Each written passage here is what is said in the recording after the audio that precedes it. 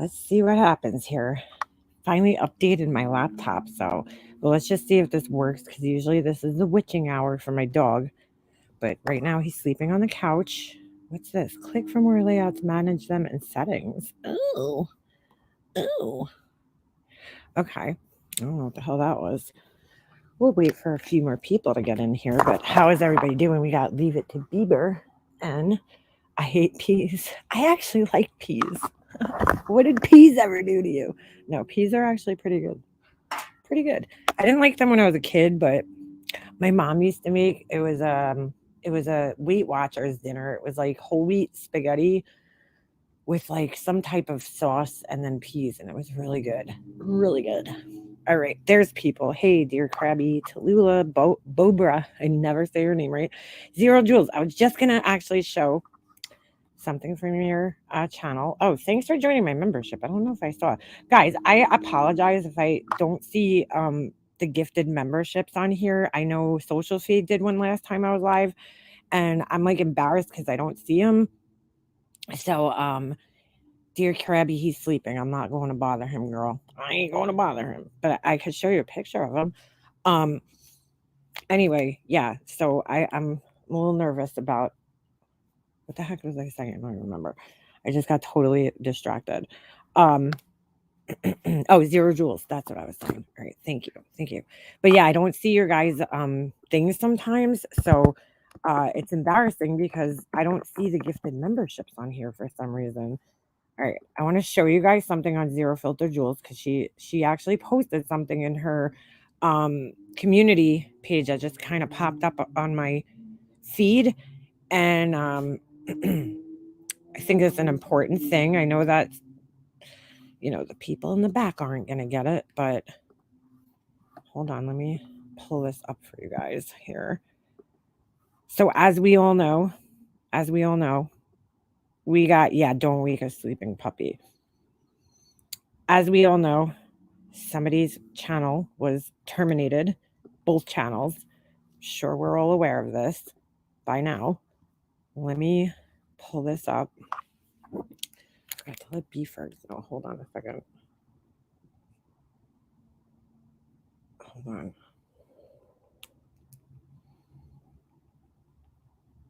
Hold on. Sorry. Okay. So, oh, this looks so weird. Why does this look so different? Okay. So here's Zero Filter Jules.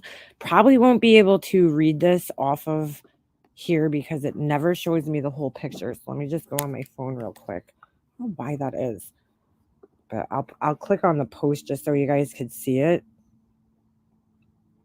So it says, what it says here is flagging refers to reporting a video for violating YouTube's community guidelines. Flags don't impact the outcome of a video's policy assessment. If a video gets 1 flag or 1,000 flags, it still goes through the same review process. Oh, shit, I just lost it. Hold on a second. Stupid phone. Hold on. All right, let me just go up here. All right. So then it says sometimes a video accumulates a lot of flags as a result of what the YouTube team calls brigading. Brigading means a large group of people have ganged up on a video in an attempt to take it down, even though it doesn't violate a policy. Can brigading cause a video to get taken down? YouTube says emphatically no. Okay. Which basically is mass flagging, right? Brigading is mass flagging. That's what they're referring to. Sorry, I didn't switch the slides for you guys, but you get the point. And I don't know where she got this from. She's in the chat, so maybe she could tell you guys where she found this on the internet. Anyway, YouTube creators can rest easy knowing if an angry mob reports a video because they don't like the content, it will not get removed unless it's genuinely in violation of company guidelines. YouTube does not automatically remove videos or penalize channels for receiving a certain number of flags. All content goes through the same review process. YouTube creator liaison, Matt Koval, whoever that is, spoke with the company's trust and safety team to get the facts on what happens to videos that are repeatedly flagged. So basically what they're saying right there is that I said this on Nonsense's panel. You could flag the shit out of a video. It doesn't matter. It could get 1 million flags. It doesn't matter. YouTube's going to review the video, and they're going to be the ultimate ones who decide whether or not the video gets taken down or whether it broke terms of service. So for my whole point is, for everybody who's out there blaming people, or people are taking credit for whatever, it doesn't matter. One person could have flagged that video, and YouTube could have looked at it and been like, okay, this grossly violates terms of service, So it doesn't matter. Doesn't matter how many flags. There was no mass flagging campaign put out against her. She could say whatever she wants. But yes, Zero was a mod for her for a bit. Susan, a lot of people here were, at one time or another. A lot of the people that are in my chat, that are in a lot of the chats around here, were mods for her, were friends with her at one time. And so, yeah. So that is how flagging works, okay? And so you could flag all day long. If YouTube doesn't see a violation, they're not going to just take the video down. The flagging is not what gets the video down. It's the content that gets the video taken down. So if your content violates the policy, then your video is going to be taken down. I'm sure every single one of us here has received millions of flags from people that don't like us, and it doesn't matter. As long as we're sticking and adhering to the guidelines that we agreed to when we signed up for YouTube, then our videos are going to stay up. So anyway, that being said, I wanted to take a look at Laura's live from last night.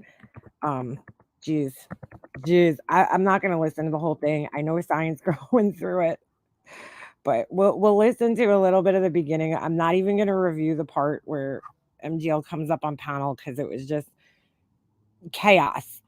But I do want to play the part where Laura, just starts, because she's, oh, Laura, you're special.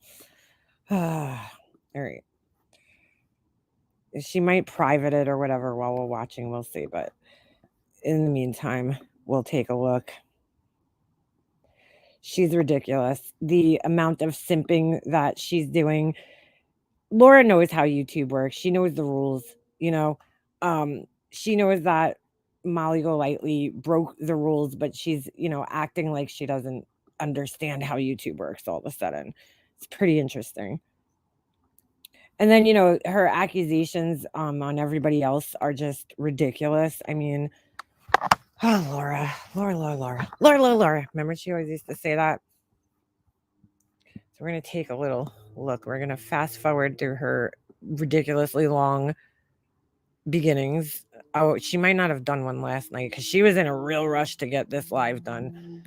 But we're going to wait for my internet to, hey, nonsense. Marissa finally went too far. Right. Like I was saying this on Nonsense's panel, in case some of you guys weren't there earlier today. People that are newer here, they're like, wow, why was she able to get away with this for so long? Why was she able to get away with this stuff for so long? And the reason is because back in the day, when she started out, here, the way she would go about things was totally different. She would dox people, but she would do it in a more subtle way. So she would be like, oh, Liana from New York, but she would say my town, or, whatever, my husband's name. What does Chris think about this? That's how she would do it. So it wouldn't get picked up if people did flag her and YouTube took a look at her channel, they wouldn't really look at that as doxing. So she did it in a much more subtle way. And then she would always delete everything. Everything would immediately get deleted. And a lot of people, including myself at that time, had no idea that you could report. They had no idea you could report when, a video was deleted. So hold on a second. Let me get past this part.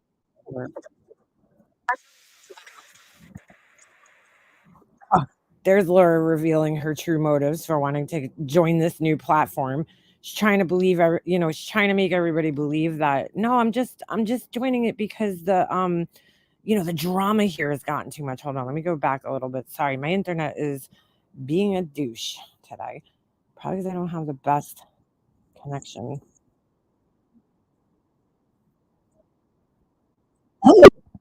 Laura, hack that hair bowl up already, man. You've been the way she coughs, it's like disturbing. All right.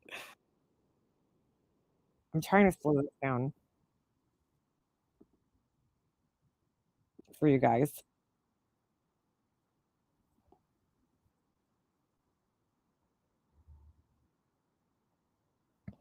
Laura, when are you gonna have money to go to a stream house? Like, when are you gonna have money? But oh my god, Wendy pointed this out to me last night, and now I can't not see it.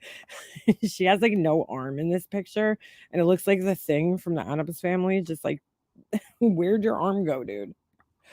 Oh Lord. All right. Well, let's go back here.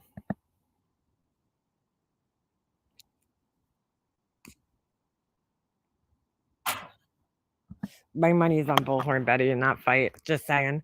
Just saying. How is MGL gonna do a stream house though, Laura, when she's banned from YouTube? How's that gonna work? She needs to have a channel. She wouldn't make any money off of that.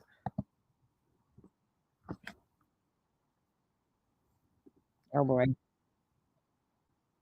Here we go. The part where Laura plugs all of her shit, give me money, and give me money.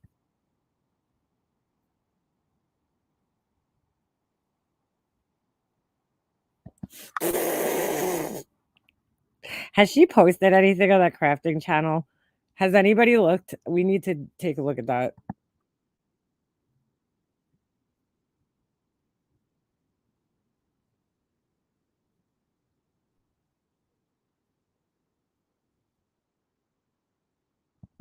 That's the whole reason why she wants to go there. The payout is 10 times better. So in other words, YouTube takes way too much money, which they do. I mean, I can't disagree with her there. They take, I think it's like 35%. I still don't know the exact amount that they take. You know that in all these years, I still don't know because I've heard like anywhere from 30 to 40%. But either way, that's a pretty decent chunk of change. Plus they 1099 you. So if you make a lot of money, you're expected to be putting money aside for tax purposes. It is a lot of money, but it's also the most exposure, right? Like you're not going to get who the fuck goes to Kick, Laura? Nobody above the age of like 40 is going to Kick, which is most of your audience. I'm sorry, nobody above the age of 16. It looks like 16-year-olds made it.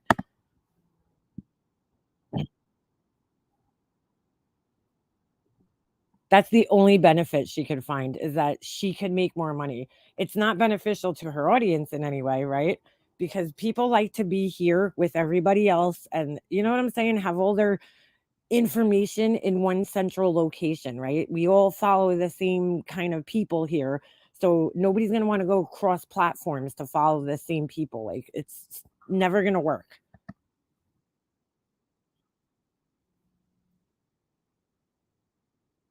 And that didn't work because she only got 3 views on this video. 3.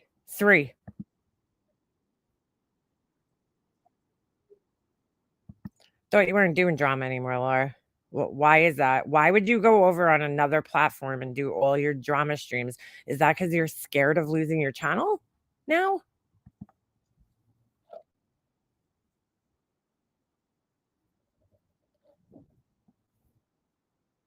I apologize for her cotton mouth too, by the way. Anybody who's triggered by that, I apologize. I don't know why she can't just drink water or something. What do you mean no audio? Can you not hear me? You guys can't hear her? What's going on? Hold on a second. Oh no. You guys can't hear this? That's great. Hold on a second. Is it me no audio or Laura no audio? Let me stop sharing this for a second. Hold on a second. Share audio. Yeah, I don't know why. Why is that happening? All right, let's try it this way. Let me try it this way. Oh boy, I updated my computer and maybe it's being a dick. All right, tell me if you guys can hear it now. Hold on. God. Subscribe button. Make sure you let Well, you didn't miss much. You just missed Laura basically saying that she wants to go over to Kick because they take less money, basically. Me?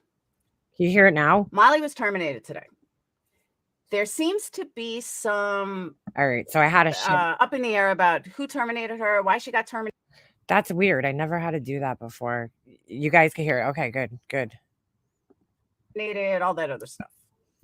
As you guys know, and I haven't spoken to Molly, by the way. I haven't spoken to her at all.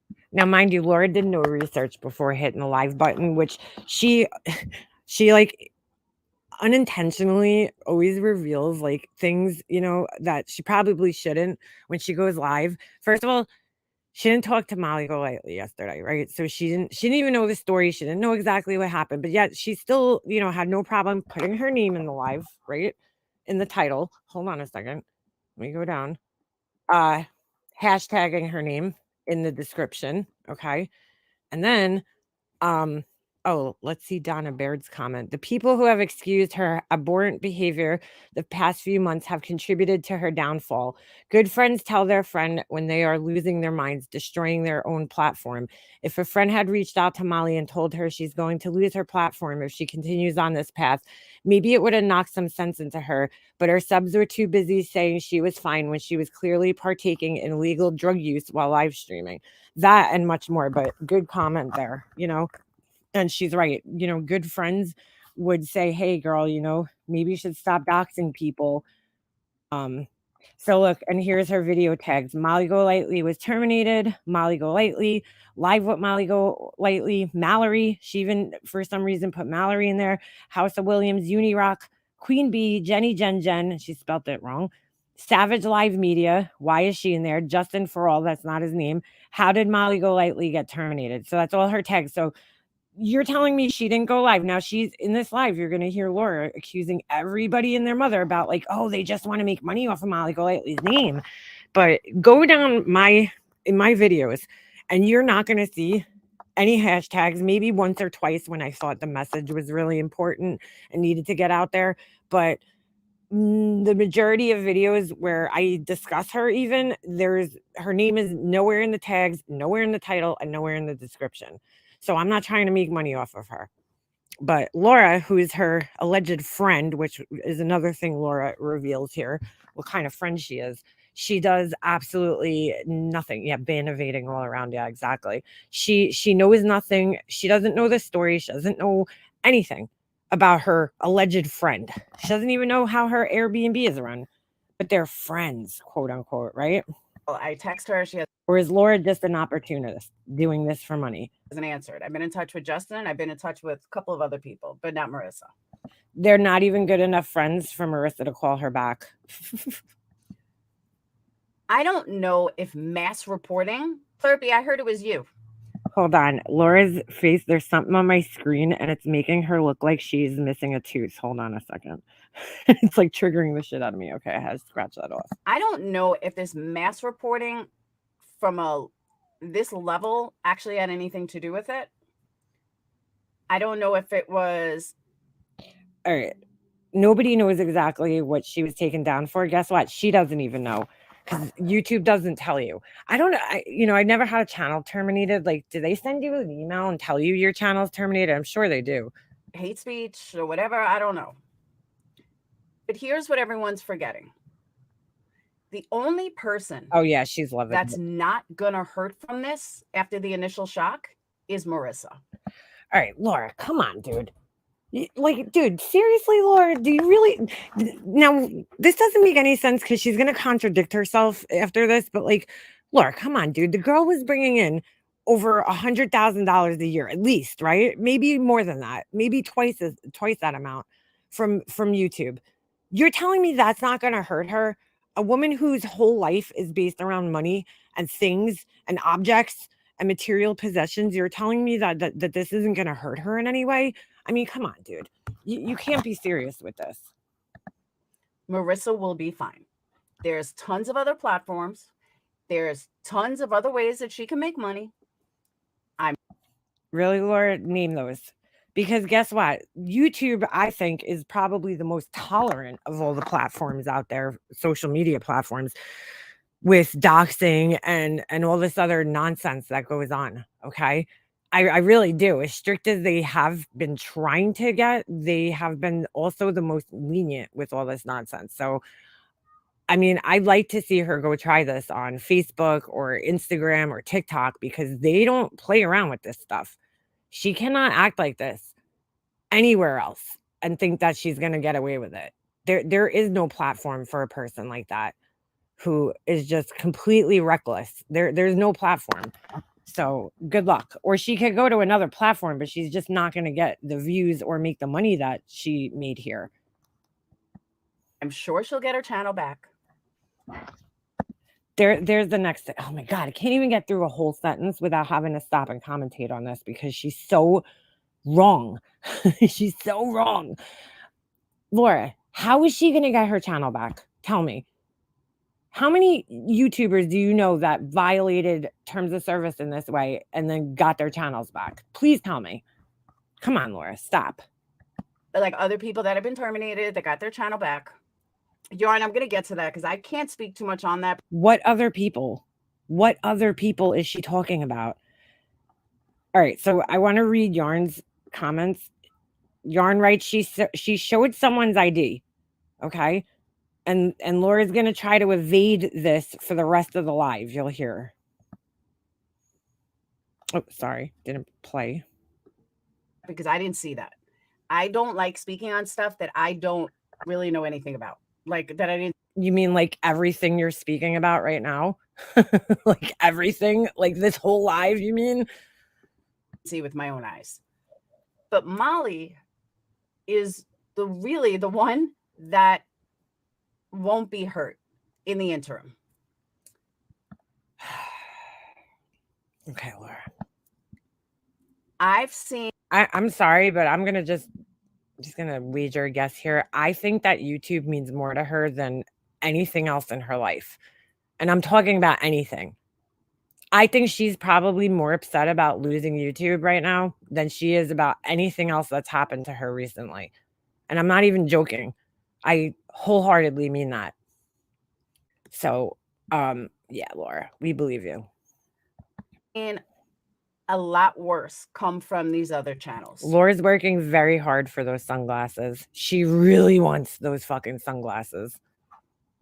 That pair, that it's a symbol of it's the sunglasses that are symbolic of your friendship to MGL once you become friends with her, you know, and she's trying to win you over. See, here's the thing that Laura's always done wrong with MGL. She simps so hard for her that MGL needs to do nothing to try to win her over, right? Laura just kisses her ass and simps so hard that she doesn't need to like try to win Laura over because Laura just throws herself. She just throws herself at her like a drunk girl on prom night. She's just like, here you go, here I am. So like, she don't need to like buy your love, Laura, and your admiration because you just throw it at her like this and kiss her ass. So there's no reason for you to get sunglasses. But I just rewound there because I wanted to back up because she said something else that was ridiculous. Won't be hurt. I'm trying to be nice here and not break terms of service. You know what I'm saying? You know what I'm saying? Hurt in the interim. I've seen a lot worse come from these other channels. Okay, Laura, what other channels have you seen go on tirades where they're accusing mothers of being responsible for their children being victimized by their family members in the most hard of ways, okay, that they could be victimized by a trusted male adult? Okay, I'll just leave it at that. Where else have you seen a mother? Where else have you seen a creator on here, you know, tell a trans person that the only reason they became trans is because they're hiding from their criminal past, okay? And that they're not really a trans person. And then using, you know, then telling the audience full of, I don't know, 1,000 people what their old name was, what their criminal record was, and actually had a printout of their criminal record that they showed. I mean, who's done worse than that? Please tell me who on this platform has had people swatted by their best friends just because they were criticized by somebody. I mean, really, Laura, where have you seen, besides maybe Bullhorn Betty, because she's just as bad, if not worse, where else have you seen this behavior? Because I need to know. I haven't seen it on anybody else's channel. I have seen, Nicole, I'm going to get to all that. Notice Laura always makes these like vague statements, like, I've seen worse, but she never gives examples. See, that's like the difference between her and me and a lot of other people is like, I will say something, I will make a statement, and then I will give you an example of like what exactly I'm talking about to like back that up.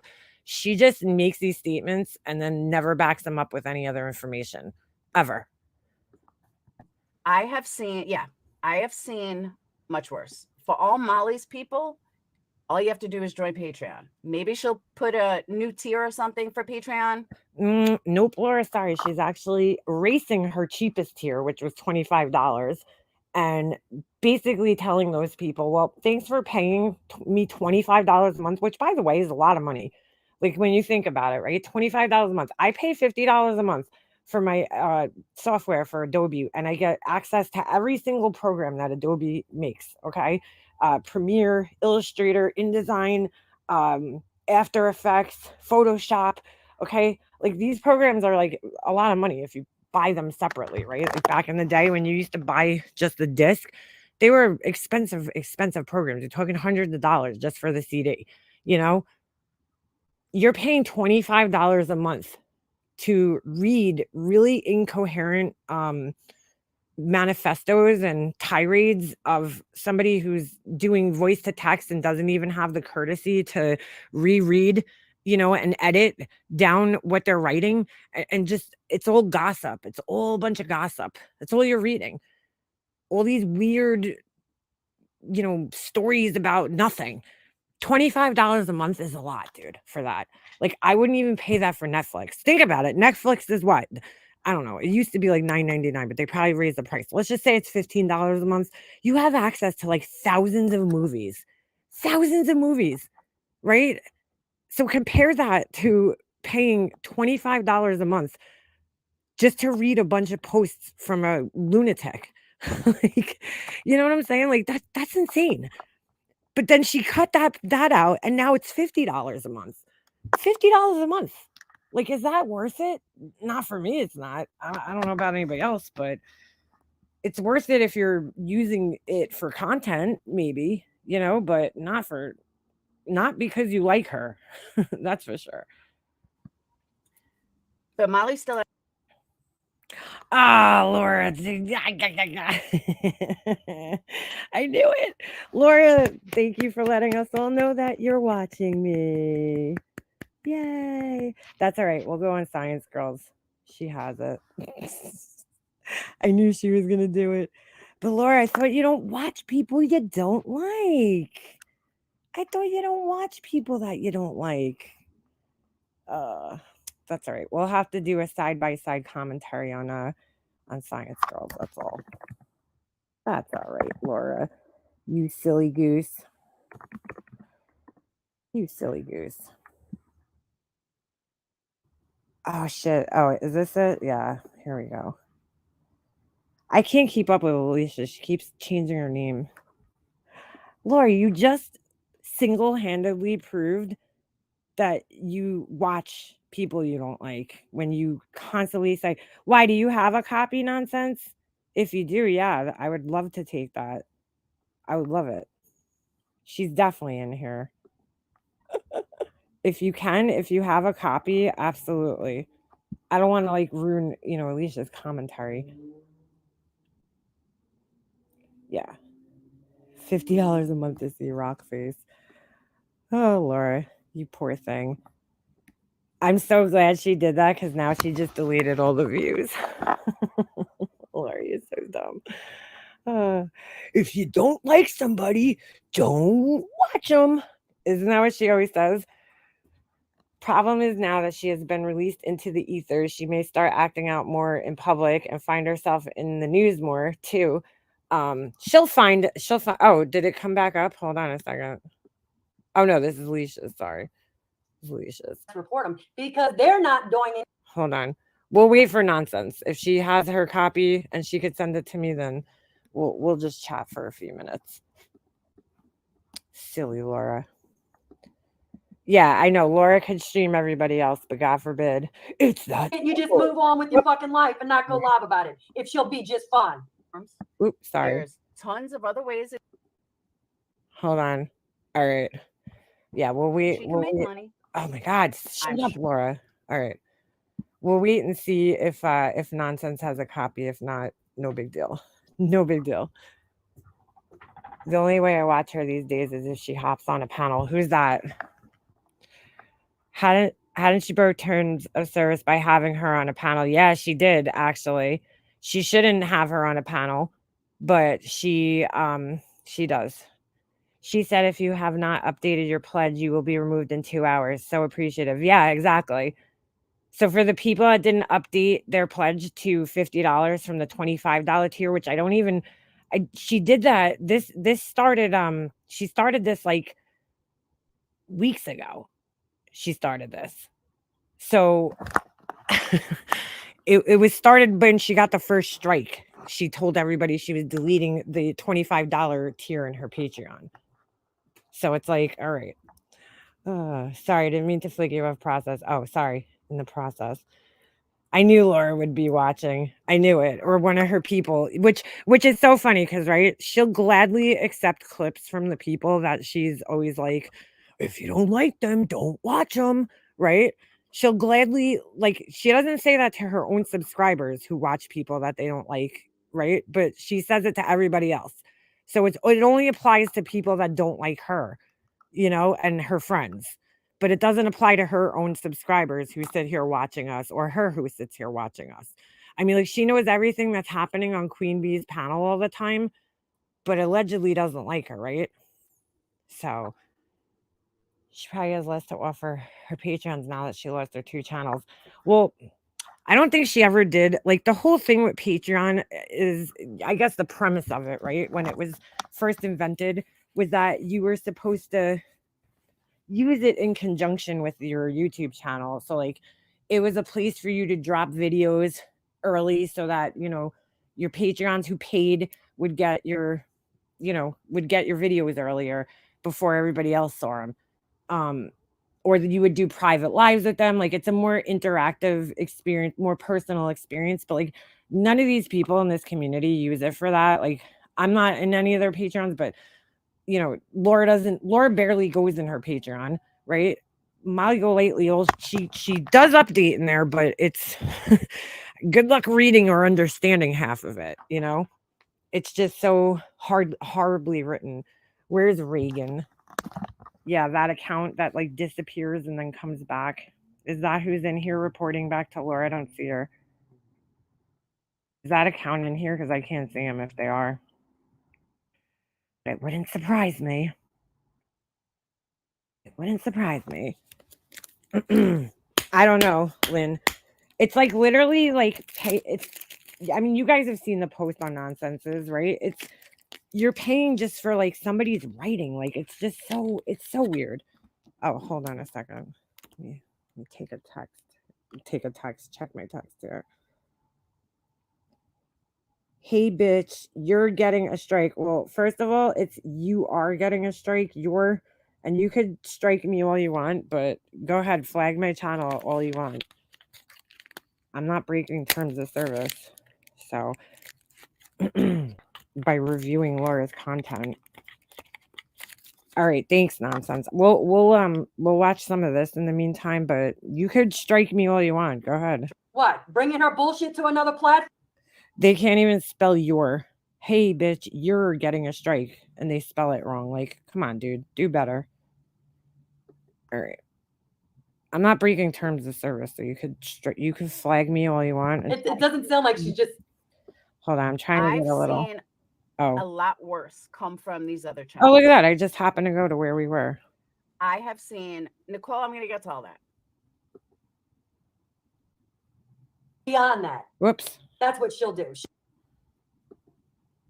I don't know what's up on my internet. It's just spinning. She'll totally take my whole life and twist it all around, create a narrative, make up fucking shit. That's what fucking Marissa does. Yep. Marissa she's a liability. She's probably the most dangerous fucking person on the platform, because what she does is uses her platform of 89,000 subscribers, and she lies, and she creates a narrative, and she creates stories and makes up shit So true.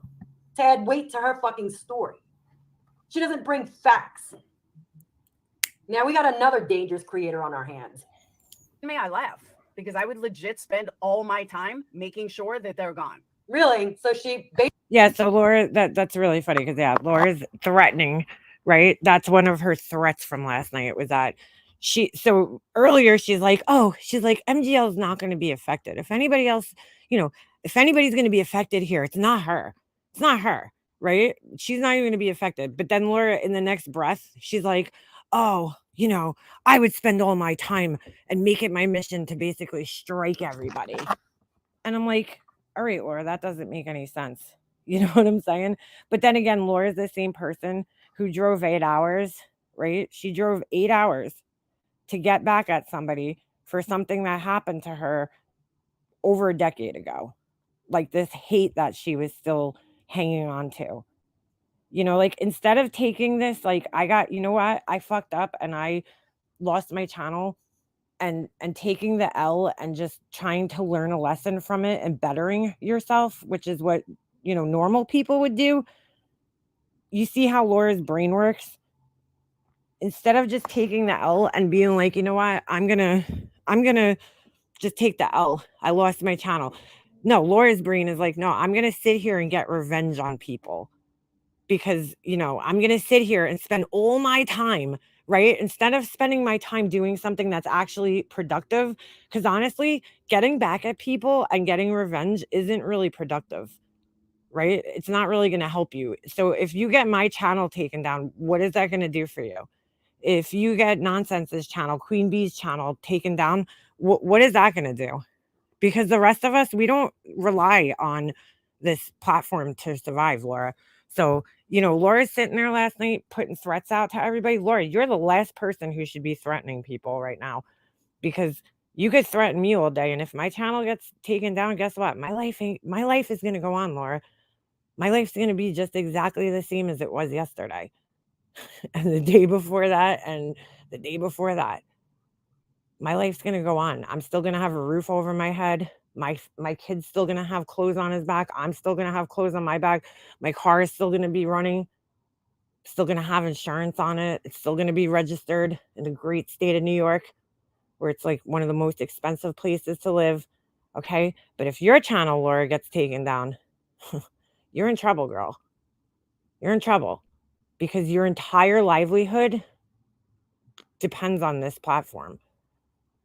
Your rent, your shouldn't say food bill because we know that's coming from the government, but your car note, right? Your car bill, your insurance, your gas money, all that food that you sit there and, act like a Nazi over every time your kids try to eat, all that depends on this platform. Those candles that you sell, where are you going to sell them, Laura? Where else are you going to sell those candles? So you should be the last one sitting there threatening people that channels are going to come down.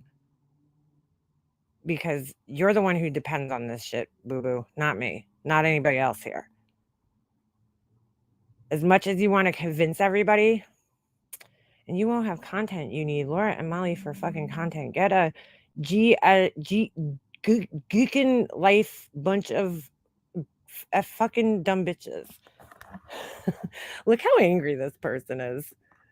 Like, look at how angry they are. What are you so angry about? The rest of us are like all sitting here just like calm, cool, and collected. You look real angry. Anyway, but yeah, Laura won't have she won't have a life. Car note for that hunk of shit. Well, she probably paid the car off, but she still has to pay like insurance and shit, I'm sure.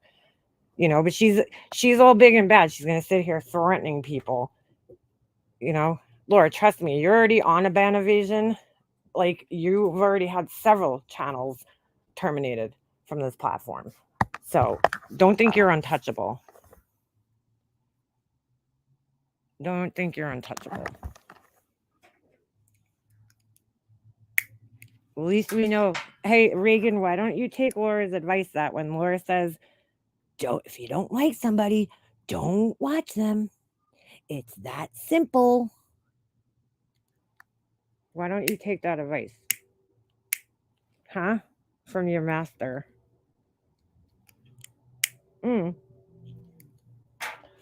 Nobody, look, I told you guys a million times, I'm not into the cancel culture.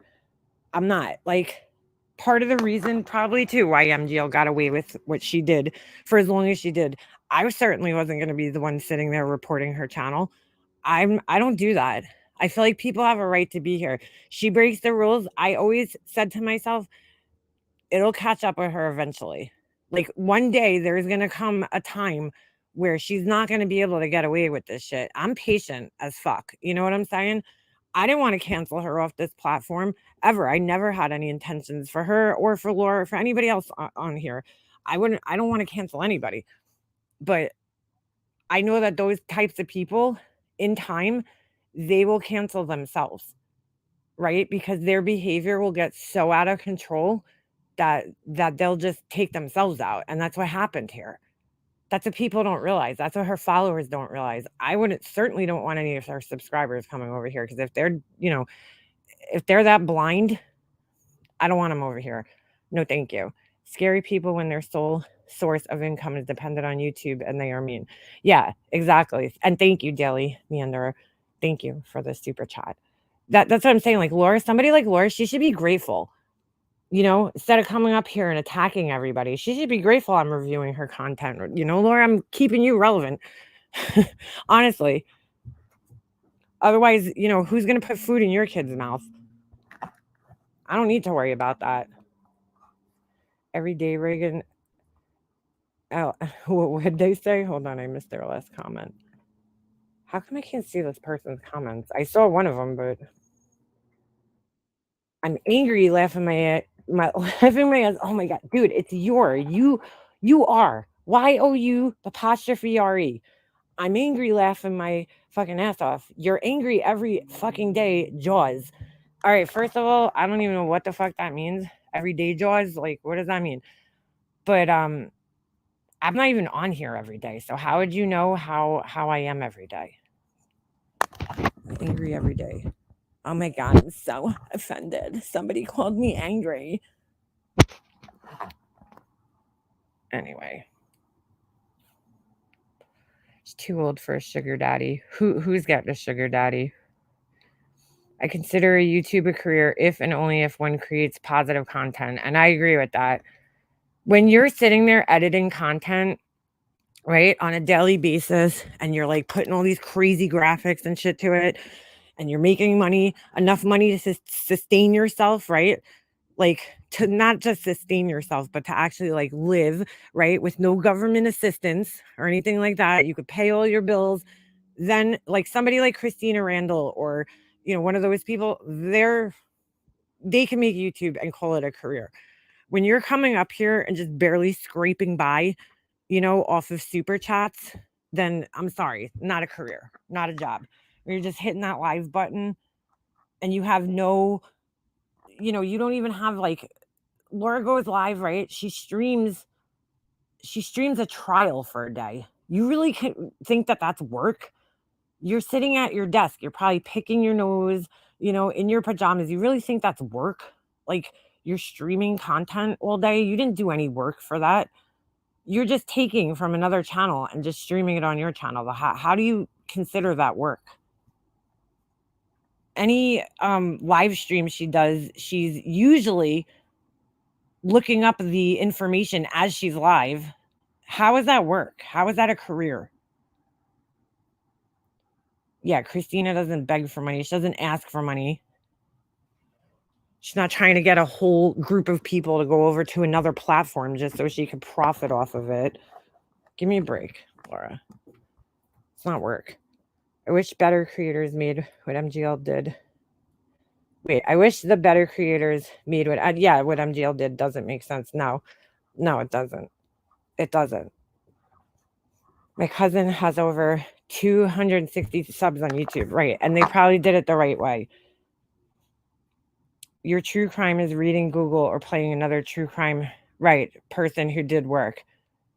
And then she just sits there and hates on everybody else. Oh my God, why does everybody want to listen to Emily Baker? Ugh, I can't stand Popcorn Planet. I can't, to be honest with you, I'm not a big fan of Popcorn Planet either, but like, the guy is obviously doing something right, on the platform. People like him. He's actually, he's doing something right. I can't hate what he's doing. He's doing something right. He has a show that he puts together.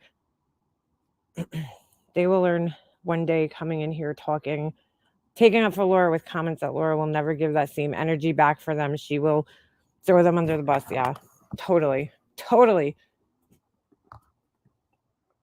Hold on a second, let me go up here. Throw them under the bus if needed. She has thrown many of them under the bus. Someone donated 100 memberships on Jaundice's live. Wow. She hates all the good channels. Stephanie Harlow is amazing. Yeah, she's always talking horribly about all the other channels just because she doesn't personally like them. Like, I don't personally care for Popcorn Planet, but like I understand why people like his show. I just personally, like, every time I watch, it's mostly mainly because this one girl that he has on that's always screaming for some reason. I like, not yelling, not meanly. She's just always like super hyped up, and she just, I don't know, she irritates me. But I didn't really watch him during the Depp trial. I watched Emily D. Baker. She was awesome during that. She just calmly explained everything and got through it. Which trial? Which trial are you guys watching? Steph, who's Steph? All right, basically Laura's right now admitting that she's behind mass reporting or potentially might mass report. Because how else are you going to take these channels down? Yeah. How else are you going to take? I thought they were still like getting her trial together. Take them down. There's no other way to take them down except mass report them, because they're not doing anything wrong. They're not doing a thing wrong, actually. It's fair use, right? Sure is. All my time, no matter what. And I'd have Patreons that would give me money for an attorney. Right. Dude, is this woman not unbelievable? So she's like, oh, Molly's not going to be affected, but Laura's telling you what she would do if her channel is taken down. She thinks that all her Patreons are going to pay money for an attorney for her, just like that last time she got an attorney, right? Oh, wait, nope, that didn't happen. But she thinks that that's what's going to happen. She's going to spend all her time when, again, she could be doing something, productive in her life, something useful, like, I don't know, searching for a real job, she could be doing something like that. Or maybe, trying to get her candle business out in some other way, because once YouTube goes, her candle business goes too. Where do you think all her business comes from for her candle business? Just like Molly Golightly, she wants everybody to believe she's a life coach. These people are insane, dude. Between her, Betty Bullhorn, and Molly Golightly, right? They all have these quote unquote careers, right? Molly Golightly is a life coach. Betty Bullhorn's an advocate, which I didn't even know was like a career in the way that she thinks it is. I know other people that do advocacy for a career, but it don't look anything like what they do. And then you got Laura, who has a candle business that she's always trying to say, I have a candle business. YouTube isn't my main source of income. And the only reason she probably started that candle business is because she didn't want to be called an e-beggar on here. Laura quit her job and she went full-time YouTube e-begging. And she didn't want people to judge her. So she's like, well, if I sell a product, right, it won't really look like I'm e-begging, but her business is 100% reliant on this platform as well. And the people on this platform that follow her. So like, if she was a smart businesswoman, she would be nice to everybody, and then everybody would want to buy her shit. Well, she should also make good shit, and that would make people want to buy her shit, but we know that ain't happening. But you know what I'm saying? But like, she's not. But Laura, without YouTube, your candle business is nothing. Same thing with Molly Golightly. Without YouTube, who are you life coaching? You got taken off of the life coaching platform, right? Where you were advertised as a life coach and potentially could have gotten clients from there. So where are you actually advertised as a life coach? Because if you plug her name into Google, life coaching does not come up. Life coaching is the last thing, right? So their business, any clients, any life coaching clients she took on were also Patreons, people that were paying her on here. So who's going to pay her for life coaching outside of YouTube?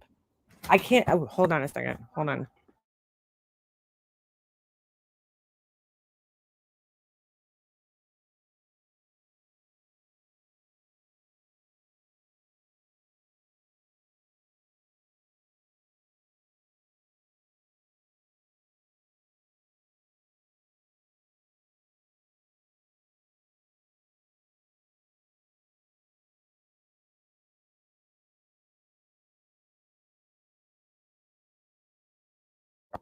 Sorry. All right.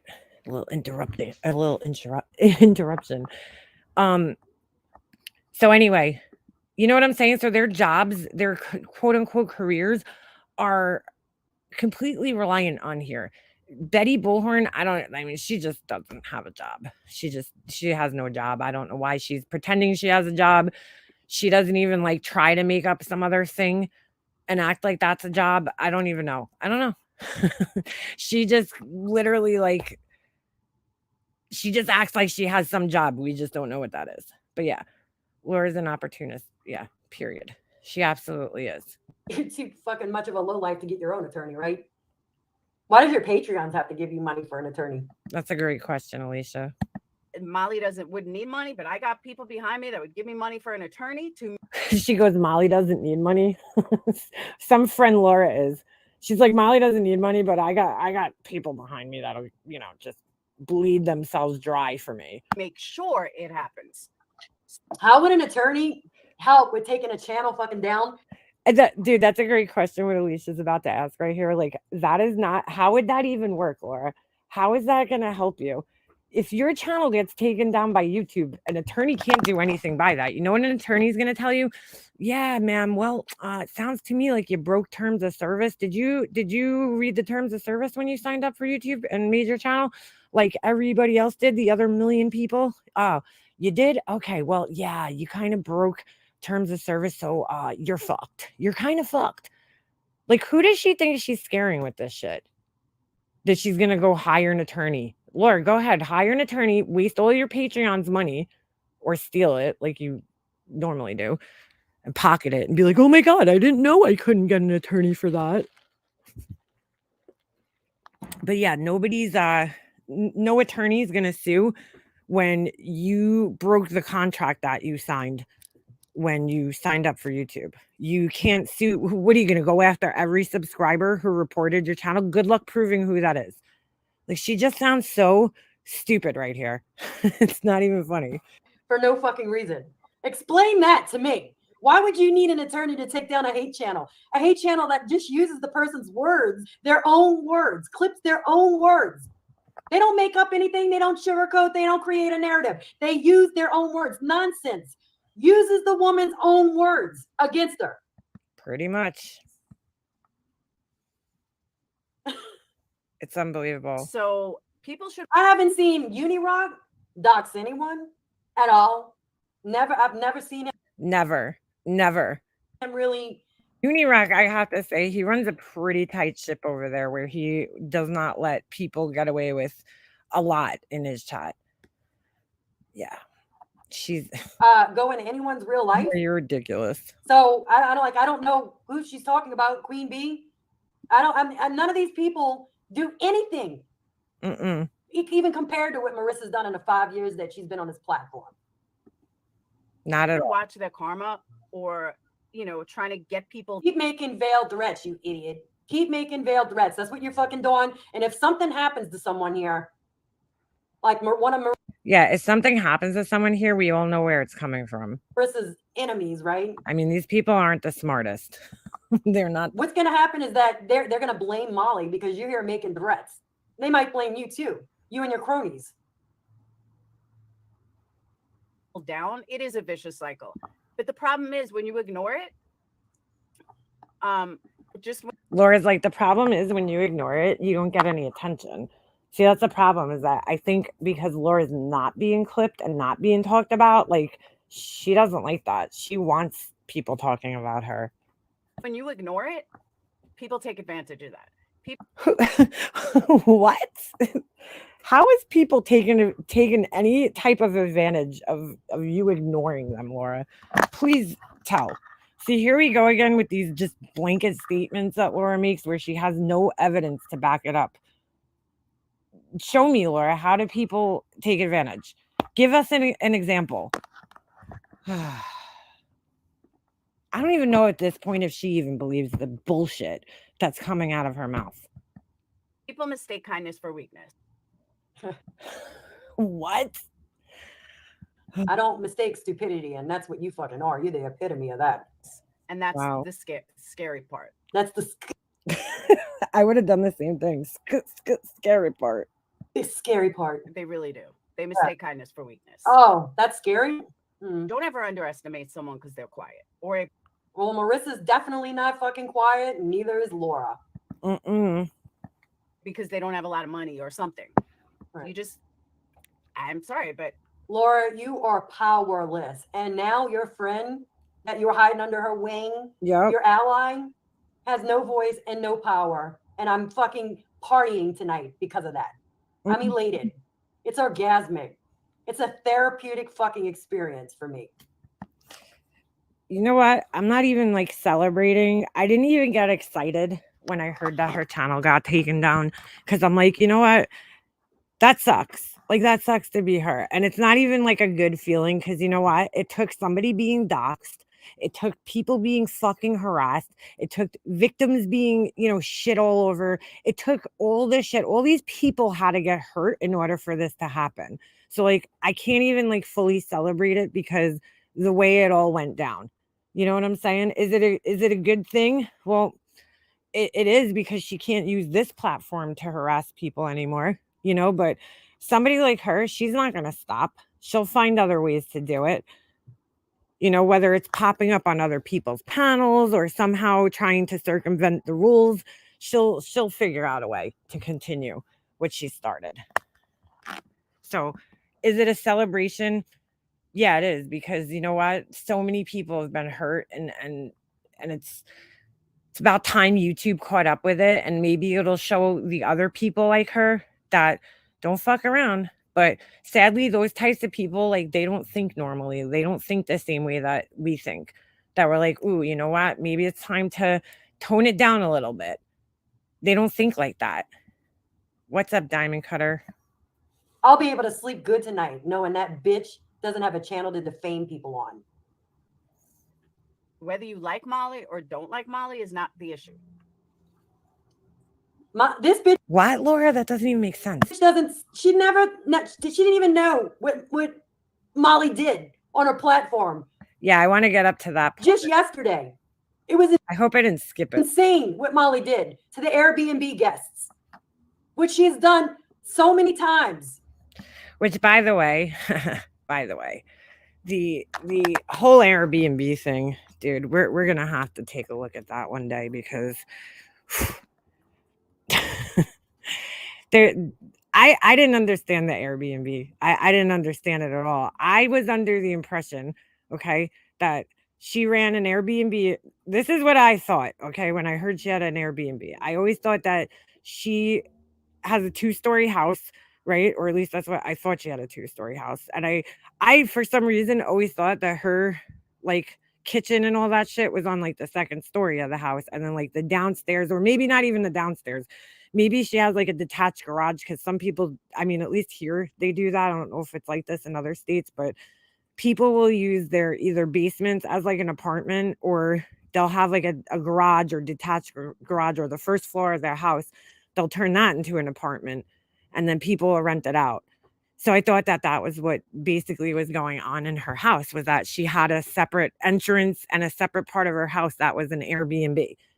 You know what I'm saying? So like, she lived on one floor with her family and all their common space up there, the dining room, living room, kitchen.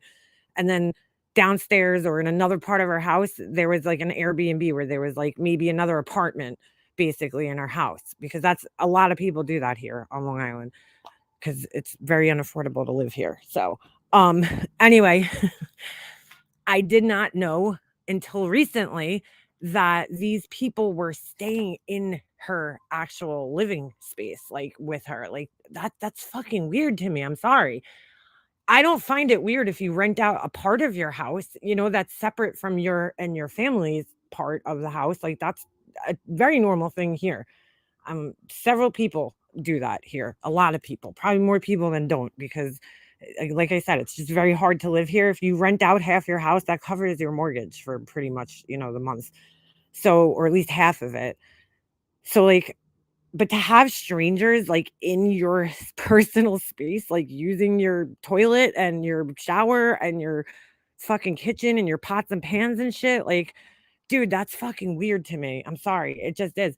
And like, I mean, how could you complain?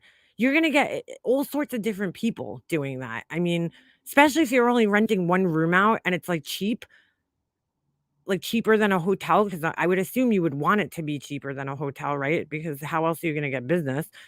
Um, like what do you expect? Of course, weird people are going to get in your house. So today, after I got off of Nonsense's live, I listened to the portion of her live where she was speaking with this woman, and I'll say this, okay, because I wanted to hear it for myself. I didn't hear it before. Like, was the woman a little weird and a little too friendly, maybe? I don't know what word you would say, but yeah, I mean, she was definitely giving off a vibe, but let me just say, it wasn't a dangerous vibe. I didn't feel like she was in any type of danger. Did the lady say some weird, questionable shit? Yeah. But then again, look at Molly Golightly, the crazy, weird, questionable shit she says on a daily basis. Like, you know what I'm saying? I don't think it was anything that was any cause for concern or alarm. Some of it, I might have walked away from the conversation and been like, that was a little weird, She was oversharing a little bit, like, and maybe she was a little too comfortable. Maybe that's the word I was looking for. Maybe she was a little too comfortable for having only been there for 2 days. But then I would think to myself, she's a hospice nurse. And like, that you have to be like that if you're a hospice nurse, right? Because you're literally going into, like, think about this. If you're a hospice nurse, you're going into people's homes, at least here. I know it's a little different out of state, because here, like, hospice is really like the end of your life. Like, you're talking like a week or two. But out of state, I know that then I learned this from a hospice nurse here that told me that, out of state, people could be on hospice for like months, but regardless, doesn't matter, right? The length of time. You're going into somebody's house under a very stressful situation, dealing with family members, and you almost become a part of their family. Like, we had a hospice nurse stay with us when my dad was sick. She didn't sleep at our house, but she came for a good, amount during the day. I think it was about 8 or so hours. And, she sat there with us for 8 hours. Like, so you almost kind of become part of the family when you're in these houses. And it's just weird. It happens very quickly.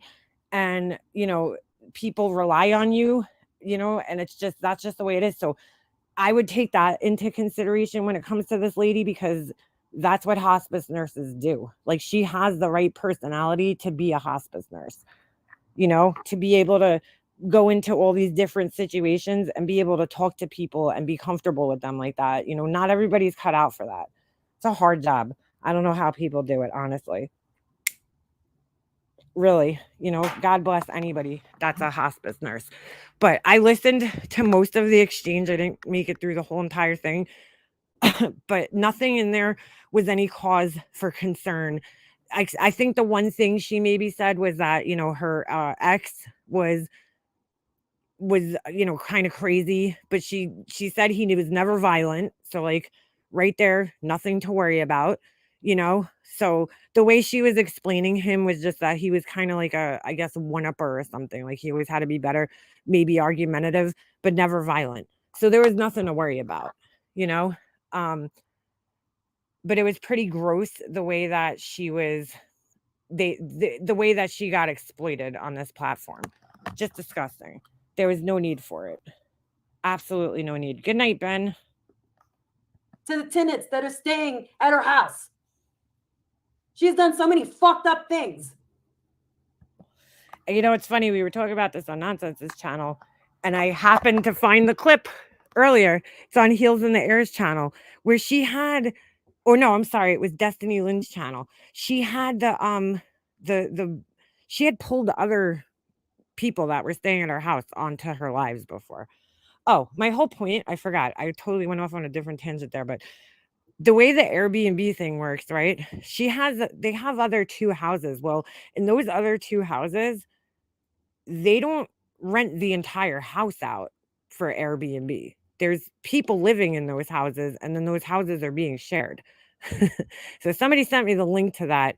And let me just say, there's some interesting replies there from her husband, I guess, who's extremely rude and pompous and cannot take any type of criticism or reviews, and probably shouldn't be in that type of business if they can't handle that type of shit, because people will just notate things, you know, to warn other people, right? Because that's what you do when you leave. I'm just giving you guys an example of one of the things I read. We might have to go over them one day because it's pretty interesting. But I read one of the reviews, right? And it's crazy. They go, the people, like, I would give it a similar review. If you stayed at a hotel, I'd be like, well, this hotel's by, you know, an airport, so you're going to hear planes. So if you're a light sleeper, you might not want to stay at that hotel, or, you know, the hotel has no lighting in the parking lot. Okay, these are like the type of reviews that were being left. And holy shit, did this guy get mad? Like, oh, well, I can't control the traffic. Well, you know what? There, and then the crazy part is that the people would be like, well, I had a great stay, but, you know, here's some things that, in case you're looking, like, they're giving a good, honest review of the place, because, like, he's not the only Airbnb in town. There's several others. So, like, here you go. There's a whole list of other Airbnbs. If you're a light sleeper, don't stay near the Airbnb that has a lot of traffic and a train station right fucking behind it. You know, that's all they're saying. Or if you're afraid of the dark, you know, you might not want to come to this one because you have to walk, you know, down a dark alleyway. And if that's something that bothers you, then you probably don't want to stay here. Like, that's all they're saying, you know. But he takes very great offense. He's like, this is libelous. I mean, he's a fucking total douchebag in these reviews. It's entertaining, at the very least. What a douche. What a douche. Anyway, because her page got shut down from what I understand. So, or it might not be completely shut down, because I'm going to give Airbnb the benefit of the doubt here that they're going to investigate. So her page might be temporarily shut down. You know, if that woman complained, or, you know, unfortunately people from YouTube might have reached out to them, you know, which personally I wouldn't do. You know, it's up to that lady. And if she wants to take this on, and if she feels offended and slighted and feels like she was wronged in any way, then that's her battle. It's not mine, you know? So, I mean, but either way, fucking, I'm going to assume that Airbnb is going to investigate before they just pull her off the platform. Same way YouTube did, right? Even if she got reported, YouTube is going to investigate, and then they're going to make a decision based on their findings. But people don't understand that here. Say they're like, how dare she mass report people when she's doxing people and, you know, putting people's lives in danger. We're going to get back at them because she's putting people, like, you know what I'm saying? Like, what is wrong with these people? She's fucking doxing people, giving out their name, their addresses. You know, do you know what that leads to? Do you know what that could potentially lead to? I mean, why is she allowed to get away with that? Because it's your fucking entertainment? You know what I'm saying? Like, if fucking, I don't know, if you're watching a movie and the movie star started doxing your fucking house and your name and phone number, you wouldn't, that wouldn't make you feel unsafe? You know, like, why should she get away with that shit? I don't understand. It's so fucking crazy the way her people think. And then they sat there, and you know, I'm not gonna play this whole thing, but at the end of Laura's live, and when she started having all the little minions come up on panel, They all sat there and made excuses for her behavior. They tried to dance around it in every way, shape, or form that they can without actually, saying, okay, she was wrong. She did this, that, and the other thing. They were sitting there talking about all the semantics that don't matter. The weird things that the lady was saying. Gina Diamond is the biggest drama queen on the planet, coming on here, saying that all this crazy shit. Oh my God, she asked for the vet's number. Isn't that weird? Not really, because I think it was actually really smart of her, because if she's being left alone in this house and there's a dog there, and if something happens to the dog, she wants to know what to do. That's a very responsible question to ask, to be quite honest with you. So what's the problem? Why is that scary to you? Because you're crazy and paranoid? I don't know. That didn't seem too scary to me. 1,000 people in Molly's chat. Just like Bellhorn Betty, it's okay for her to brag about her accolades. She called them accolades. Accolades, isn't it? Accolades? Sure is. Accolades. All right. There are 800 people watching. I'll use Queen Bee, for example. Oh my God, this is Laura doing the worst, math. I don't even know what she's trying to get at here. Right. Let's say 3/4 of Molly's chat are hate watching, and 3/4 of Queen Bee's chat are hate watching. Bro, Laura seriously thinks that 3/4 plus 3/4 equals 100%. I don't even know what she's trying to say here. So now we're almost on an even. Okay, so Laura is about to describe something that's going to make absolutely no sense or have any kind of relevancy to the fucking conversation or topic right now. Not at all. Even playing field. All right, we're almost at an even playing field. Let's say they each have 200 solid supporters. Laura, if you took 3/4 of something and then you took 3/4 of something else, that would be an even amount. It's not almost even, it is even. 3/4 of one thing and 3/4 of the other thing is the exact same amount. It's not almost the same amount, it is the same amount. Right. I'm sure it's more than that. I'm just using a round number. You make no sense already. I'm just using a round number. What? So let's say they each have 200 solid supporters. Right. For every. Okay. So she's comparing Queen Bee to Molly Golightly. Molly Golightly, 89,000 subs, right? Queen Bee, I don't know how many subs she has, but she has a good amount, but nothing even close to Molly Golightly.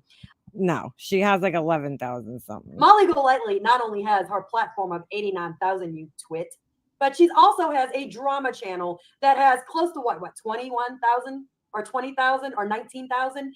Yeah, but to be fair, those are probably the same people on both channels. It's a crazy number. Not even comparable to a person that has 6,000 subs, you idiot.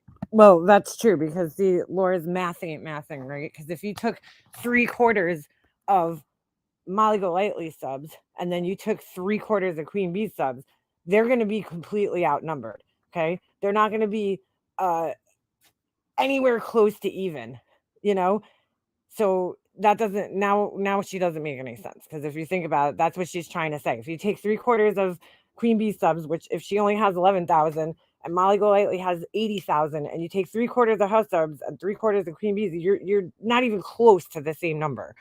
It doesn't even make sense. You have no idea what you're talking about, and you cannot compare them.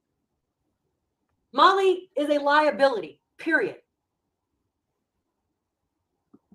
So I was wrong in what I was saying before. I'm thinking in terms of if you took 3/4 of 100% from one thing, 3/4 of 100% from something else, it would have to be the same number, right? It would have to be 100 and 100. But if you take 3/4 of something that's 85,000 and you take 3/4 of something that's 11,000, the numbers are going to be not even close to the same. But Laura doesn't understand math. Either do I, clearly. But Jesus. One that you like. For everyone that thinks that Molly has all these haters, well, Molly also has all these lovers. I'm just going to say here, and I might be way off base, but I do think that her haters far outweigh the people that like her.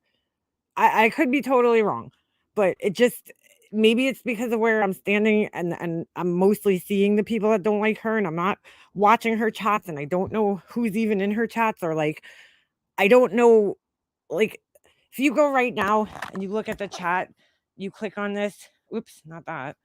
You click on this. I don't know if it'll tell me now. Nope. Well, while the person's live, okay, if you click on these dots up here, if you're on a laptop, I don't think you can see it on the phone. It'll tell you the amount of people that are actually chatting. It'll give you a list of the people that are actually participating in the chat, right? So not just the people that are watching, because there's a number, like mine right now says that there's 338. But I'm sure if you look at the number, it's substantially less. You know, the actual people that are chatting in here, it's substantially less. Like that's normal. But you know what I'm saying? Like I don't have any idea of the people that are regularly in her chat because I don't watch her lives. I don't even know who her moderators are, who goes in her chats. I'm hearing all these names all the time from people that are like, oh, so and so, and I don't even know who they are, you know, that are on her channel. So like I don't know how many supporters, actual real supporters she has, but it seems like there's a lot more haters than supporters. Oops, sorry. Molly also had. I want Laura to define that. I want Laura to give me the exact numbers of supporters versus good luck. haters. What's the proper? Has a very strong community that will. And I see, since we're talking about math, Laura, I see Marissa being the common denominator of all the fuckery on this platform and being the nucleus of all the real life shit and fucked up drama. That is true. That is true. Hold on. This thing is messing me up here. Okay. And now that the nucleus is gone, I think now this is going to be a safer place, honestly. I mean, we're going to still have fucked up people here, but she's like the biggest enabler here. She takes. I see my comment here. Her strong community is gone, Laura, because her page is gone. In all the scraps. Marissa will take in. Where's her community going to convene? You know, anyone that'll do her dirty work for her. And now Laura doesn't have an ally. She doesn't have a wing to go under, right? For protection. So fuck you, Laura. Queen Bee has 11,000. Yeah, 11,600. I'm just reading in the chat here. Laura, at 80 miles per hour, how many miles will you go in an hour? Subscribers. Why are you comparing Queen Bee to Molly Golightly, you asshole? Back her. And many people like her. And if you're part of Laura, I don't understand what Laura doesn't get. It doesn't matter how many supporters she has right now. Those supporters can't do shit for her in this situation. She could have a million fucking supporters. There's nothing that they could do. She broke the fucking contract that she signed when she fucking made her channel. What do you not understand about that? It doesn't matter how many supporters she has or how many people like her versus how many people dislike her. She broke terms of service. She got fired from her job. Like, you know what I'm saying? There's nothing anybody could do. I don't know what these people think they're going to do. the 800. Okay, Molly, I can promise you, Molly has more haters than lovers. All right. Let's see. That are hate watching. You're a bigger problem than Molly ever was to begin with. Oh, so Laura just did all that math, right? She just did all that math.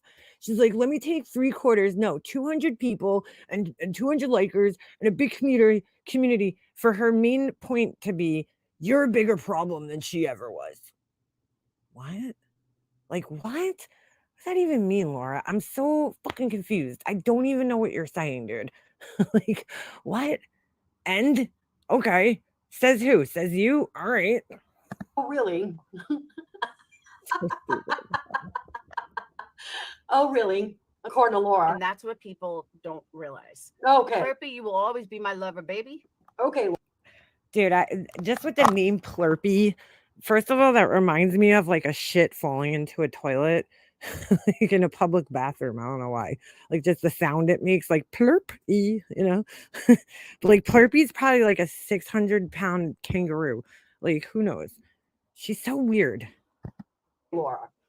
And that's what people don't realize. Right. Is that we don't realize that, but you realize it.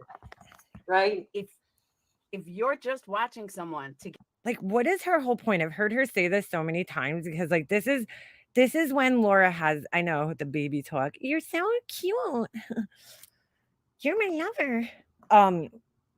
Laura always makes this point, like she's been making it for a while. She's like, "You're a bigger problem than anybody else is." But like, all right, what does that mean, Laura? Like, what the fuck does that mean? I don't even understand that. Like, what's your point with that? I don't even fucking get it. She should apply for unemployment. I don't think she would be Get clips candidate. and to go after them. Like all these channels that were sitting here talking about Molly after this happened. So now Molly's gone. What are you going to talk about? You, Laura. That's what we're going to talk about. We're going to talk about you now. Like, Laura, I could talk about a million things. See, unlike you, even if I sat here and started talking about the fucking crud under my fucking toenails, I would still probably be able to hold at least 150 people in here. Like you, on the other hand, when you start talking about like true crime, I happen. So the other day when I found out that MGL's, channels got terminated, I was like, oh, Laura's probably gonna. Dude, I fucking said it in my head. I'm like, Laura will be live in 2 minutes. I knew it. I knew she was gonna go live. So I go over to her channel because I'm like, I know she's gonna. It's an opportunity, right? Laura's an opportunist. She's gonna jump right on it. She's not the type of person that'll wait a day or so. She needs to be the first one to jump on that shit because she's gonna get the most views. Like me, I don't give a fuck. I don't need to have the fucking most views, the first views. I don't give a fuck. If you want to watch me and hear my commentary, then come here, whether it's a week later or a day later, it doesn't matter, right? But she has to be the first always. So I go to her channel and she happened to be live, but she was streaming the trial and she had 78 people in there. She couldn't even break 100. You know what I'm saying? Like, what are you talking about, Laura? Just shut up. Shut up, Laura. I can talk about a lot of things. Yeah, that's my whole point. We could all talk about a lot of things and at least hold some people in here, but she can. I can talk about a lot of things. I don't need Molly for content. As long as Molly's not defaming me and ripping my whole entire fucking life apart, I'll be just fine. I'll talk about the sun, moon, and fucking stars. I'll talk about the grass that I just planted in my fucking yard. I'll talk about making vegan recipes. I'll talk about just about anything I want. Knowing that, like, Laura's like really convinced that we're all surviving on here because of Molly Golightly. Like, she really thinks that. She thinks that none of us can talk. Dude, I could talk about anything. Like, really, I can. And I don't give a fuck how many people are in here, honestly. I'm appreciative of every single one of you guys that's in here, but like, I don't care if there's only 20 people in here listening to me. When I came back after being gone for 4 months, I would come live and there'd be like 50 people in my lives at the most. And I didn't care. If it would have stayed like that, I would have been fine, dude.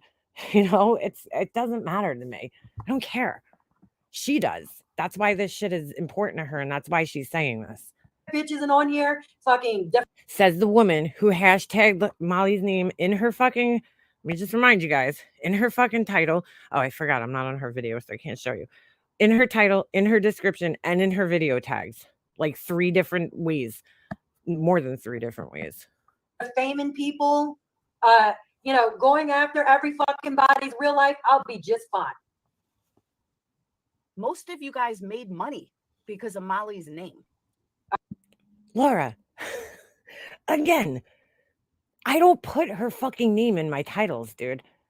I don't know who she's talking to. She might be talking to other people. She might not even be including me in this, but I have talked about her.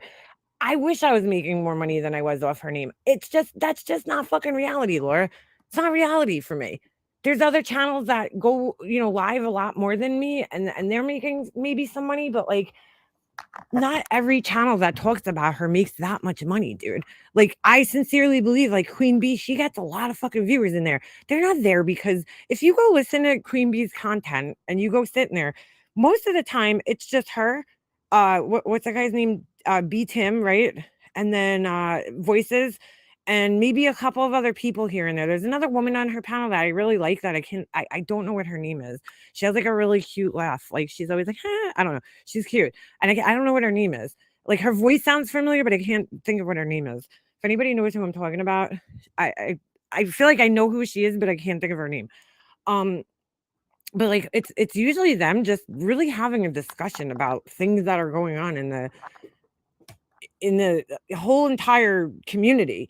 Do they talk about Molly Golightly? Sure, but like, even if she puts the name in the title, you'll listen to most of her live and they'll be talking about totally other things, but she'll hold like 800 people in her chat because like, I think that people just like watching those people have conversations with each other. You know, I don't think it's about Molly Golightly. I think it's about her. I think it's about the people that are on her panels, and it's just an entertaining group to listen to.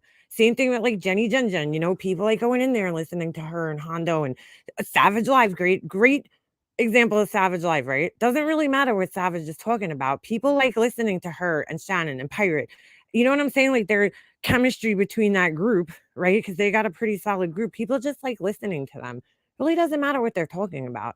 So like that's maybe why I'm so confused that Laura thinks that people are making so much money because they're talking about Molly Golightly. Because like I don't know any channels that exclusively focus on her and her only.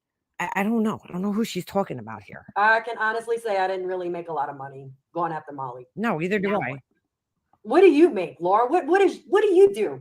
Look, we're not really supposed to talk about how much money we make on here, but I'll put it like this. Right? For me personally, under $500, under $400, I should say, right? But above, maybe above 200. So in between that range, right? Per month for the last couple of like months. Like I'm not on here enough to make that much money. Okay. I'm thankful for every cent that I get from, you know, that you guys, you know, super chat and the memberships and everything, which I have to do membership wise. I keep telling myself this. But I'm thankful for all of it, you know, but like, if that's a lot of money to Laura, then like, wow, because I wouldn't be able to survive off of that, you know, like, and I'm not saying give me more money, but like, what I'm saying is I'm trying to understand why she thinks people are making like so much money that like, I don't know. I just don't get it. I don't get where she thinks who's making all this money and how much are they making, Laura, that you think is a lot of money? Because like in order for this to even be considered a job, right? I would have to be making like over $1,000 a week, like or more than that. I'd be having to bring in like $4, $5, $6,000 a month to consider this a career. More than that, probably, but you know what I'm saying? So come on, Laura. Nobody's making a career out of this. This ain't a career for me. On YouTube to make a difference. You restream. You know what, Laura? What would you do if you couldn't restream everybody else's fucking content, Laura? Tell me what the fuck you would do. That's a great question, Alicia. That's a great question. What the fuck would you do, Laura? Okay. Meanwhile, all of these channels might not be able to cover Molly. You know what, Laura? I hope they divert all of their fucking anger towards you. I hope every Molly hate channel shit diverts their energy to calling your ass out for being an idiot. How about that? And that was the point in chat where I said, I said, take a shot every time Laura says Molly, because she must have said Molly like 50 times in a row. And it was really funny. Seriously, now what? Night. Now what? Who are you going to talk about? I'd rather talk about grass growing than degrade a woman and talk. How about Bullhorn Betty or you, Laura? Talk about people in trans bash. Okay. Look, there's people in our community, right? The drama community, I'll say, who don't even fucking talk about Molly Golightly, and they still have people in their lives. Like they talk about other people from other parts of the drama community that I never even fucking heard of. Burnt Toast, great example. She's not in the drama community, but I'm just saying, Burnt Toast, she covers a variety of people and gets tons of people in her chats. Like Laura's like delusional here. She really just is clueless. How about let's talk about how many people she's exploited in her real life. Don't get me started on her mother. Don't get me started on an innocent woman that was working at an establishment, and that bitch went in there and how she handled it. Yeah, that shit was fucked. Dude, oh my God. Man, when you really think of all the fucking crazy shit she's done to people just in the last year, forget the year prior and the year prior and the year prior, which she's done horrible shit to people. This year, I maybe will agree with people when they say that she's gotten worse, because she really has affected a lot of people a lot more deeply in the last like year or two on here. Because think about it, Don Wells lost his job. This girl at the fucking Ashley Furniture lost her fucking job over her. God knows who else lost their jobs that we don't know about, you know? I mean, the way she treated Mallory, which I don't care if you don't like Mallory. I don't care if, you know, you think Mallory's an asshole. I'm not a fan of hers either. But I will say she didn't deserve the way she was spoken about. You know, I watched Mallory's lives when she spoke on Molly Golightly, and she didn't attack anything in the way that she deserved to be attacked back, you know? So, wow, yeah, she's affected a lot of fucking people here. A lot. It's pretty bad. Dre McCrae. Yo, she took that woman's income. Do you understand that she took that woman's income away from her? You know, her and Laura sit here talking about, well, I'll fucking hire an attorney. If anybody here had a case, it was Dre McCrae, because that woman literally got bullied and defamed off of line by these fucking people. They were, I mean, she couldn't even make an income. She wasn't doing anything wrong. That woman put out normal, wholesome, family fucking friendly content for the most part. Cooking meals, doing her makeup, selling her fucking jewelry. You know what I'm saying? Talking about her and her husband, dressing up as old people and putting on a little skit for her audience. That woman was doing nothing wrong to hurt anybody. Nothing. She wasn't defaming people. She wasn't attacking people. She wasn't doxing people. She wasn't hurting anybody. Then her husband goes and tries to take his own life. And these fucking assholes have nothing better to do. So they turn around and they're like, oh, she tried killing her husband. She's controlling. Let's have 500 people call CPS on her. She's starving her kids. And now this woman can't even feel safe leaving her own fucking house because there's weirdos driving by her house trying to take pictures and fucking see the shed so that Molly Golightly and Justin could sit on their channels and speculate about how did Marvin hang himself in a shed that's only 6 feet tall and he's 5'8" or whatever the fuck, you know? I mean, they ruined this woman's life. Fucking ruined her entire life. Wow. But no, she deserves to be here. She deserves to be here, guys. Yeah, she was jealous of Dre. Like, of all the people she has fucked with, though, that's the worst. You know what I'm saying? Like the Ashley Furniture girl, that girl will get another job. You know, Don Wells will, I'm sure, find work somewhere else.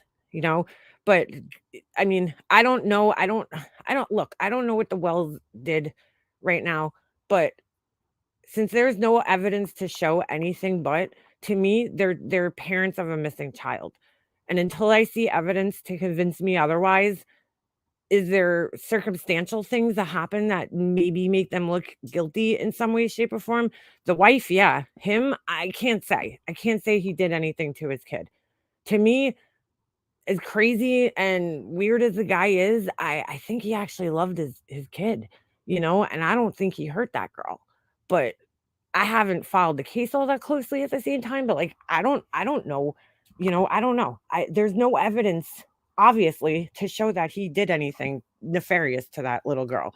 So right now, thank you. Oh, thank you, Patty. I appreciate that. I know I don't understand why the memberships don't work. I don't understand. If somebody has the link, then could they share it? Sorry. If not, no big deal. I appreciate that. Thank you for the super chat. I appreciate it. What do you call it? You know what I'm saying? Like there's no evidence. I don't know what this man did. So right now, to me, he's just the father of a missing girl, and that's sad. But then you make him lose his job. So he can't even support his family, you know, himself, his wife. And I know the other kids are not in the home, but I'm sure he still has to support them in some way. You know, so you ruin that guy's life, but he'll find another job. But like Dre McCrae's life was destroyed. You know, she has to now take care of her husband who's in this horrible circumstance. She can't even make money. You chased her off of line. Like it's just terrible what they did to that woman. And then after they did it, right, and it was proven that she didn't do anything, they never came back and corrected their lies. They never came back and said they were sorry.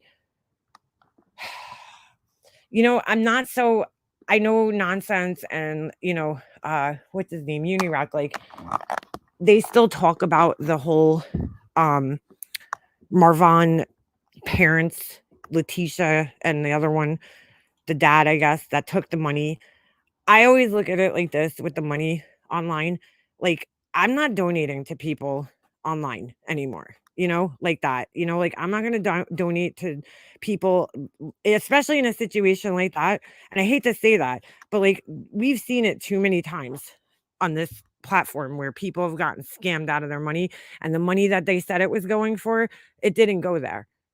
So I wouldn't take that chance. Oh, thank you, Hope. Thank you, Petty. All right, somebody shared the membership link, or somebody found it. Thank you. Thank you guys for joining. I can't see the level that you joined. This is so aggravating. I gotta open up my chat.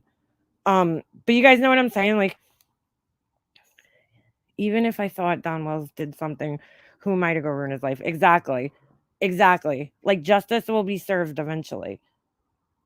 Holy shit, I just lost my whole train of thought here, what I was saying, but it's really sad what she's done to people here. Oh, the donations, right. You don't know if they get the donations. Like, you don't know if it's going. And I'm not saying that it's right that they took donations, but like, just be careful with where you put your money. Don't be so quick just because you hear a sob story on the internet to throw money at people. Like, you're probably never going to see. And that should show you guys that they're most likely lying, right? Because if you never see the receipts, it's very simple for them. If they actually hired an attorney, very simple for them to show receipts. And if they're not showing them, then there's a reason for that. And it most likely means that the money that everybody donated didn't go towards what they said it was going to. So just be careful from now on. Don't just jump on something and donate money just because it's a sad story. Wait a little bit, or you know what I'm saying? Feel the situation out a little bit more. I mean, especially if it's coming from Molly Golightly.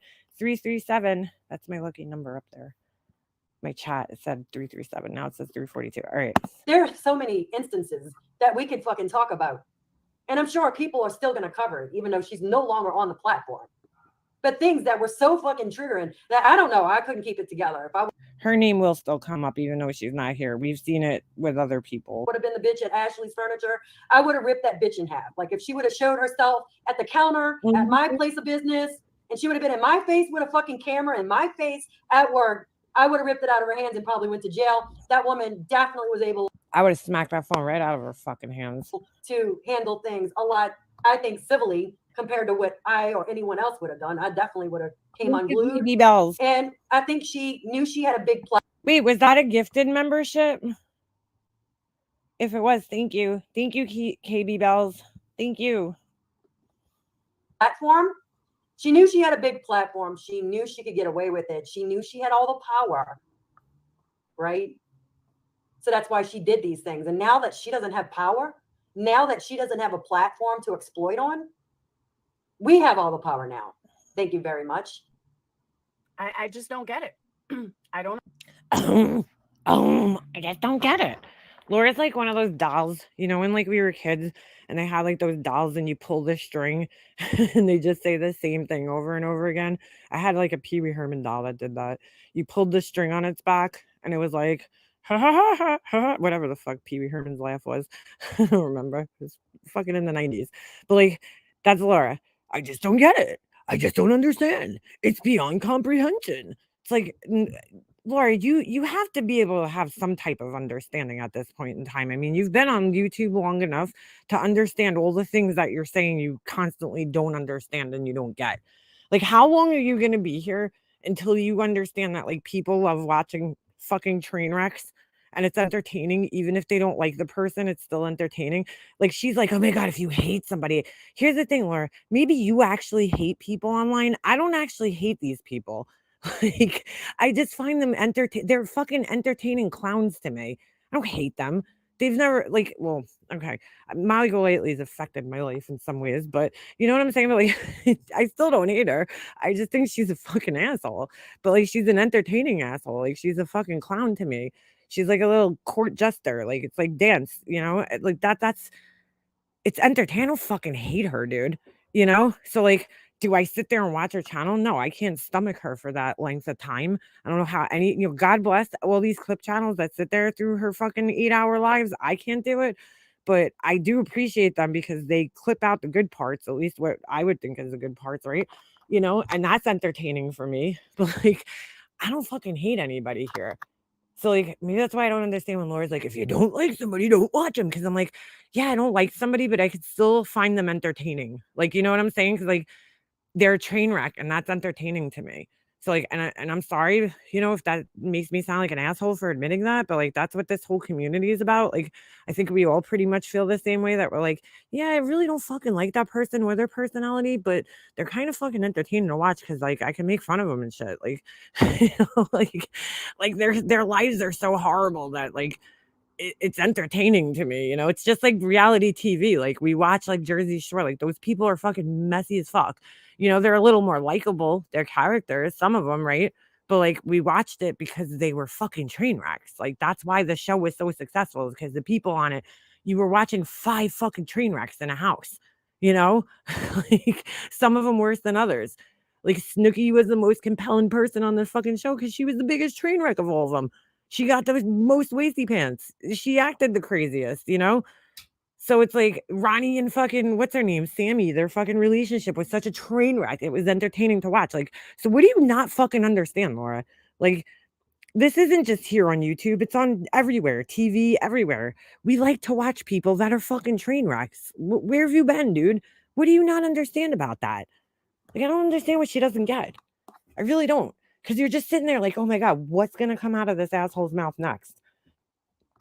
I mean, maybe Laura doesn't get it because she is one of those people, you know? So she doesn't understand. Like, that's possible. I don't understand. I don't understand why. You don't even understand yourself, Laura. No, she doesn't. Why they would do that. They were making more money. Bro, I clear my throat a lot too because I have a nasty post-nasal drip because I have year-round allergies. But like, hers is so disturbing for some reason. It's just like I just try to go like with my mouth closed. She like literally hacks a fucking lung up.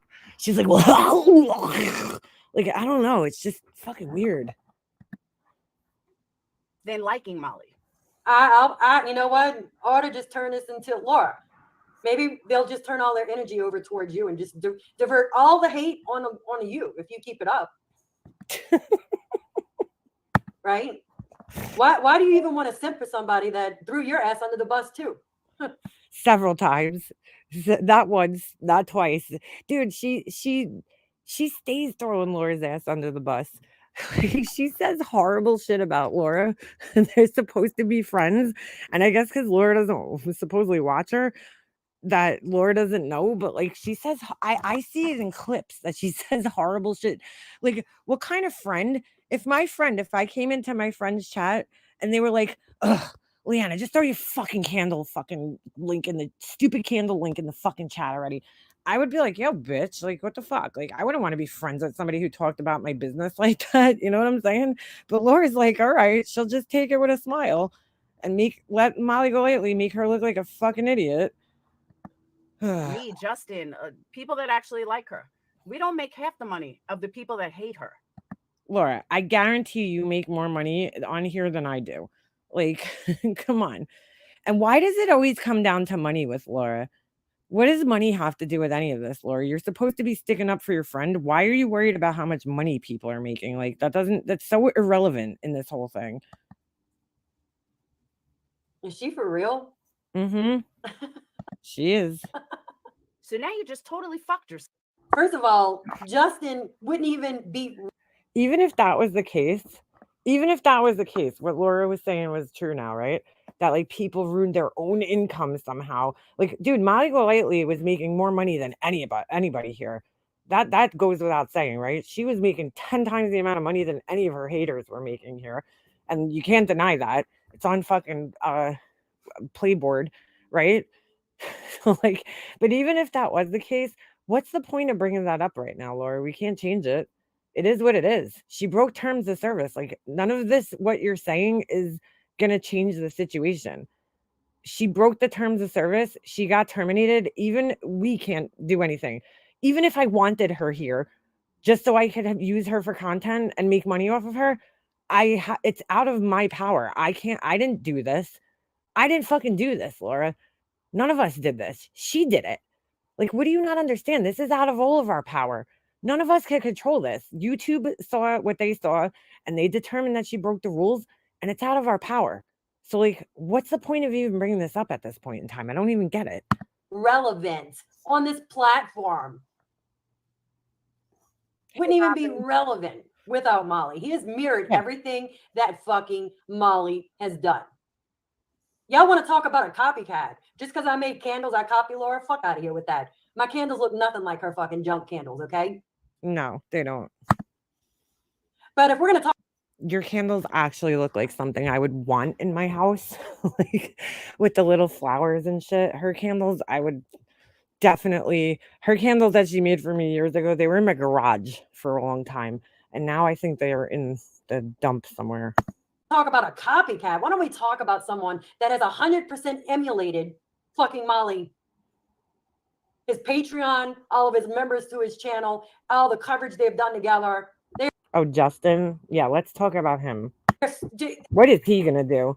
Because I that's one channel that's definitely gonna fall apart without her here, because like that guy, I don't know if he even has a following, because I can't even stand to watch him because he like bores me to death. Like he is literally the human equivalent of watching paint dry.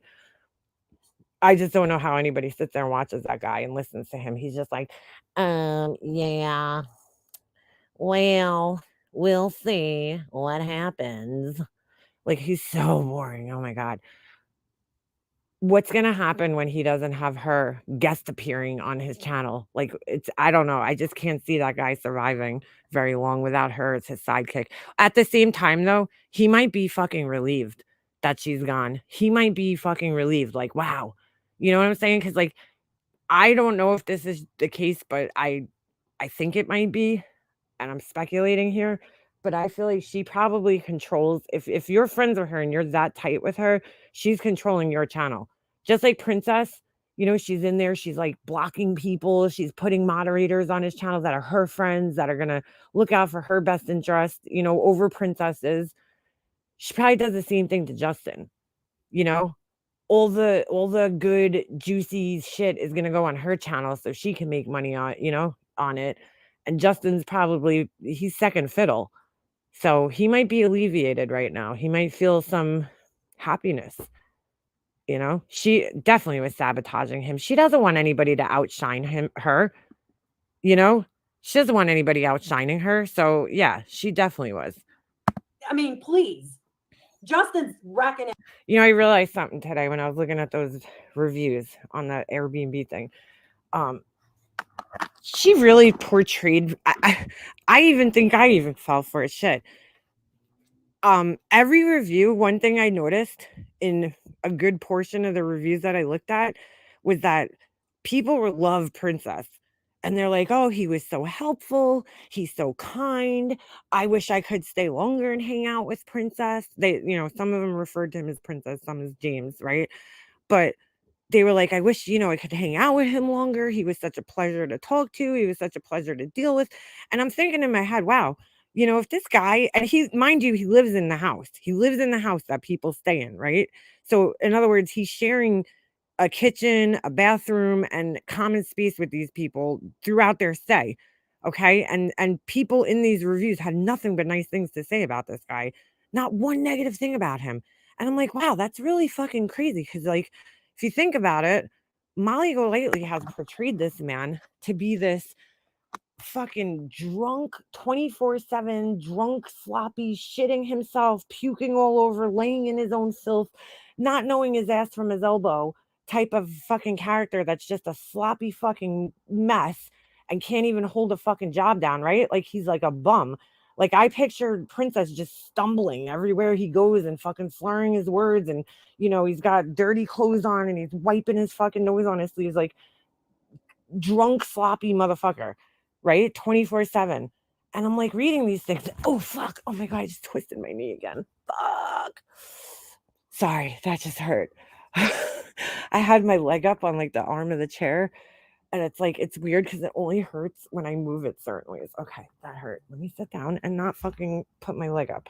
All right. But you know what I'm saying? Like, so I had this impression, and I think we probably all had this impression that Princess is just like a mess, dude, right? Like he's a fucking train wreck because that's how she portrays him. Good night, Kathy P. I see everybody saying good night, so I'm assuming you're going to bed. I gotta go get some Advil out of my car. I had a thing wrapped around my leg, like this tape, like that sports tape, just so that my knee didn't twist, because I feel like not steady on it yet. And I took it off because it was irritating the back of my leg, but I need to get something around my leg to just stabilize it.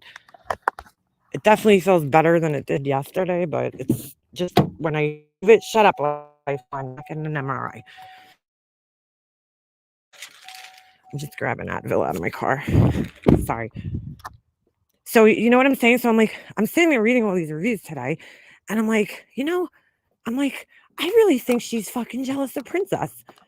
Sitting here reading these reviews, and all these people do nothing but praise this guy and say what a wonderful, kind person he is and how they would love to spend more time with him, right? And get to know him better. And that he was so sweet and took care of their every need. I mean, he had a lot of good reviews on there, okay? And I'm like, yo, I really think she's fucking jealous of this guy. I think that Princess is such a likable person, okay? She makes him unlikable, right? Because the only place she could really control where Princess is liked or disliked is on this platform here, where she can control the narrative and make him seem like whatever she wants him to seem like, because we don't really know him. I mean, whenever we see him, he seems like a likable person. But I'm like, I think she's jealous because he's just like a naturally likable dude who people just gravitate towards. And you know what? She's probably jealous of that because I don't think she is out in this world. I don't think people gravitate towards her and like her in the same way. And I'm like, she fucking painted this guy to be this fucking train wreck, horrible person on here. But I don't think that's the truth. I never did, but I'm just saying, in a sense, I was like, oh, maybe he has a really bad drinking problem. And he very well might have a bad drinking problem, but that doesn't mean he's a shitty person. You know? Anytime I've seen him, he's always been very happy, upbeat. She tries to make it like he's this train wreck of a human, that he's just horrible and he's mean and he's always fucking up and doing the wrong thing all the time. But I don't think that's the case. I mean, all these reviews telling me otherwise, that he has his shit together enough to live in this house and take care of it. He has to make sure it's clean. He has to greet the guests. He has to show them, where they're going and whatever. He's helping out. So he's kind of running this house over here. And I'm like, if you were drunk like that all the time, you wouldn't be able to do that. So yeah, I think she's a little jealous of him. Just much like she's jealous of everybody else. And he is making money. He's making money more than any hate channel on this side.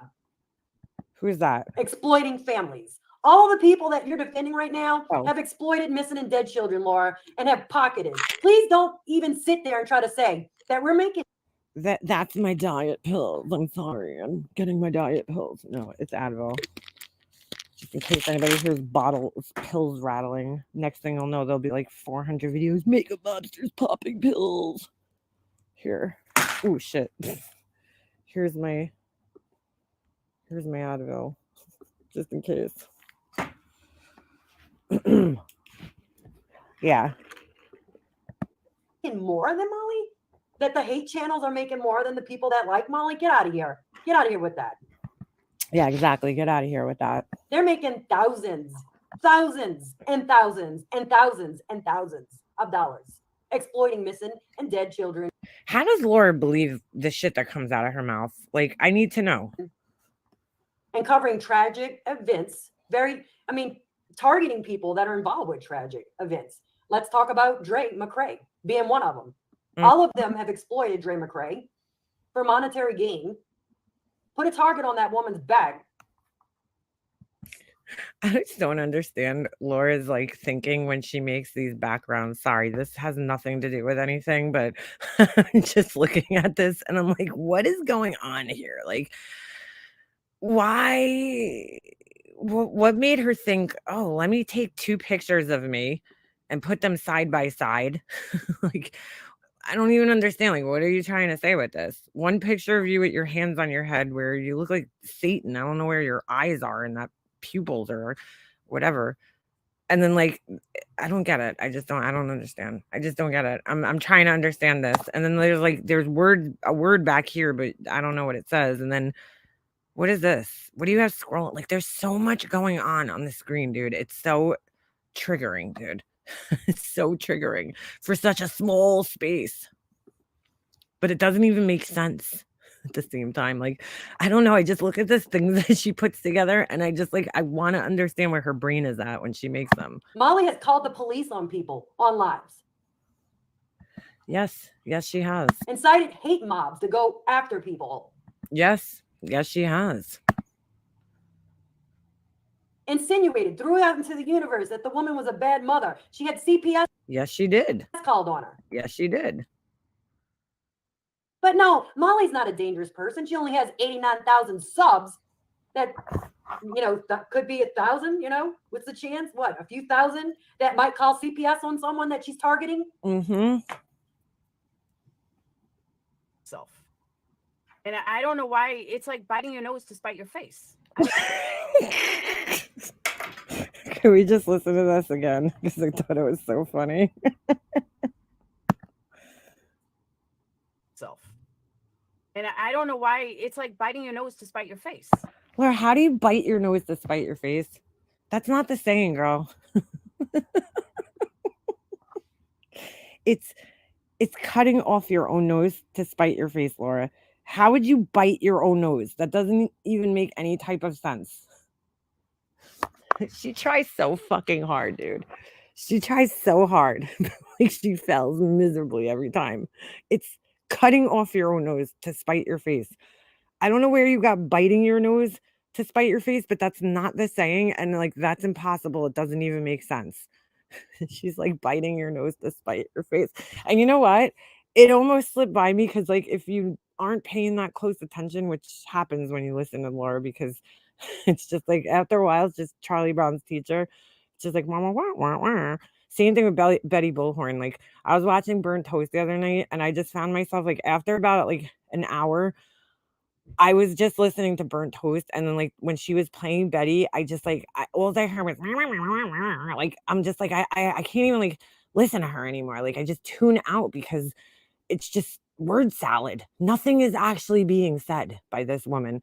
It's just words being put together, but there's nothing like nothing. There's no substance to it.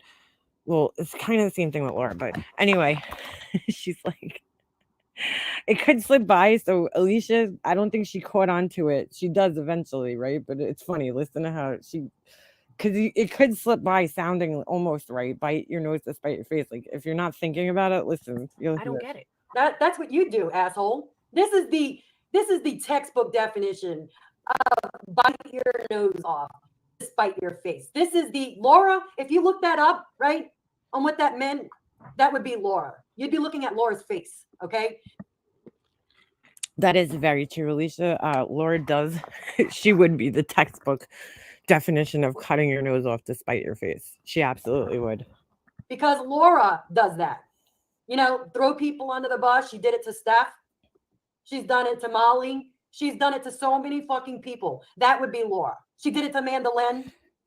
Laura cuts off her nose to spite her face a lot by like just she fucks herself. Like in other words, that's what this saying really means. It's like you just fuck yourself over all the time. You'll do something stupid that you're hoping is gonna affect other people, but in reality, it's gonna be affecting you. That's what cutting off your own nose to spite your face. Like that's what it means.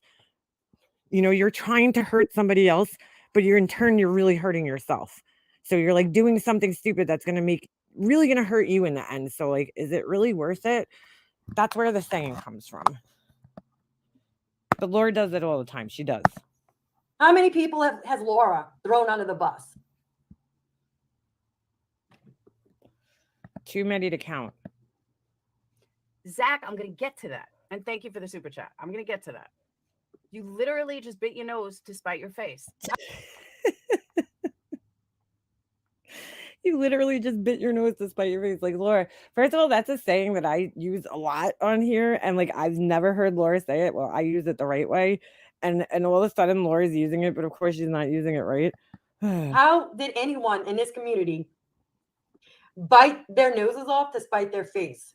That doesn't even really. She's saying it wrong, but she's kind of using it correctly in the way that she's trying to explain it here, where she's saying that she's trying to say that people are making all this money off of Molly Golightly, right? And now they got her shut down, which isn't the case, but in her head it is, okay? And now it's in the long run, it's going to affect them, right? Because now they're not going to be able to make money. What are they going to be able to cover? So it's like basically like us getting her shut down is cutting off our noses to spite our own faces, because like it's only going to hurt us in the end, her not being here. But that's not true. But Laura thinks it is. That's what you do, Laura. That's not what we did. How is that? That's not even, she's such an idiot. Okay. That's not how the saying works. Exactly. She's not making any sense. That's what Laura did when she threw Steph under the bus by kind of throwing it out there that this is a great example. Steph drove past Diane's house. But guess what? Laura was the one that asked Steph to drive past Diane's house.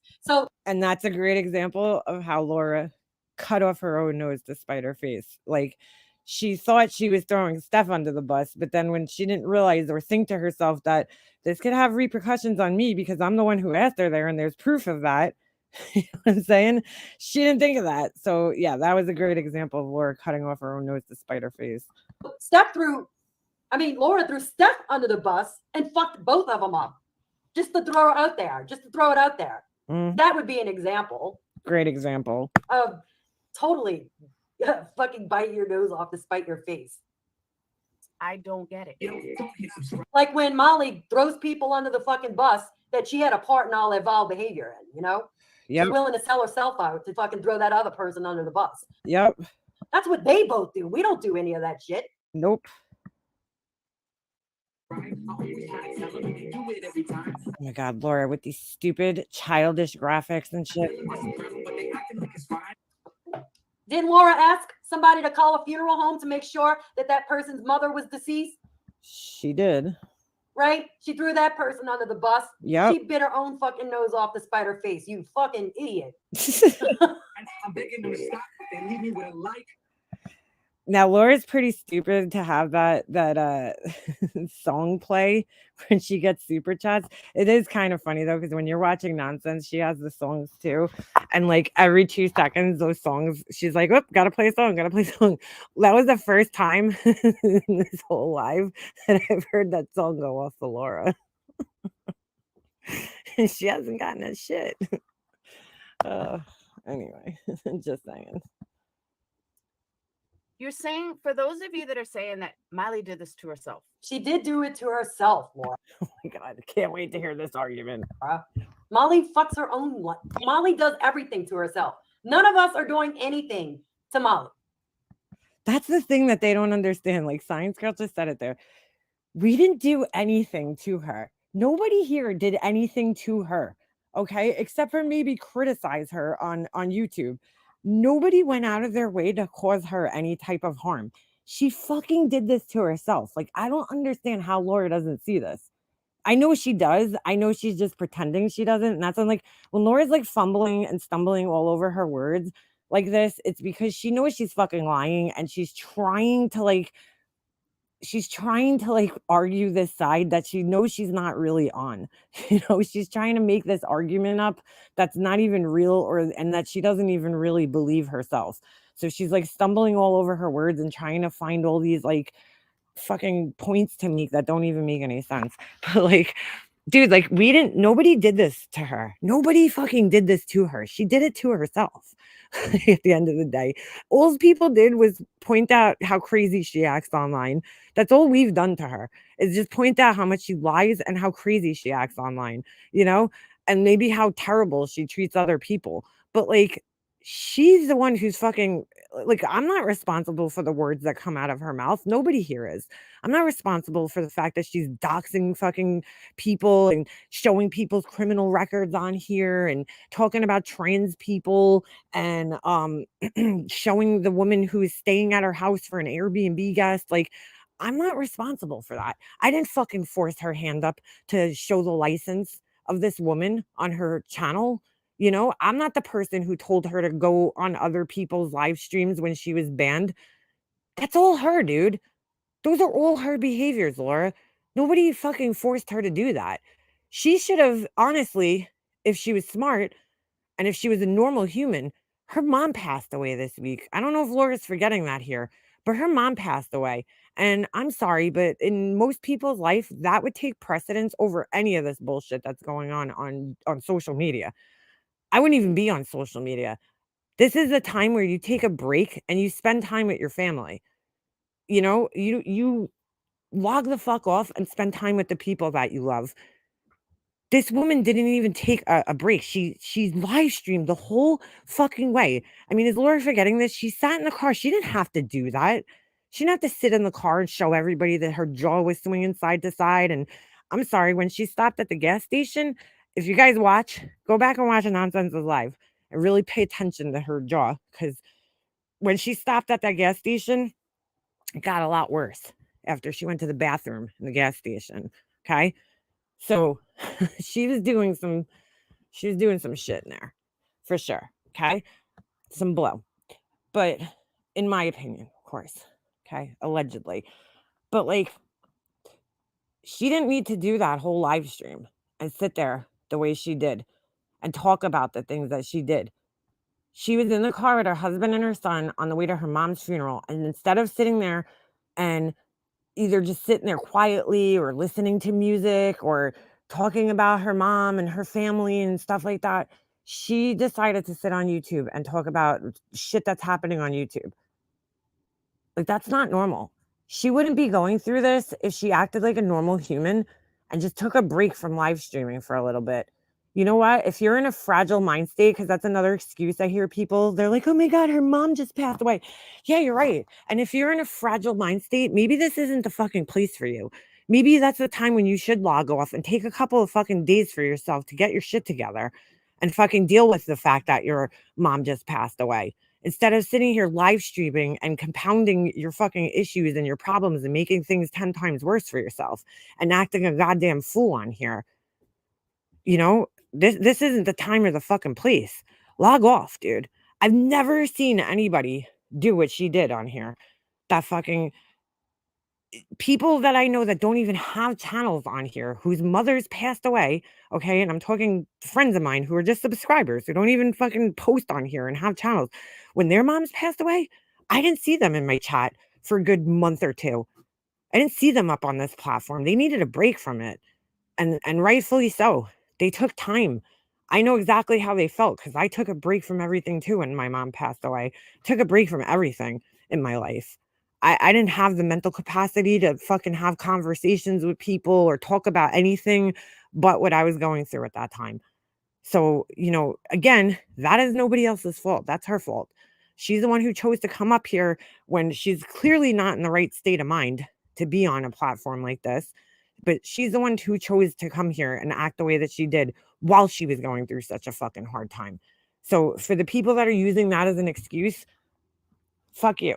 Log off. You don't have to be here. You can log off for a couple of weeks and you'll be okay. She can't take not being the center of attention. That's the problem. I mean, are we going to totally overlook the fact that Mallory she got trans bashed? Really? Laura is. The trans bashing. It's so totally unacceptable. It's really weird. I don't even know what benefit Laura is going to get out of this because she can no longer, except for the immediate benefit of just having all the views that she got last night and potential super chats, right? What is the future benefit of Laura simping for Molly Golightly? Like, she's not going to be on this platform anymore. Laura can't use her to plug her candle link anymore. What's the benefit? Laura's only looking at the immediate benefit, which is, what can I get right now out of this? How much money can I make tonight? What she did to the Airbnb guest was totally unacceptable. What she did to me, Tiffany Marie, and Diamond Cutter was so unacceptable. It's unethical. It's degrading. It should be unacceptable on all platforms. If you're a woman and stand by that, you're a piece of shit.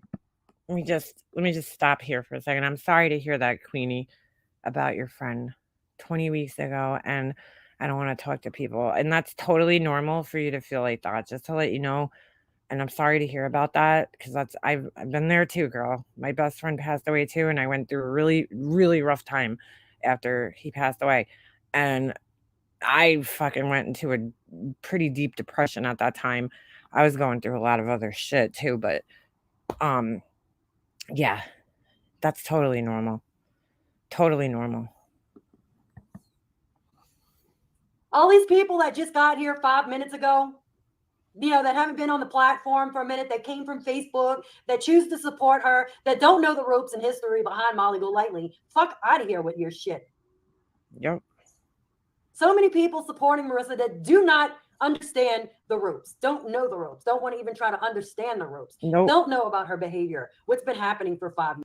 Yeah, most of the people that were in Laura's chat that night, like, I'd never even seen half of them. And, like, she's catering to the people who don't know any better.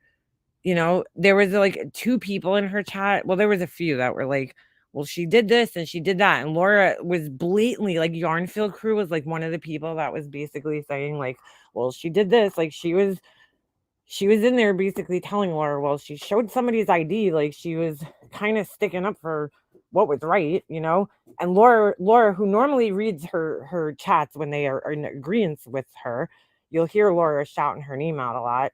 Exactly, yarn. Correct, yarn. You'll hear that, she was like blatantly like ignoring all of her comments because, it wasn't what Laura wanted to read. Laura selectively picks out comments that only agree with her. Years. Yeah, I'm sure that your report. Sorry, I didn't see. I didn't see the super chat. Thank you, Rachel. I had this thought today. Is it possible she did this on purpose due to Wally leaving when Jake turns 18? How could he possibly leave her broke with no income of her own? A move to keep him longer. That's a thought, girl. That's a thought. It's kind of funny because I kind of thought that to myself too. But I'll get into this another time, but I think I don't think, wow, I don't know. I don't think he lives there. I don't think he's there. I already think he's not there. I never thought so. I never really bought into that too much until today. That I don't think he resides with her anymore. I don't think they're actually together in the way that she likes everybody to believe them that they are anymore. I think that's already in the works. I think that's already been in the works. I'll put it like that they're not together, that's breaking apart and has been for probably a while. And it's possible she could have got extremely reckless on purpose to try to, save her income. I don't know. Or is the last ditch effort to keep him there. That's possible.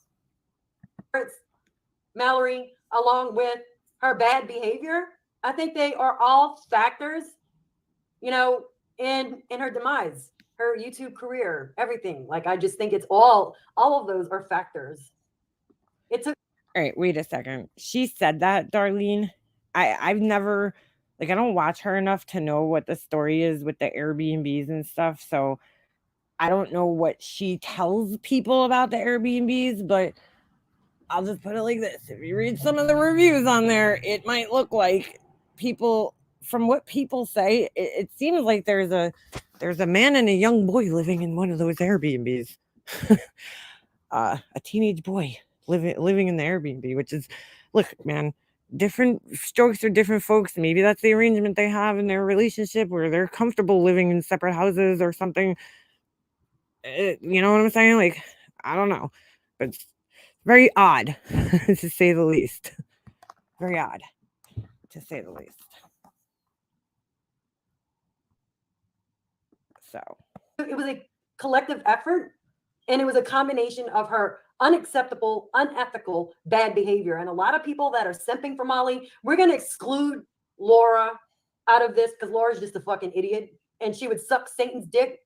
Okay, if Satan was around and defending her. Yeah, she probably would. Or an ally. Okay, but we're going to exclude Laura out of the equation, and we're going to just talk about the new people that got here 3 minutes ago that think they have Marissa figured out. Y'all don't know shit. That is very true. Y'all don't know anything. She has you fooled. Do you not think that all of these other people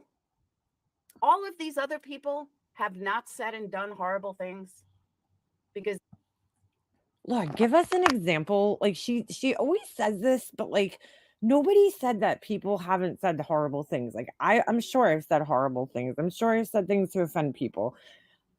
All of us have. You know, we've all said horrible shit on here, but like there's a difference between saying horrible shit and doing horrible shit. Okay. Molly Golightly does horrible shit.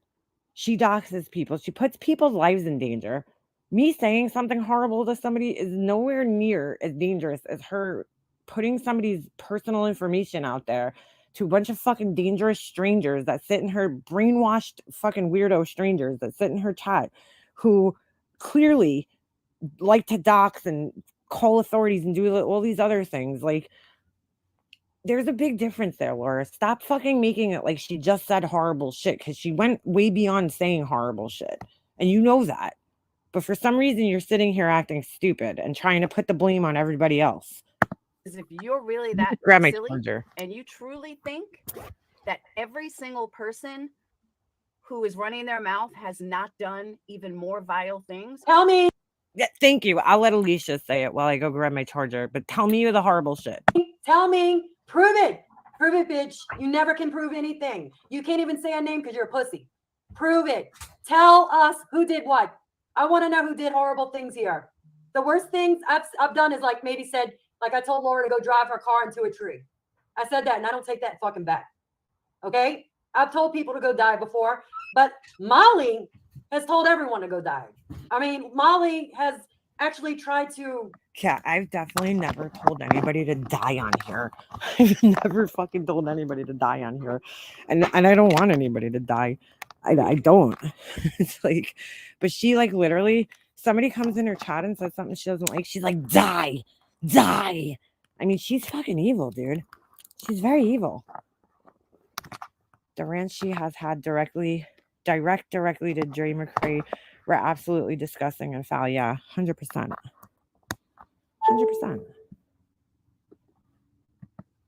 100%. She uploaded a video of a child and tried to blame the child for going into her fucking purse. Yeah, that happened too. Man, the more shit like people bring up, it's just mind-blowing. Like, what have we done that's so bad? Can anyone think of anyone over here? I'm talking about the drama community all the way around. I'm literally thinking of everybody. Like, I'm trying to think of all the people Laura might be talking about, right? And I just can't think of anybody who's acted, besides maybe Bullhorn Betty, that's acted even close, and Laura herself, and Tiffany maybe. But everybody else that I know, Laura's not referring to any of those people. Everybody else she's referring to like hasn't done anything even remotely close to like what these people do or say. So I don't know like who she's trying to convince, but what has the drama community done worse than Molly Golightly? Laura has yet to prove that. Laura has been saying this for what, a year now? Yep. Please tell me. I want to know. Like, again, if I say something, if I make a statement like that, I try to back it up with examples. You know, like here's an example. Molly Golightly has been worse than everybody here, and here's examples why. And then I'll be like potty mouth mama, what she did to her. You know, the things she did to Kim Lowry when Kim was sick. Alicia, the way she treated Alicia. Like, think of all these people who were going through hard times. Alicia's brother just passed away, and she was horrible towards Alicia. You know, shit. I mean, there's so many people. She's been horrible to Laura, and Laura's like gonna sit here and act like no, she's never done anything. She's a horrible fucking human being. Like, and there's plenty of examples to back that up. But Laura never has examples. She just says these things, and then like that's it. We're supposed to believe her because she said it. I'm still waiting, Laura. When can you prove that? Can you make a video? Are you smart enough to clip everything and make a video? You'll never fucking make a video because you have nothing, Laura.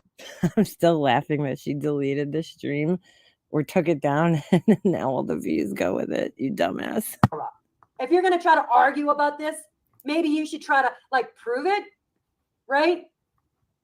Shit, you know what I just thought? She might have. No, she didn't unlist it. She had to put it on private. Never mind. Prove it. You can't say shit like that without. You got to prove it, bitch. You're sadly mistaken.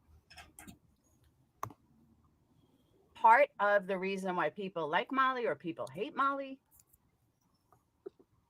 is all the same reason. What? But at the end of the day, she's Wait, what? Wait, what? I gotta rewind that because that made no sense. It made no sense. Hold on. My computer's so slow. Come on, catch up. Come on. What is going on? part of the reason why people like Molly or people hate Molly is all the same reason. What? Dude, I feel like I'm just sitting here like sitting here like I'm trying to do the math right there. What did you just say, Laura? Part of the reason I gotta hear that one more time. Hold on. It didn't just make any sense at all. Part of the reason why people Hold on. Part of the reason why people like Molly or like Molly people hate Molly or people hate Molly. So part of the reason why people like Molly or hate Molly is all the same reason. Is all the same reason. What? Part of the reason. Wait, what? I'm really trying to figure this out. Hold on. Part of the reason why people like Molly or hate Molly is all part of the same reason? How? What does that fucking mean, dude? I don't understand what what what? Like, what does that mean? What? How are people not listen to this and just think to themselves, what is she saying? I don't even understand what this means. That is so weird. I gotta hear it one more time. It's so weird. Part of the reason. Oh my god, my computer's so slow. Part of the reason why people like Molly or people hate Molly is all the same reason. I'm lost. I'm at a loss right there. Part of the reason people like her and hate her is the same reason. I don't even know what the fuck that means. I'm sorry. I'm scratching my head literally because I have no fucking idea what that one means. Brain scratch. But at the end of the day, she's entertaining. That's our point. Oh my god, bro. I told you guys when I listen to Laura, I literally just lose IQ points. I don't think it's entertaining to watch women degrade other women. Oh yeah, go for looks, whatever. That can be comical, right? But when you go for women's body parts and start talking about their vaginas, Molly described that my fucking boobs on a live. God, the more Alicia talks, I'm like, oh my god, she did that too this year. Like, holy shit. What about with Barnyard? Oh my god. Bro, she fucking went so hard after so many people. And like, see, like, all right, when she says things about me, I say this all the time. I'm like, look, she has a right to respond to me. Like, I don't like when people act like I'm some type of victim, like, oh no, Molly Golightly's talking about you, make them upset. I talk about her all the time. I say this to you guys all the time. Like, she has a right to respond to me. Unfortunately, her way of responding is usually just fucking lying. It's just entertaining to me. Like, I personally find it funny, because she just fucking think of this stupid shit of all the shit she could say about me. Here's the things that she says. She's like, oh my god, she drove by my house. She's a stalker. She drove by my house. Like, all right, whatever. Is that the worst thing that somebody could do? Whatever, fine. If you want to believe that, go for it. And then, like, she'll add in she wrote on somebody's obituary and she signed my name.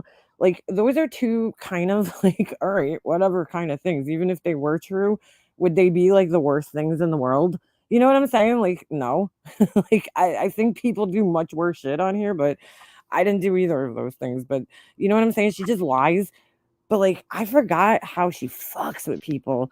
Like, she really, like, that's why she can't. Here's the difference. She has to make up lies about me. I was never friends with her. I mean, she makes up lies about everybody. I'm not saying she's telling the truth about Alicia or Diamond Cut or anything, but like, She doesn't know any of my personal shit, anything personal, because I was never friends with her. I never told her anything personal about me. I never had that connection with her. So all she could do is make up stupid shit like that about me because she can't say anything personal that I've told her. I was never foolish enough to be friends with her, and I'm not saying people that are fools. I'm just saying me personally, I was never foolish enough to be a friend of hers. But the people that she was friends with, she does know personal things about them. So she could take some of those personal things, which she did. She did that to Alicia. She's done it to everybody that she's been friends with. And she'll twist them. She'll take something personal, she'll make something up, or she'll use something like that. Like the situation that happened with Barnyard. She did fall asleep. They did take pictures of her, but then she blew it out of proportion. But like, look at how she tried to destroy that woman. Which, like, honestly, even if that shit was true, most of it, I don't give a fuck if Barnyard likes sucking dicks. Like, good for you, go girl. You know what I'm saying? Like, girl, get it. If she likes taking pictures with her significant other and having a good time in the privacy of her own home, get down, girl. Like, I'm okay. Like, that doesn't make me look at her any different. I'm like, yeah, good for her. Or Alicia, if Alicia has big nipples, like, I'm not gonna look at Alicia any different. I'm gonna be like, nice girl, you got big nips, cool. Like the things that she says about people are embarrassing, but they're just so stupid too at the same time. So like to me, it's entertaining because I'm like, she's so stupid, but to other people, it hurts them. You know what I'm saying? Because it's not true. And I understand what that feels like when somebody's just lying about you because there's no way to disprove some of the shit she says. Like, I can't prove that I didn't drive by her house. And I also can't prove that I didn't write something on Kim's obituary. I can't prove that. How the fuck would I prove that? If I didn't do it, I obviously don't have proof that I didn't do it. So she makes these lies up that are unprovable for the person who she's lying about. And that's the infuriating part, because Alicia's not going to be like, well, I don't have freakishly large nipples because then she would have to show everybody her nipples. You know what I'm saying? Like, so I'm not laughing at it. It's just crazy because these are the things she chooses to say about people because she's shallow and ridiculous. Yeah, and I mean, look at her fucking soggy looking melons. Ugh, those things are nasty. Would 1,000 people? Even if they weren't saggy, fucking stretched out looking, they look like a water balloon. Like, they just look like a stretched out water balloon. But like, they'd still be fucking gross to me because they're just way too big for her body. Like, they just don't look normal. They look clownish. They're not good. People watching, you think that's comical? Do you think that's comical for a woman to misdescribe and misrepresent my body parts? You see what I'm saying? That's infuriating. Alicia can't disprove that. Do you think I deserve that, fool? No, you don't. Laura, right? But you see what's funny? I just got to point this out. She says things like that about people like that because she knows that Alicia is, if she says something like that about Alicia, it's going to upset Alicia. Because Alicia takes pride in how she looks. She cares about what she looks like and she cares about what other people think about how she looks. So she did that on purpose because she knows it's a button that she could press for Alicia. That's going to drive Alicia crazy because she knows back in the day when she said, something about Alicia having a leaf in her hair, Alicia got, upset about it because she's like, what the fuck? Like, she's trying to make it seem like I'm dirty and I'm not, So she took that. Now she took it a step further. She knows that that's a button that she could push that Alicia is going to get upset about. She's such an asshole. Ugh. She didn't even describe him correctly, so I had to dox myself out. Do you think it's comical that she was describing another woman's vagina? No. Gross. Right? And making fun of her and trying to humiliate her? Do you think it's comical that she was trans bashing a person in this community? How do you know that that's not going to send someone over the fucking edge, Laura? That's a good point. I mean, I think we could all tell that Mallory, whether you like her or don't like her, she seems pretty confident and comfortable with who she is, right? But like a lot of trans people struggle with their identities and the acceptance of being like accepted as the new person that they are, right? And she doesn't know what kind of struggles Mallory has had as far as that goes. Like, she could have potentially pushed somebody over the edge. You know, what if it wasn't Mallory and it was somebody else and she pushed them over the edge? She doesn't care. You want to talk about mental health? What about when she made fun of Summer Wells' religion teacher? The closest person that Summer Wells and her religion teacher. I think Summer Wells was closer to her religion teacher than her own mother and father. Molly. Yeah, what was the purpose of that? Wanted to make fun of that woman because the woman had a problem with Molly Golightly recording her daughter at church. Mm-hmm. You want me to talk about how many mentally ill people Molly has exploited on this platform in the last 5 years? How she's going after people with disabilities, not just mental disabilities.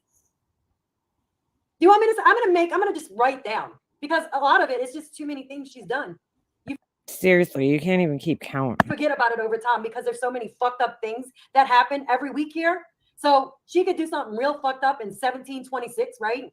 And then the very next year, she's going to do something fucked up. Well, as the years progressed, as we moved on, you know, I'd say from 2021 to now, it's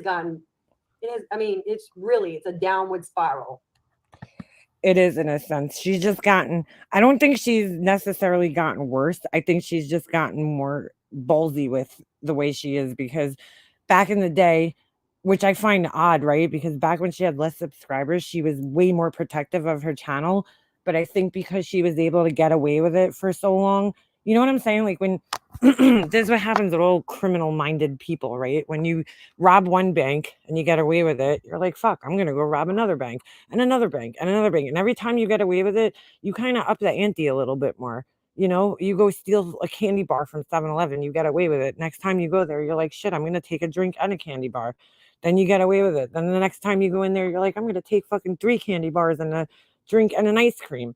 You know what I'm saying? You just keep upping the ante every time you get away with something. Well, she was getting away with this shit for 5 years. So she just kept upping the ante. And then she also just kept, you know, the power went to her head. She really thought the more followers she had, the more supporters she had, you know, she was just going to keep getting away with this shit. And it finally caught up with her. I knew it. I said it. I'm like, I don't remember who I said it to or where I said it, but I said it a long time ago. I was like, you know, when she falls, it's going to be when she gets big, hopefully, right? When she finally falls from there, because the bigger you are, the harder you fall. Because, like, I didn't want her channel to come down at 20,000 subscribers or 3,000 subscribers. This is the time where you want to see her channel come down right before she's about to hit 100,000. Boom, her channel goes down, you know, and it's going to hurt a lot more because she's going to be making a lot more money. And that's somebody like that. That's how you hurt him, is in the pockets. But we didn't do it. That's the best part about it. Nobody took her channel down. She took her own channel down. She took herself out. But I wanted to see it happen when she got up there, and couldn't have asked for a better timing, honestly. Honestly. It's karma just kicking her right in the fucking face. Karma kicked her right in the fucking fupa, in the giant fupa. Yeah. Karma kicked her ass. I hate to say it because I want to make this clear. What happened with her family and her mom, that's not karma, okay? That's sucky things that happen in life. That's just life, okay? And it's an unfortunate thing in life. And I'm very, you know, I just want to say I feel very sorry for her family. Her sister, you know, her stepfather, they seem devastated by the loss of the mother and what she went through. And I'm sure they're traumatized themselves because, as it seems, you know, they were the ones taking care of her, and that's a very hard position to be in. So, you know, my condolences go out to her family for sure. That's horrible. There's no question in my mind, you know, for somebody who's always talking about karma, all this other shit that's happening at the same time that happened, that's the karma. That's the karma coming around. The karma train coming to fucking hit you right in the ass, you know, that this could have happened a year from now. It could have happened last year. Make no mistake that this is all happening around the same time because she's getting her fucking karma that she believes so strongly in. She was always talking about karma this and, oh, this person's going to get their karma. That person's going to get her karma. she got the fucking karma, and at the worst time possible. Don't tell me that that's not karma. I'm patient, dude. All the shit she did to me on this platform, which, I mean, listen, I talk shit about her, so, you know, she reacted that her reactions were way out of proportion to the shit I did to her or said about her. But, you know, for every action, there's a reaction, right? I can't control what her reaction is going to be. But she's wrong, you know, regardless, because she could have just simply came back up here in many cases and just talk shit right back at me. Or she could sit here and criticize me all day. I don't give a shit. She always took it a little too far. But you know what? She did a lot of shit to a lot of people on here. And, you know, seeing her get her karma, yeah, it does feel good. I won't lie. I won't lie. I was patient. I wasn't gonna take her down actively or try to fucking fuck with her real life. I'm like, this is the type of person that if you just wait long enough, they will self-destruct. And you don't have to do anything. You could sit back and watch and deal with their shit, and eventually it's going to catch up with them and they will self-destruct. And that's exactly what happened. Same thing with people like Betty Bullhorn. You could criticize her and shit, but trust me, Betty Bullhorn will do herself in at the end. She will do herself in. She will self-destruct. All of them do. It might take time, but it'll happen. She's already there. She's already on the path. Worse. Every week, there was something new that she was doing. Every fucking week. If she wasn't exploiting a child, she was exploiting another YouTuber. She was making up shit.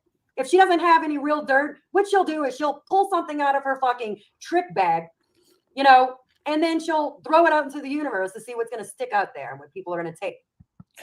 Bleach will do her in. It's been one thing after another. It has been. Plain and simple. I just want people to get along in the chat. If you don't like each other, just get along. This is something that should be celebrated. We should all be happy about this. She did things to hurt me, Mallory. She's done things to hurt Savage. She's done things to hurt Ginny. She's done things to hurt Liana, Marianne, Love Shack Sarah. She's done things to hurt everybody here. I mean, I can go on and on about how many times she's hurt one win. She went after Randy once. She's gone after so many fucking. She said Real Lady Justice was a fake attorney. I mean, she has actually attacked so many people on the platform. She's gone after Diamond Cutter to what? Look, don't feel bad. No, it's not wrong that you're giddy as fuck. And nobody here should be feeling bad for her for anything. Anything. Don't feel bad that you're happy about this, because if you've seen what we've all seen, then, you know, you have every right. I felt bad for a brief second the other day because I think I saw a glimpse of real tears. And I think because of the loss of my mom, I couldn't help it, but I realized quick, no reason to. Yeah, it's very hard to feel sympathy for her. 5-star hotels, 4K bags, $1,500 shoes, $600 bed sheets, $300 sunglasses and belts, $100 face wash, $50 nail polish, spa once a week. She easily spent $15K on herself every month. Yeah, somebody wrote in Nonsense's chat. Now, I don't know if this is like 100% true or where this, you know, I don't know where they got this from. They said that she said it on a live the other day, but again, it's coming from her and we don't know if it's true. But they did say that she said she's made 170 something K this year. So 170 something thousand this year, and spent around $137,000 shopping. That's a lot, dude. That's a lot of money. I did want Laura to do well. She's a single mom and it looked like she was doing better. I was rooting for her. Yeah, you know what, girl? Laura's always going to be Laura. And I've noticed with Laura through the 5 years that I've known Laura is that she goes just like Molly Golightly, although Molly Golightly stopped doing this. And if you guys have been around for a long time, you'll probably know what I'm talking about. She used to kind of cycle. Where she would be really bad for a while, right? And then all of a sudden, like, something big would happen. And then she would try to like act like she was doing better for a little bit. And then she would act better for a little bit, try to act like she was a better person, like she was trying to like kind of fix herself and, you know, not be into like the drama and all the shit. And then boom, something else would happen and she would fuck up again. And then the cycle would just keep repeating itself. Laura's been consistently doing that for a long time. And she has, although I will say Laura has had longer stretches of time where like she's not as bad.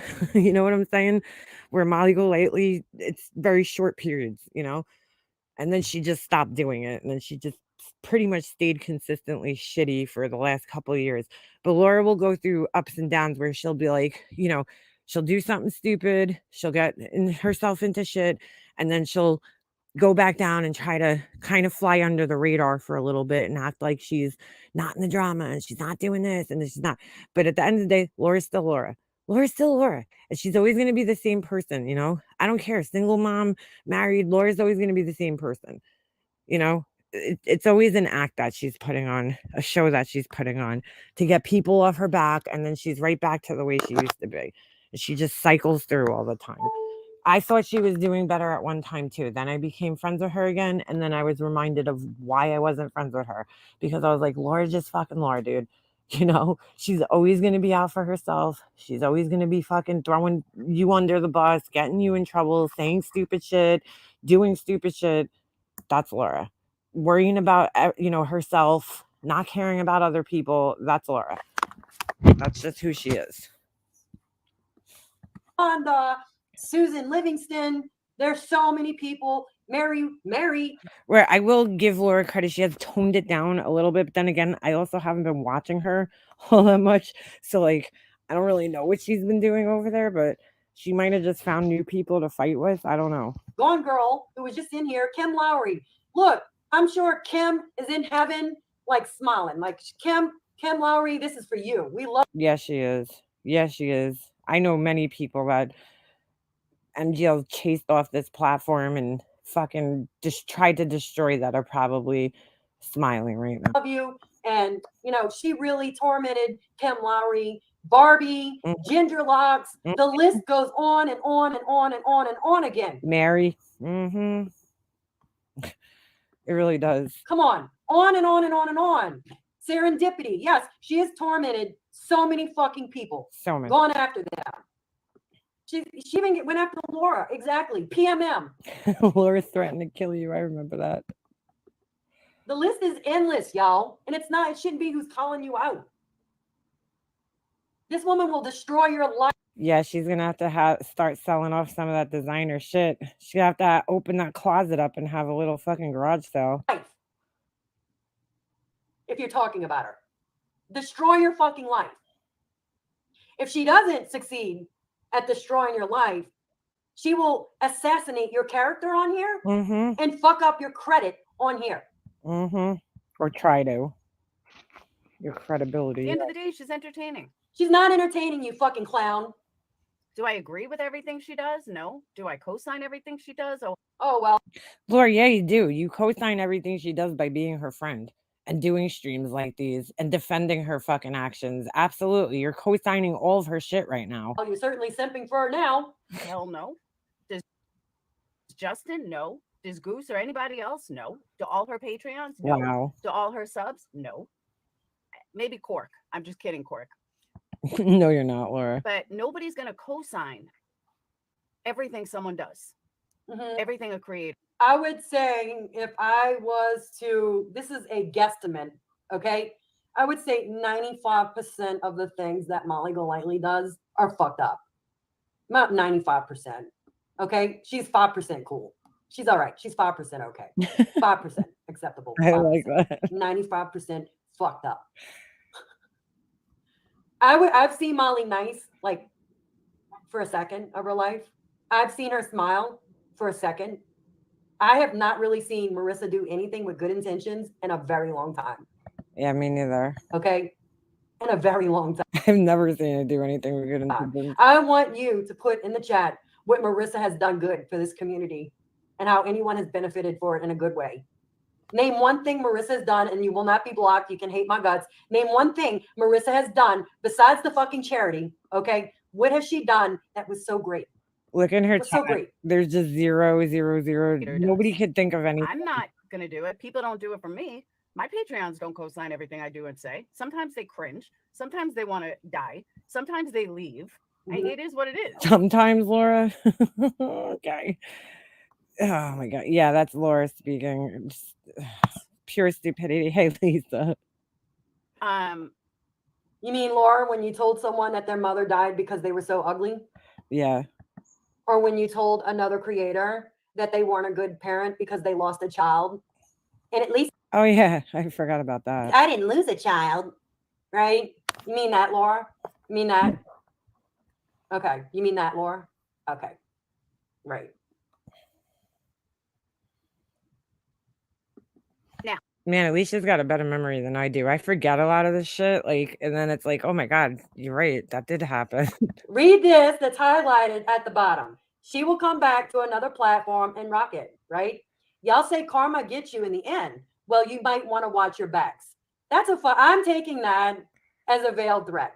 That's what I'm taking that as. Yeah, like what? Why are you threatening other people? That's not going to fucking change what happened. Like these people are so stupid. I have it highlighted on the bottom. I don't know what she's trying to say. I think mass report and Discord, that's the kind of shit I read when I read into that. So yeah, you might want to be careful, everyone, because Laura might mass report. She's saying that in so many words. Again, with her dumb veiled threats. Yeah, Laura said, so there was a guy on here, Negs was his name, and Negs lost a child at a very, very tragically, I think. I don't know exactly how his child passed away, and it doesn't even matter. It's the fact is that his child passed away, and he lost his child, and the child was, I think, pretty young when he passed away. So Laura, he was critiquing Laura, not in a bad way, not too harshly or anything like that, just criticizing her behavior on here and some of the things that she was saying and doing. And she comes on here and she's like, well, I didn't have a parent. I'm a good parent, something like that. I didn't have a child die. Like that's what she said to this guy. Like there's something fucking wrong with her, dude. Normal people don't say shit like that. Oh, it's so gross. Gina is learning how to manipulate by the power of self. That's a part of this I really wanted to listen to is when Gina came up in panel. I don't even care what Molly Golightly has to say, honestly. Like anything she says is going to be total fucking bullshit anyway. But Gina coming up here was just unbelievable. Let me also say this too. Yes, you do. I would literally pay this bitch not to fucking speak. But you don't know me very well, Kelso. You absolutely don't know me at all then. Okay, Laura, who cares? Exactly, Cork. I know you don't. That's why I just threw your name in as a joke. Now, let's get to the ID thing. Exactly. Illusional, that's my whole point. So this is funny because Laura's like, let's get to the ID thing. But then for the next hour that I listened to this, whatever it was, she did the exact opposite. Like she didn't let anybody talk about the ID thing. Tons of I'm hearing about an ID. I can't wait for Laura to try and describe this to us. Channels just lost their content. Totally agree. No, they'll just move on to you, asshole. If you keep defending Molly, they will divert all of their hate towards you. And I hope they do. Believe me, like I said, my Patreons definitely do not co-sign with everything I say and do. They absolutely don't. I hope not. I've been yelled at. People have left over things I've said and done. And not yeah, no shit, Laura. Shouldn't that tell you something about yourself? Done, but things I've said, it is what it is. It's just what it is. What surprises me, though, what truly surprises me, Hush Puppy, be my guest. Literally be my guest. Okay. He doesn't scare me. I think he's a fool, and he's pathetic.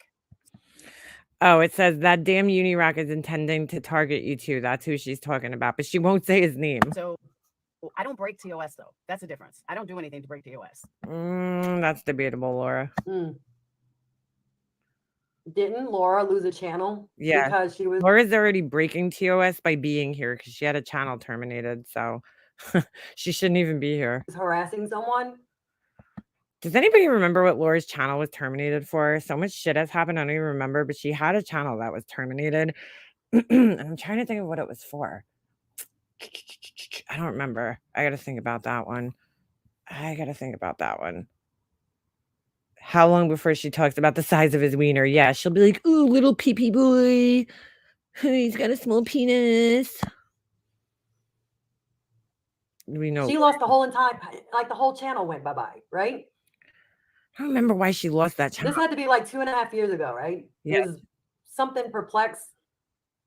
I'm trying to look Okay, in the so chat. she broke TOS. Gotcha.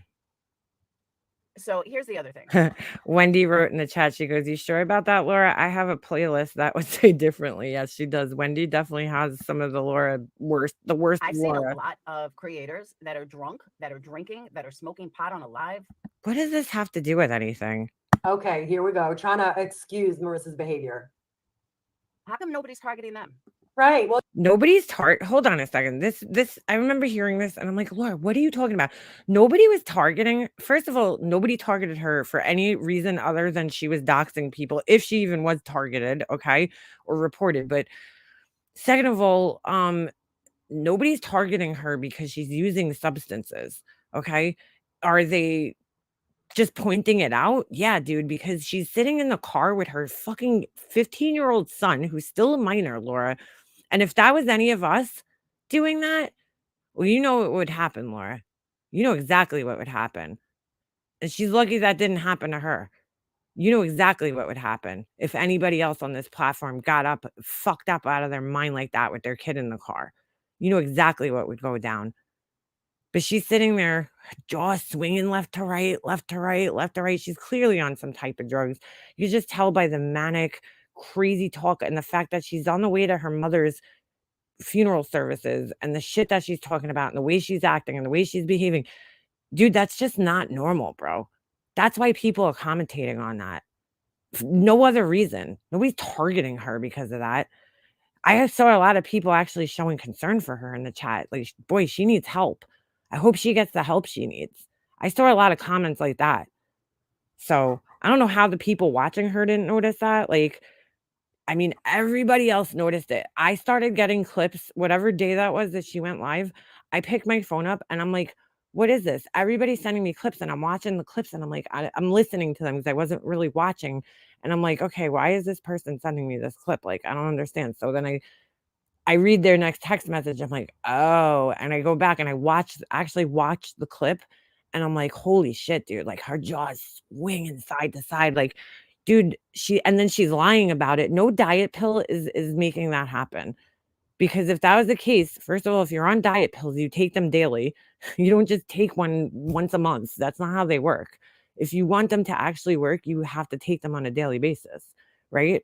So it's very clear that she's doing something else, okay, when that's happening. Otherwise, if that was the case, her jaw would be swinging like that every day.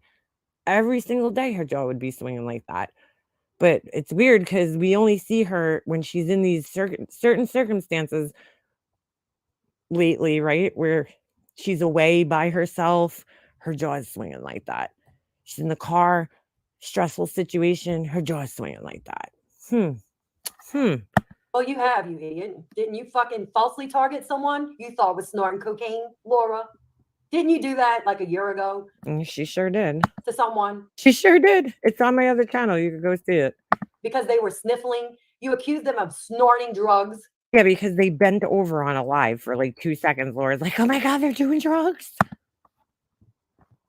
And they shouldn't be up here. You did that. She went on a whole fucking tirade about Cam and Allie doing drugs and how they're triggering other people, other addicts, and this and that. And they shouldn't do drugs on camera. They shouldn't be high on camera because it triggers other people. And now she's sitting here like, I see plenty of other people doing that. Nobody's targeting them. You mean like yourself, Laura? Laura, that's what you've done to people. Yep. But we could clearly see that Marissa's on a type of substance that's causing her speech to slur and causing her jaw to move all around her fucking face. And I'm going to tell you, as a person that has used Adipex for 10 years off and on, it does not cause your jaw to move like that. And if you are on an upper, your speech is not going to be slurred. Why would you take a downer and then an upper? And then why would you take an Adipex? Yeah, that's the other thing. Good. Thank you for pointing that out, Susie, because she's always calling everybody else junkies. So, you got a finger, you point the finger, you got 10 pointing right back at you. Right after your mom passed away. That doesn't make any sense. Usually they put you on something that's going to calm your nerves, something for anxiety. They're not going to put you on an upper. And who in the fuck would take an upper? I'll tell you right now, when my mom passed away, the last thing I wanted to fucking do was be awake, to be honest with you. Grief is like, honestly, one of the most exhausting things, and I found it so hard to sleep while I was grieving. But like, you're like, I just wanted to sleep. It's like what I just felt like I just wanted to sleep, because like you sleep, you don't have to think about anything, right? I mean, the year after I finished settling my mom's estate, I told you guys this probably like a million times. Like, I slept like so much that year, like so much, because like that was when everything just finally was settled, and then I just like really kicked in that like my mom's gone, like all the shit that I went through, and I just fucking slept for a very, very long time. I was like fucking Sleeping Beauty that year. And it was like, because like the thought, like sometimes if I woke up in the morning, I didn't even want to be awake. I was like, why am I waking up? So I could spend the whole day feeling anxious and upset and sad. Like, I don't even want to be awake, So I don't know who would want to take an upper when they're grieving. I'm just saying, I want to sleep. I want to be knocked the fuck out. When they're going through such a traumatic loss like that, like they wouldn't. Like, I took like sleep medication at night because I just fucking wanted to sleep, and I wanted to sleep hard. Like, I didn't, not prescribed, I just took like over the counter sleep medication, but I wanted to be knocked the fuck out, where like nothing would wake me up, because if I woke up, I would get back into the cycle of feeling anxious and then not being able to fall back to sleep. And I've always had trouble sleeping anyway my whole life, but like especially during that time. So any sleep I could get, I just wanted to sleep. So it makes no sense. I don't believe she's on Adipex, because if she was on Adipex, the weight would be fucking melting off of her. That drug is a serious drug. Well, yeah, but she's also stuffing snowballs down her throat. She would be zooming if she was on Adipex. If you can't handle caffeine, well, she definitely was zooming in the car that day. And you can't even handle, first of all, that's a lie, okay? Because I know that from my own personal experiences with Marissa. If she can't handle caffeine, why does she have like a coffee maker with like Starbucks cups in her house? Plus, she also drinks hot tea that has caffeine in it. Yes, a lot of people seem to think that tea doesn't have caffeine in it, and some doesn't, but you have to specifically buy certain teas. But like regular tea has like caffeine, and in some cases it's a lot, like the same amount as coffee, if not more. So you can't bullshit me. You can bullshit your new subscribers on how you can't handle caffeine and uppers, but you also drink hot tea, bitch. They don't know about your past on YouTube and what you've been accused of doing. But we all know your past. Pugs, the other thing she said was hydroxycut, and I've taken hydroxycut. I took one back in the day, because when it first came out, I was in high school when that shit first came out, and I think they've changed it since back then. There was like that one, hydroxycut, and then there was like something Stinger. I forget the name of it, like RJ Stinger or some shit like that. And dude, I took one of those fucking things, and I'm not kidding you, I thought I was gonna fucking die in high school when I took this thing. Like, my friends were taking them to get high, and I took one, and I thought I was gonna fucking die. Was my jaw swinging side to side? No, not at all. My heart just felt like it was gonna fucking beat out of its chest, and my head was just buzzing. I had like this buzzing sensation in my head. I did not like the way that thing made me feel, and I would never fucking take that shit again. Anything like that. I don't like that feeling at all. We are very well aware of your past, so you can't bullshit us on that. I see a crew that drinks every time on a live. Really? Do they? I think she's referring to Savage and Friends, because I'm like trying to think, like, who is she talking about? Like, I'm thinking of like, all right, Queen Bee's panel. I don't think any of them are drinking. And then I'm thinking, I'm like, who else is she talking about? And then I'm thinking, okay, so I know Pirate and Savage and them, like, they like to have a couple of drinks. It's not like they get like ridiculously drunk on a live, but they like to have a couple of drinks. Like, that's the only, if that's who she's even talking about. I'm just trying to think, like, who is she talking about? Because I don't really know any group whose lives that all drink. except for them. Like, and I know like they like to have drinks, but it's not like they're acting belligerent, or you know what I'm saying? Like they're adults having adult beverages and laughing. They don't get belligerent or anything. So like, who cares?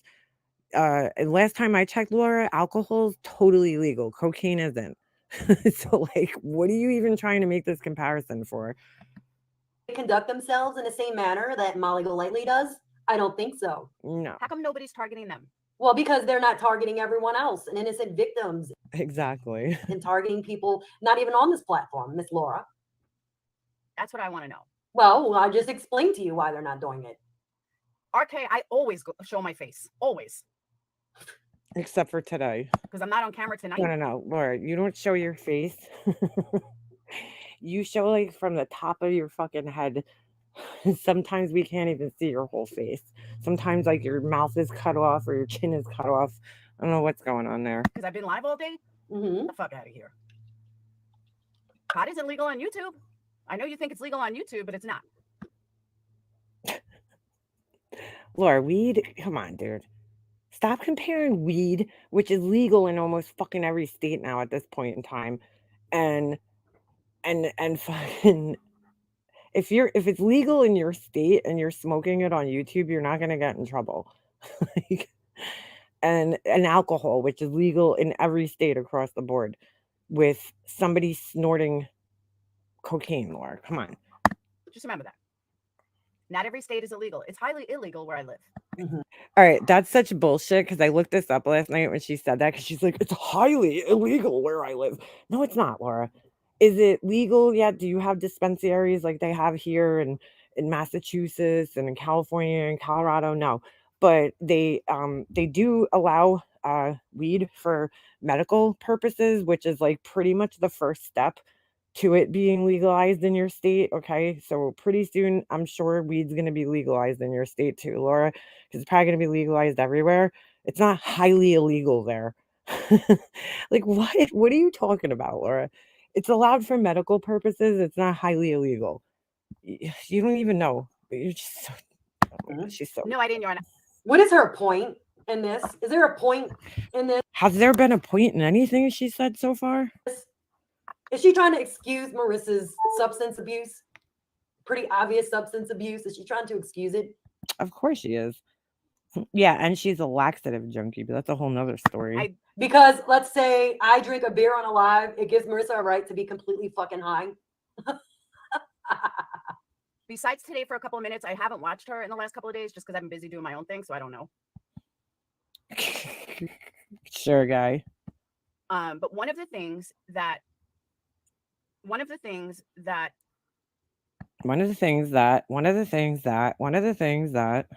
seems to be talked about is this license thing.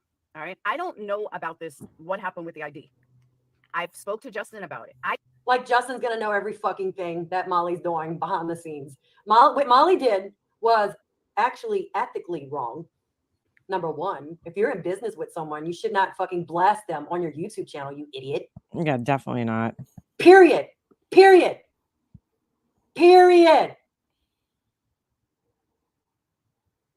No, Laura doesn't know why. Laura, period. If you go stay at an Airbnb, and I mean, I know I've stayed at a few Airbnbs, and never once did they run my fucking record.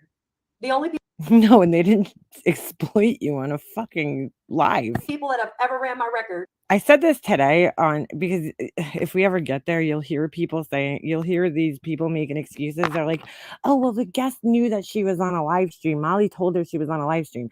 That's all fine and dandy. But like, everybody that's on here thinks that everybody else who's not on here thinks like us. Like, I could never explain this world to like anybody else who doesn't understand it. You know, like normal people are not thinking, they're like, oh, I'm on a live stream. Like, and they're probably thinking it's innocent. Do you guys hear that noise? What the fuck is that? Sorry. I don't know what kind of animal that was, but it did not sound good. You know what I'm saying? Like, she might have made her aware that she's on a live stream, but she doesn't know that she's on a live stream where there's like 1,000 crazy fucking idiots watching her that love to go real life on people. Like, you know what I'm saying? Like, she doesn't know the fucking environment here or like what that means. I mean, they're like making that excuse like, oh, she fully understood what being on a live stream meant here in this community with these people, you know, and all these clip channels that clip Molly Golightly, and that, you know, being on her live stream means that you're going to get clipped 500 times and your business is going to be out there on 500 different channels. Like, she didn't fucking agree to that. She didn't know what that meant. All she knew is that she's like, yeah, I'm on a live stream. She doesn't know that MGL's fucking hated by most of the people that are watching her, and that she's, you know what I'm saying? That like her story and everything she says gets clipped and it gets copied a million times and it's all over the internet after that. And she didn't agree to any of that. You know, she's just innocently thinking like, oh, this woman's on a live stream. She has no fucking idea. She even says that she is not internet savvy, so she doesn't even know what the fuck that means. So like, but they're trying to use that as an excuse. Well, she agreed to be on a live stream, so you know what? That gives Marissa the right to show her identification and share all her personal business, right? And criticize her and talk about what a fucking weirdo she was and how she's creepy. Really? Come on. Ever was people that I worked for, not a fucking Airbnb. I don't know why it was in why you. And that's criminal record. From what Molly explained, she ran the woman's whole life, not just her record, her whole fucking life. Yeah, and then she gave her information to JLR, who's been in federal prison for fucking a decade for stealing people's identities. Yeah, no problem. She totally deserved that for asking, you know, what the vet's number is. Who was involved in this in the first place. And that It should have never been mentioned on YouTube, you fucking idiot. Exactly. it's the one thing that I have a hard time. I can't back her up on something that I didn't see. From what I heard. And all I would have to do is hear that. All I would have to do is hear that. And I would be like, she's fucked up for doing that. Friend or not, you're wrong. Period. Yeah, like where are these supposed friends of MGLs that are like, oh, you know, maybe you shouldn't do that? Like, where are those people who are actually her friends, who are actually like, because I'll tell you what, when I was friends with Laura and Laura used to say stupid shit to me, like for instance, the thing that she said about Randy's mom, she brought that up to me and Tiffany before she ever said it anywhere else. And she was like, oh, what do you think if I say this? And me and Tiffany both were like, yeah, no, Laura, that's probably not a good idea, dude. I wouldn't say that. I mean, there was plenty of times where Laura said things when Laura told me that she got fired from her job for not having empathy. Guess what I said? I was like, yeah, Laura, you probably shouldn't say it. I mean, I'm not joking. I literally said this to her. I was like, Laura, yeah, you probably shouldn't say that on a live stream because, you know, all these people that don't like you, they already call you a narcissist. And like, that's going to kind of confirm it. You know, like if you think they were calling you a narcissist before, like they're definitely going to continue calling you one now if you get fired from your job for having empathy. Guess what? Laura still went and did it. But hey, you know what? At least I know I was a good friend and I tried to look out for her best interest and give her the best advice that I can. And I did that many times, you know. I know not just me. I know Hummingbird did it. I know November Reen would tell her. I know there was many people that would sit there and be like, you know what, Laura, it's probably not the best idea to do that. You know, if she warned you or told you that she was going to do something stupid. Where are those people in MGL's life? Where's the friends that are telling her, you know what, it's probably not a good idea that you dox this woman on a live stream? Why wasn't her husband, who was sitting in the car, who runs this business, right, who's responsible for these Airbnbs, right? Most of them are his houses that are in his name and probably his insurance, right?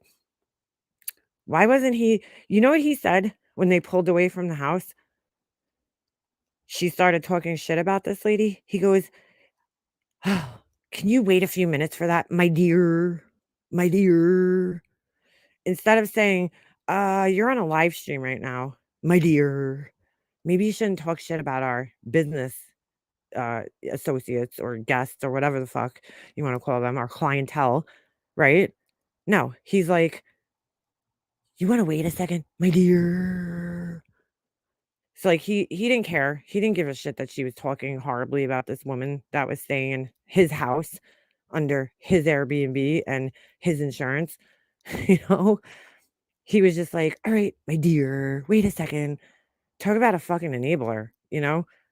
I mean, where's the people in her life that are telling her that like what she's doing, you know, giving her the advice that like, Marissa, your behavior has become intolerable and out of control, and you're gonna fucking lose your YouTube channel if you keep acting the way you're acting. where is all that? Because it seems like she doesn't have any friends in her world, and even her own husband. Because I'll tell you right now, if that was me and I started doing that, my husband would have turned around and been like, Leanna, the fuck are you doing, dude? Don't talk about that person on a live stream. But my husband wouldn't have to tell me that because I would have enough sense not to talk about that person on a live stream. You don't think that there's people in my real life that are fucking crazy that I have to deal with? That I've gone through some crazy shit in my real life recently with some crazy fucking people, and I haven't talked about it on here because it's nobody's fucking business. You know what I'm saying? Like, you don't have to share every fucking thing crazy that happens to you in your life on this platform. She's an idiot. Heard, and again, this is the only thing that I heard because again, I did not see it. Then shut up if you didn't see it or hear it. Yeah, exactly. Was that she showed someone's ID that was staying at her B&B. Laura doesn't even know that it's Airbnb. She calls it a B&B. She's like, B&B. That's all I know. That's funny how Laura conveniently. But she hit the live button, not knowing the story, ready to defend her princess's honor. Didn't listen to that live. Conveniently didn't listen to the live. How convenient for Laura just to look over that. Oh, well, because I didn't see it. Laura always does that. You know, she's like, well, I didn't see it, so that must mean it didn't happen. You ever notice that when Laura can't defend something, she's always like, well, I didn't see it, so I didn't see it. So if she didn't see it, that means it didn't happen. I didn't hear it. I didn't see it. It didn't happen. Exactly. And I don't understand why it was brought to YouTube. She never understood. It was brought to YouTube because your friend's an idiot. Plain and simple. That's honestly what I can say. I don't know what happened. I truly don't know what happened. So then why are you live about it, Laura? Why would you come live to defend something when you don't even know the story? You don't even know what you're defending right now. You're literally just kissing ass to kiss ass. I've heard different stories. I don't think that YouTube, I don't think that's the reason she got shut down. No, but it would be a very good reason to shut the other thing down. Look, I said this on Nonsenses today, and for those who weren't in her chat, I'm going to say it again real quick here, as quick as I can, just for the sake of not being too repetitive. When your channel gets struck, when you get a community guideline strike, right? Or when people flag your channel and then you get a community guideline strike, right? It brings YouTube's attention to your channel. Sometimes YouTube they have automated bots that go around and they recognize songs and they might recognize certain words. That's why people say things like unalive, because the bots will pick up the other word that you could say. Okay. So YouTube has bots that go around and search videos for specific words and, you know, how much those words are being used, et cetera, et cetera. So who even knows if Molly's channel was flagged? But let's just say it was, okay? And she got the community guideline strike. Once you get that community guideline strike, it's like a red flags on your channel. Now YouTube's going to start looking into your other videos. They're going to start paying more attention to your channel. Well, this is what I think, and this is just my personal opinion. I don't know this for a fact, but from the research that I've done on community guideline strikes and people's channels and getting lost, terminated or whatever and all that shit, what happens after that is Marissa deleted over 3 million views off of her channel. Okay. That right there probably sent up one of the biggest red flags to YouTube. Like, whoa, what the fuck is going on here? You know, we just gave this channel just got a community guideline strike and now they're fucking mass deleting videos. So YouTube still has access to all those videos that she deleted. So what they probably did was a real person now starts reviewing your channel. I don't know if it's a team of people or one person, but once you get that community guideline strike and you are under YouTube's radar, it's just like when you get audited by the IRS, right? They start reviewing you, looking into your finances, looking into every little thing, you know? YouTube started to basically audit her channel and they're like, well, what's going on here? So they looked into her. They probably looked into the deleted videos. Why are these videos being deleted? And to be honest with you, I think that probably affected her worse than anything else. Okay. And it probably just took a couple of days to catch up because how many videos did she delete? You know how long it's going to take them to look through her whole entire channel? This is a person who's live for 8 hours a day. You know what I'm saying? On an almost daily basis. It's a lot of time. And so after she got that strike, it might have taken a few days for YouTube to catch up with her and look through all her videos and then determine that she's just, there's too many videos that violate terms of service, too many deleted videos. I mean, I honestly think that was the stupidest thing that she possibly could have done, was deleting all those videos, because that just brought more attention to her channel, put up a bigger red flag for YouTube, and made her look even more suspicious. So yeah, I think that honestly is probably why her channel got taken down in the end, was her, first of all, breaking terms of service, but then mass deleting videos off her channel. Because that right there just makes it look like, what are you hiding? Did you like break the terms of service? And they still have access to those videos and they could still see them. And she's about to hit 100K. So she was going to get deleted eventually, no matter what, because once she hit 100K, they were going to look at all those videos regardless, whether she hit them and unhit them, whatever, it doesn't matter. Deleted them, it don't look good. So yeah. It would be. It would be, she would not, first of all, she should not even be able to do that. She's the one that brought it to YouTube. I really don't. And she should be suspended from ever renting her house out to anyone again, period. Unless the only way that would happen is if it was a setup to begin with.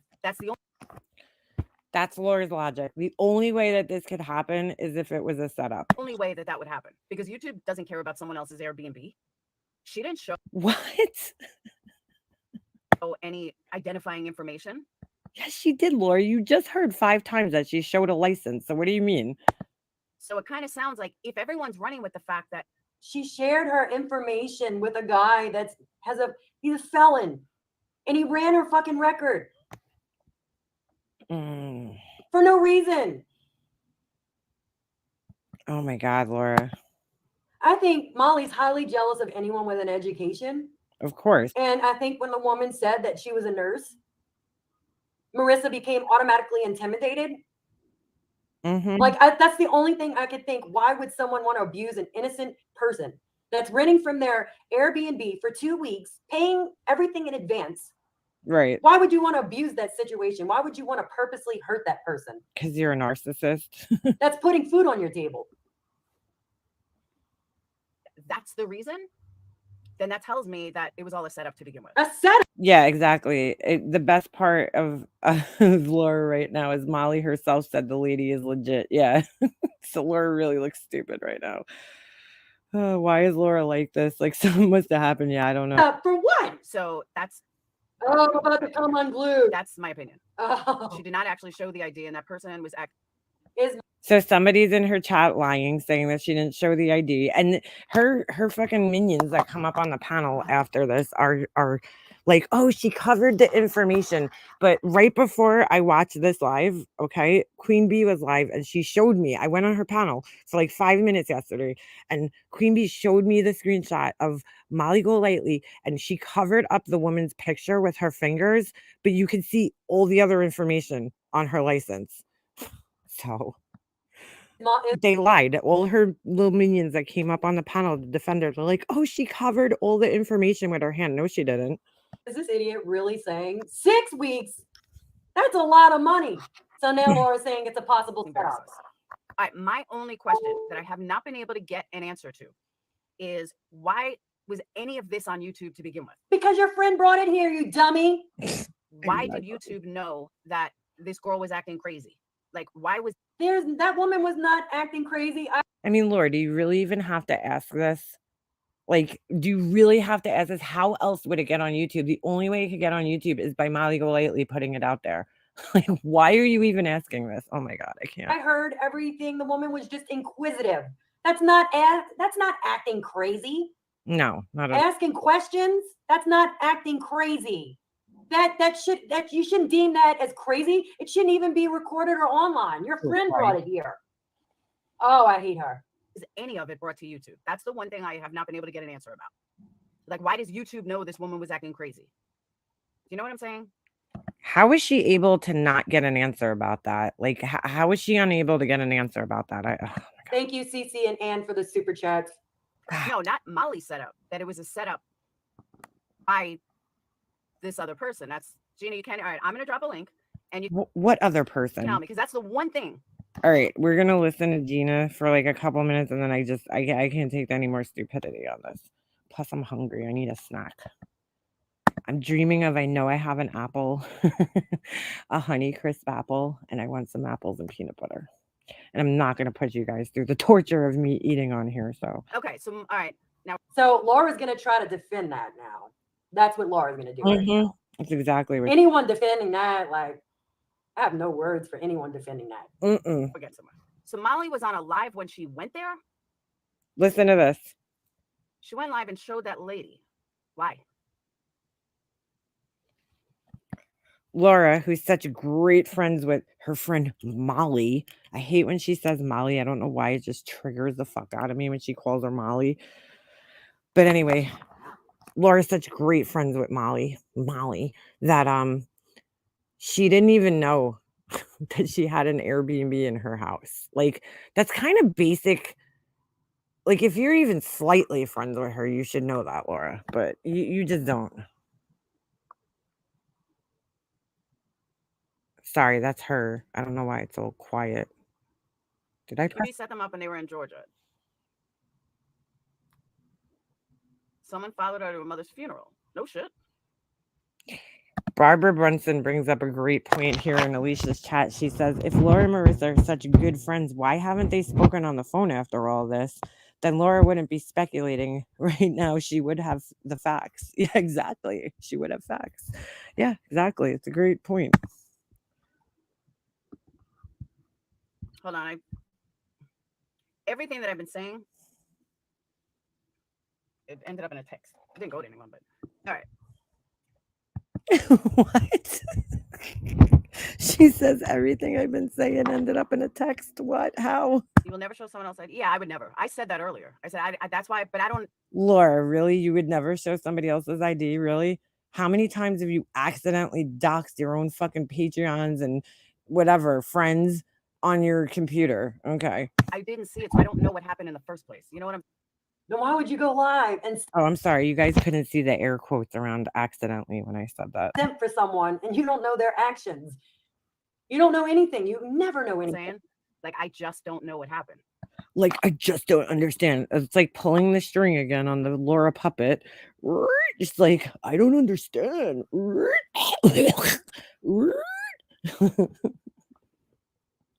I don't know what happened. Oh my God.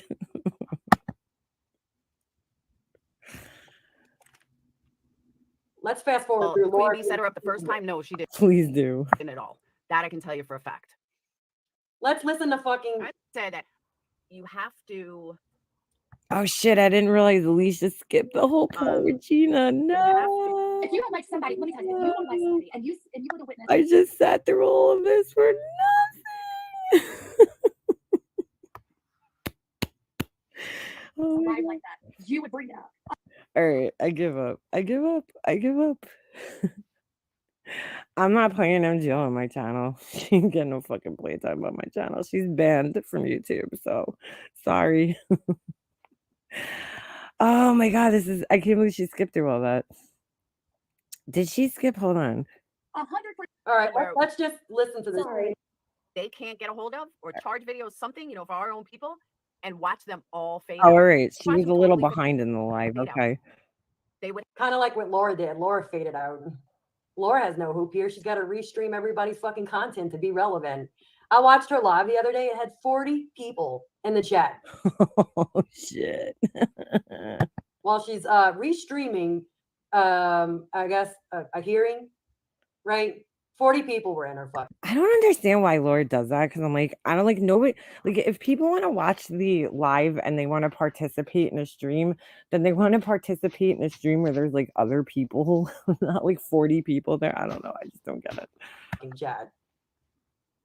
Like, why would you want to watch it on Laura's channel where you have to hear her sucking on her fucking vape, during like important testimony, and then like hacking up a hairball. Like I wouldn't want to watch that. I'd rather just watch it on like Law and Order or whatever the fucking channel. 40 people. Have no Laura can't bring anybody in. content without. You got 712 watching her because she's got Molly on panel. That's the only reason why 700 people are in there. Yeah. Let her stop talking about Molly and she'll go right back down to being irrelevant. Mm-hmm. The 5 of us, and that's hysterical. I heard I made it on Turtle Island. First party privacy complaint wouldn't result in a strike and just removal and ban. Huh? Who said first party strike? They buy to watch your content. That's true too. Where's the part where Gina comes up? All right. Because if it's not Molly, who's next? Who's next? Oh, Jesus Christ. Let's just get to the beginning. It's like, I just want to start with that. Like, why? Why do you feel like you need to? Okay. 1, I don't feel like I need to. 2, Shit, I think she skipped the part where just Gina was on the panel. I also, just because I didn't do it front and center, I also did some fucked up things to Molly. I just didn't do it online. Who's on the panel? I can't tell. Does anybody know whose pictures those are? Because I have no clue. Oh, the Vapes kill me, dude. I hate them. I didn't do it front and center. Laura's admitting that she did fucked up things to Marissa. Well, let's start with you called Marissa an international hooker at one point. Yeah, she did. Let's start with that. That's pretty defaming. Yeah, that's pretty shitty. Then you also said she didn't have custody of her son. That's also fucked up. She did say that. That her and her husband didn't love each other. But in all fairness, everybody was saying that. Like, it's not like Laura made that up. Laura got that from other people who were saying it in chat. And that it was like, we know Laura doesn't have any original thoughts in her brain. Like, just, I mean, you said so many things, Laura, when you hated Marissa. You tried to interview someone that she was actually her life coach, a client of hers. I mean, do you want me to go on and on? Whatever happened to her, Marianne? I hope she's all right. She was a nice lady. About what you've done to Marissa, Laura? Is Gina on panel? I can't tell. That I'm not proud of, but it was funny at the time. And it was fun at the time. But when people say, oh, Millie hurt you, so no. It went both ways. But secondly, because if it's not Molly, who's next? Who's next? I don't see anyone else doing Bullhorn Betty. Fucked up shit around here. I mean, people call each other out. They use the content with the fair use deal. Like, I don't see anyone standing in front of anyone's houses screaming, threatening to pull up at homes. Like, I don't see any of that coming from anywhere at all, period. So who would come down next? I don't think anybody's going to come down. Does anybody know who's on? I don't see anyone else band evading but Michelle Sabotage, right? That's the only Yeah, how the fuck did Michelle get back? Person that would probably come down if she started a channel because she's band evading, right? So does Michelle have a channel right now? Like anybody else, I don't know. I don't see crazy things going on anywhere else. Even with channels I don't like. I don't really see them breaking the terms of service. Oh, Pugs, tell her I said hi if you talk to her. Me and Molly have seen this kind of hatred towards us for a long time. Here we go. Laura's like, she always has to like attach herself to somebody else. It's so weird. That's because y'all both do fucked up things here. Yeah, exactly. It kind of goes back and forth. It's either Laura, it's Molly, it's Laura, it's Molly, it's both them. And it's kind of like you have to. You would, never mind. You would think Laura's like good friends with her, that she would call her by her fucking real name. Like, I've been friends with like Alicia, right? I call her Alicia now, like, because we're like real life friends. Like, we talk to each other. Like, I'll call her Science Girl on here sometimes, but like, I mostly refer to her as Alicia. Like, she's fucking weird. Like, figure skating coach, friends with her for years. I call her by her name. Like, it's just weird that one person who I'll never call by their name is Beefers and probably Purple Rain. I'll probably never call her by her real name. But Laura calls her Molly. Molly. But I know their real names. Needless to say, Laura still calls her Molly when everybody else that was friends with her calls her Marissa. It's just weird. You have to stick together.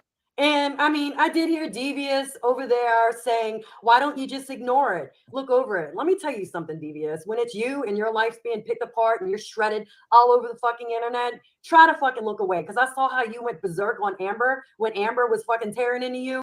I don't know who these people are. And I can promise you, if it was somebody that was bigger than Amber, how about a creator with 89,000 subs coming for your neck? Trust me, you would not turn a fucking head. You would fucking go head on and fight her. All right, so I think Alicia skipped the part where Gina came on panel. I'm just trying to fast forward here and see, is she on there now? Hold on. No, it's the same people. I don't know if she skipped it or what. God damn it. That was the part I wanted to play, but that's all right. We don't need to. I can't watch this whole thing because I'm going to like lose my shit. But let me close this down because I'm going to get off here in a few minutes.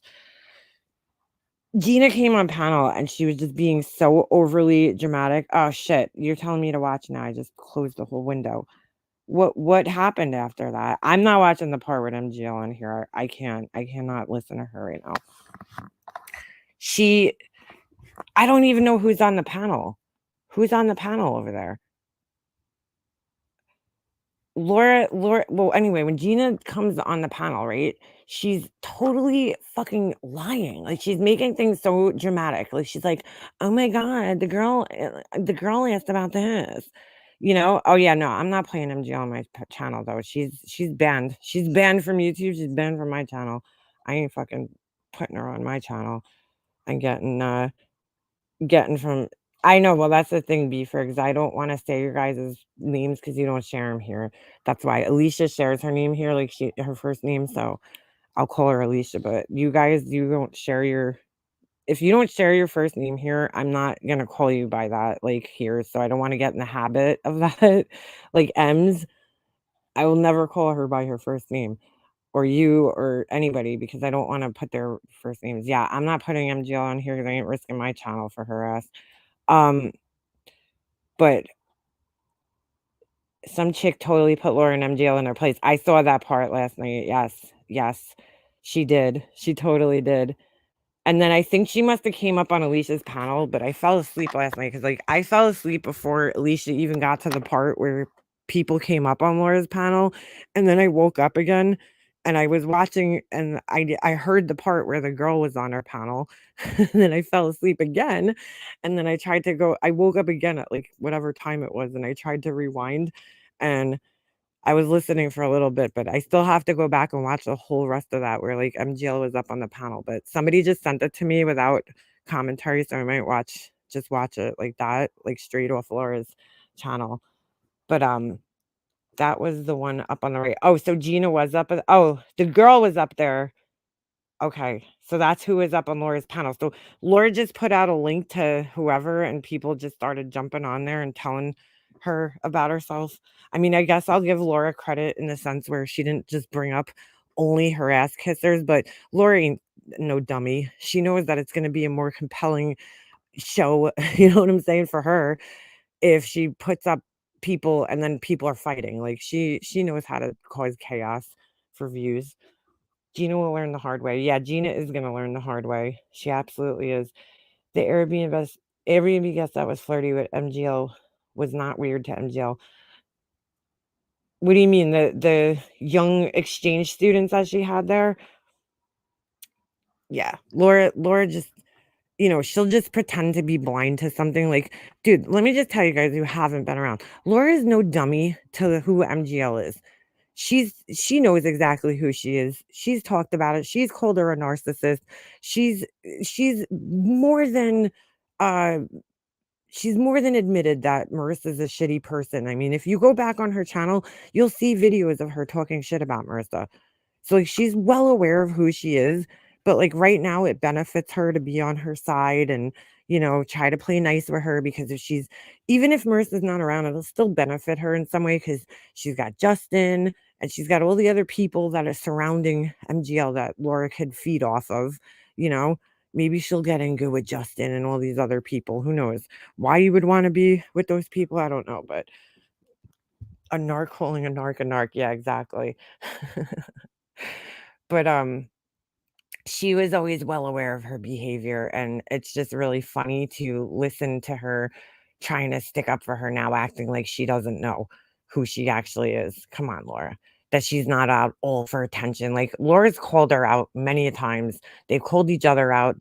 Somebody just wrote in chat. Who wrote that? Frenemies. I just saw it. Savannah. Yeah, they're both frenemies to each other. That's the thing. They like neither one of them like each other. And it's very obvious, you know? They both the relationship is just mutually beneficial. MGL could come on Laura's channel and talk all the shit she wants because she doesn't care. It's Laura's channel, it's not her channel. And Laura probably gives her gossip behind the scenes and this and that. And then Laura loves it because she can plug her candles, and it's just like there's no real connection there. They don't have anything in common. Laura's a broke ass single mother. You know what I'm saying? And MGL's a spoiled fucking housewife. Like, they have nothing in common with each other. Laura's doing everything she can to pinch a penny, and MGL's doing everything she can to spend a fucking $1 million. So it's like they got nothing in common. You'll hear them have like conversations about things, and Marissa will be like, "Oh my god, you have to try the Tom Ford cleanser," and then Laura will be like, "Fuck that! I'm not fucking spending that much money on a fucking soap." Like, like that's the conversations that they have, because they have nothing in common, dude. Nothing.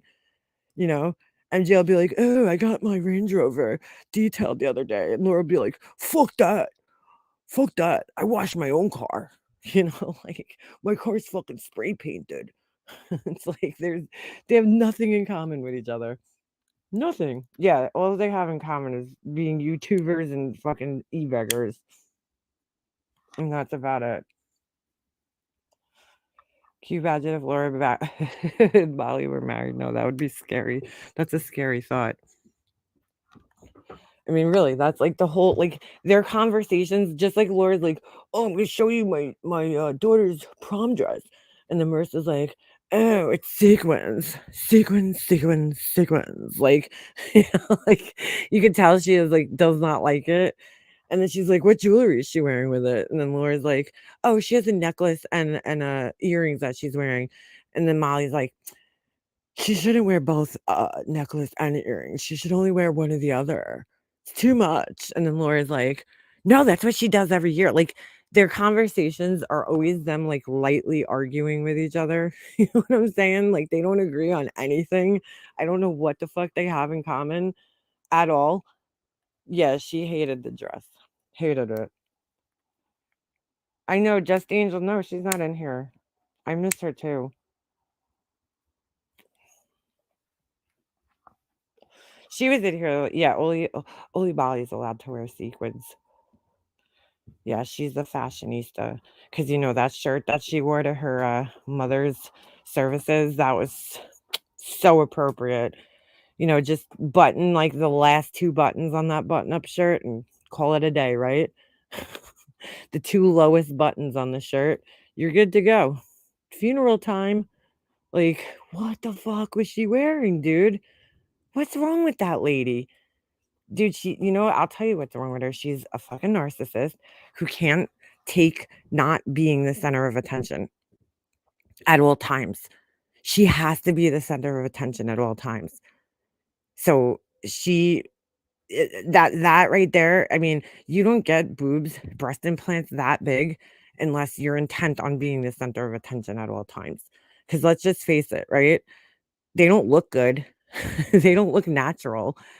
Like, I was just having this conversation with a friend the other day, and we were talking about breast implants, and I was like, she's like, "What would you get?" And I'm like, I'm not that either one of us were getting them.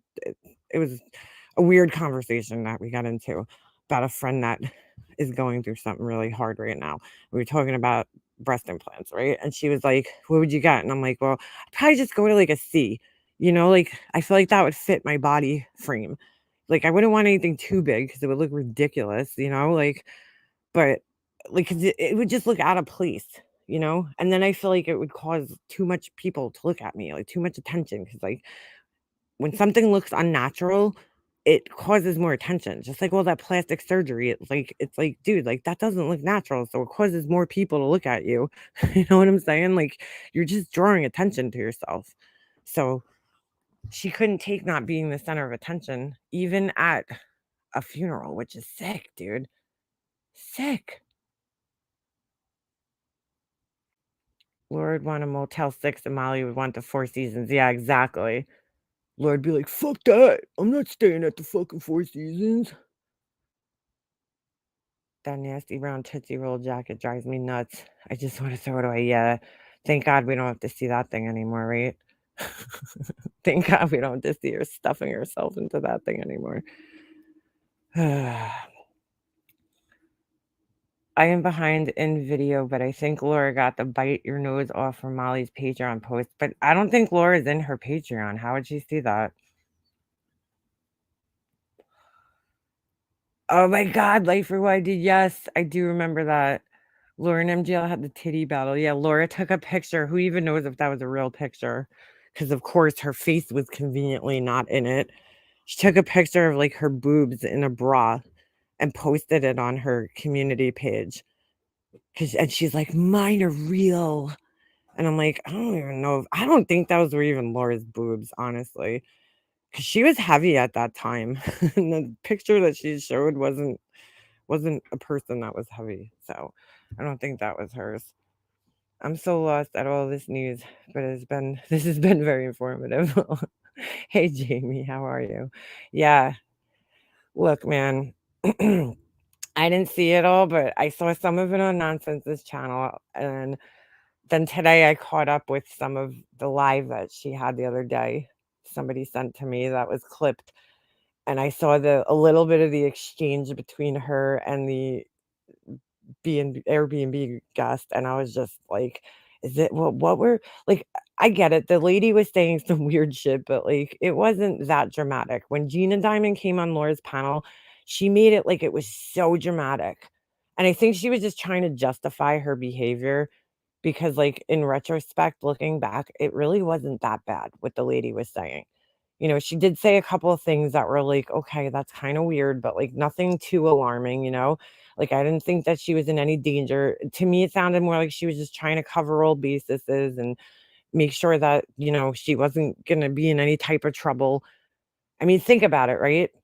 You go to an Airbnb to stay for however length of time, and the day that you get there, the people in the house that live there are going to a funeral for their mother. That kind of has to make you feel a little unsettled. Like, oh my God, like, am I imposing? Because like normal people are like, oh my God, this person's mother passed away. Like, I don't want to impose. I don't want to be in their house. You know what I'm saying? And maybe she just was a little off kilter. Like, who knows? But like the way that they acted, like this woman was so crazy. I mean, come on. They were being way over dramatic about it. Way over dramatic. And then she's like, why she sent Gina over there, and then she lied and said that Gina's Walter's cousin, and then Gina lied to Laura too on the live stream. That was another thing, because she was like, oh well, I was going over there anyway. And I'm like, no, you weren't. You weren't going over there. You were going over there. She made it like she was already going over there to check on the house, but she wasn't. She wasn't asked to go over there until after all this shit happened on the live stream. She's a liar. She was totally lying to Laura, and like her, who else got on the panel? It was her, and then the fucking girl, what's her name? Whistle Dick. She gets up there and she's like, she's just, oh, that girl's on another planet. I don't even know what she's talking about, but nobody would tell the real story. You know what I'm saying? They were all dancing around the issue and not actually telling Laura what happened. And then every time the thing with the ID came up, with her showing the ID, Laura would be like, we're not there yet. We're not talking about that yet. So Laura kept like backing that off so that they never really discussed it. I don't even know if they ever got to it because I didn't finish watching. So she didn't want to hear the real story, Laura. They wanted to sit there and do everything that they could to make excuses for Molly Golightly doxing and embarrassing and defaming this woman on a live. Like, and they also wanted to just not do everything they can to make it everybody else's fault that her channels got terminated, when in reality it's her fault and her fault only. God, these people. Gina was hoping to run it to Princess. I could see Gina stealing before the. You know what's so funny? Hungry Helly Hippo Jerk. That's a funny name. I thought the same thing in my head. I'm like, you don't even know this lady. So you're asking a stranger to go watch another stranger? A stranger who, I hate to say this, right? You've admitted is on government services, that is barely surviving, barely has a place to live, okay? And who has more of a motive to steal than somebody who prepaid to stay at your house, right? And put their reputation on the line for 6 weeks, right? Who's a nurse, who has an important job to uphold, right? Versus somebody who's you told the whole world that's unemployed, surviving on potatoes and all this other shit, right? like, who has more of a motive to steal in that situation? So it's kind of funny that you said that, because I kind of thought the same thing. And I'm like, and then you're gonna just trust this person. Like, that shows me she really doesn't have anybody in her real life that she could depend on. Like, I'm like, that's pretty sad. Because I know, like, I don't have many people to help me out around here, but I know if I like really needed something, first of all, I could ask one of my neighbors, like, hey, could you look out for my house? I would definitely be able to call one of my neighbors up. I have like 2 neighbors. If my old neighbors lived here, they would be the first ones I would call. But like, there's 2 people on my block, like, that I know I could trust to look after my house, that I'm close with, that I would call and be like, hey, I'm like, I had to do that one time. I was on vacation and I got a delivery at my house and I was worried that it was going to stay out in the rain. So I had one of my neighbors come and pick it up for me. Like, it seemed like, wouldn't that be the first person you would call to look out for your house, like a neighbor or a friend? Like, the fact that her and her husband are just so, like, I don't know, they let all these strangers come into their home, even from YouTube, like, so easily. It's just weird to me. It's like she has no friends in her neighborhood that could come and check on her house for her, like real friends. She has to call people from YouTube. No family, no nothing. Like, that's weird. So yeah, just very strange.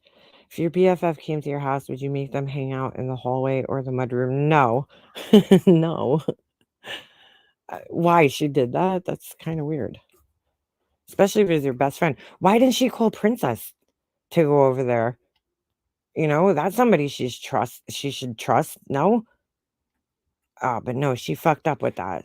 Poor Princess, I kind of do feel bad for the guy, because I think he's just like, he's a very codependent person, and I think he's just very, very forgiving, and he's also an enabler. She's surrounded by enablers, that woman, you know, and it's just sad.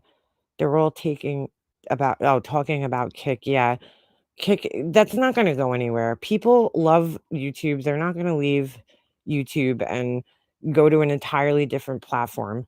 Molly Golightly tried that a few years ago with D Live, and it didn't work out so good. So she's definitely not going to. They're not, the people aren't there, the people aren't there for them to gain the audience, and they're not on that platform. Like, YouTube, people are on YouTube to watch videos about social issues, makeup, like, there's all different, there's such a variety of things on YouTube. When I just went to the Kick platform, it looked like it's made for gamers. It has, like, the logo is, like, pixelated, like fucking Minecraft looking, you know, and, like, it looks like it's made for gamers, just like D Live and just like Twitch. Like, they look like they're made for gamers just by the logos, and, like, people are going there to watch people game. That's the whole point of the platform. They're not going there to watch Laura talk about drama from YouTube. Like, that's so stupid. Why would you use that as your YouTube drama platform? Doesn't even make sense. So stupid. They're not going there to watch fucking 50-something-year-old women talk about drama. Like, you know what I'm saying? Like, that's not what people are on that platform for. I don't even understand it. I just don't get it. I can't stand Twitch either. I don't know. It's just like, Rumble is somewhat better, but it's still a no. I never even seen that one. Never even heard of that before. MGL will be back. Kay came back. Yeah, I think if she waits, I honestly think if she waits a good month or 2 and then tries returning, she'll return, but she'll never, and maybe people let it be, maybe she'll return and she'll fly under the radar somehow. But here's the problem. Her channel will never be able to get back to where it was. She'll never get back to having almost 80,000 subscribers, and you don't want to at that point in time, because you kind of have to fly under the radar.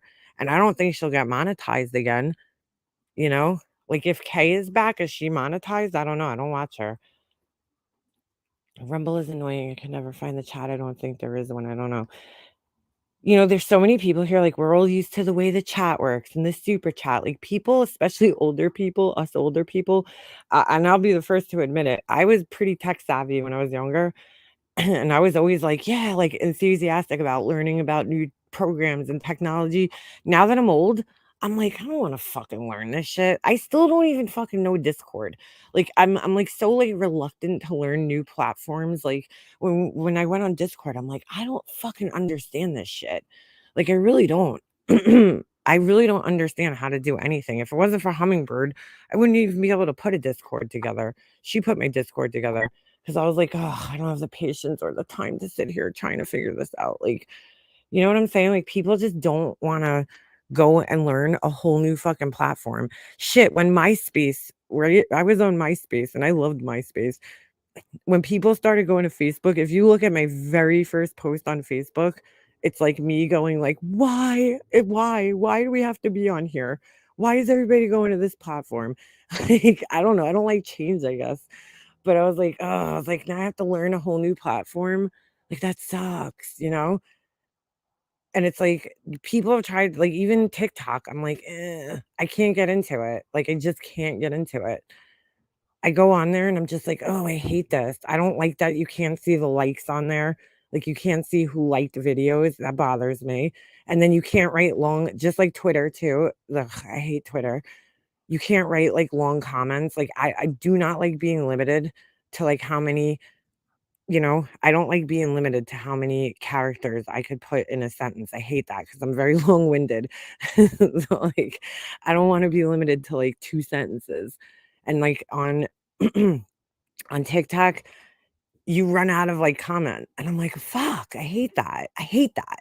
That'll make me not even want to be there because I'm like, if I can't write what I want to write, like that's gonna annoy the shit out of me. I hate that shit. So I can't get into TikTok. I don't watch the video. You don't even need to go to TikTok because if you watch YouTube shorts, it's all TikTok videos. It's all the people that post on TikTok and they post cross post on different platforms. So everybody's TikTok videos are on YouTube. So I'm like, this is great. I don't even need to leave YouTube to watch TikTok because people's Instagram videos and their Instagram reels and their TikTok videos are on here. So I do love Instagram though. I do love Instagram. In fact, I like Instagram better than Facebook these days. I hate Facebook. Facebook just became like so ugh to me. I don't know why. A couple of years ago, I was just like, oh, I hate Facebook. Like I feel like it's like people are just always trying to put on like a show of how great their fucking lives are. But I guess that's just any social media, right? Everybody's like trying to make like their lives are so great. And I'm just like, like they should just call it brag book, you know? MySpace to Facebook was a tough one. My oldest sister asked me if I was on TikTok. That's so funny. I barely go on Facebook anymore. I really don't. I feel bad because like I post things and a lot of my posts from Instagram go on to Facebook and I'm like, I feel bad because like people comment on there and then I forget. I'm like, oh shit, this posted on Facebook too. And people are probably like, what a bitch. She doesn't like ever comment back, but it's because I just don't go on Facebook barely ever anymore. I don't know, Facebook just got I think it was like, when really what ruined Facebook for me was the 2016 elections. I was just like, oh, and then the last presidential elections, like people get so fucking political on there and I can't stand it. It's just constant political posts. Even still, I still see people making posts about like Trump and like I'm like, shut the fuck up about this shit. Like honestly, I was like, if I don't get off of this platform, I am going to start hating people that I like, like in real life. Like this platform is making me hate people that I actually like because I can't stand the shit that they write, like the political shit that they write. Like it's just so ignorant. And I hate to say this, but it's usually one side that's making the most ignorant comments. And I'm not on any side. I'm not on any side. I pretty much hate all politicians equally and like all political parties equally. And I'm not on any side. But there's one side that I feel that is always the side making the more ignorant comments all the time. And I'm like, and I'm just shocked how many people I know that are on that side making the ignorant comments. And I'm like, wow, like, wow. And so many people just believe shit because they see it on the internet. And I'm just like, I don't have the patience for this. I need to get off of here. I hate politics. I just hate people arguing about politics because I'm like, you're never going to fucking change the other person's mind. This is a waste of time, honestly, you know? Anyway, I also love having a kidney disease group. That's the one thing I do like about Facebook, though, is I like the groups. Like, I belong to some groups on there, and I do like the groups because they're helpful. But I just don't like the political conversations. I'm like, just fucking keep me away from that shit because whatever.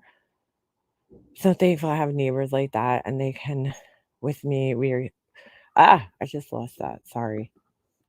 What's worse is the family. Yes, the family that brings up the politics.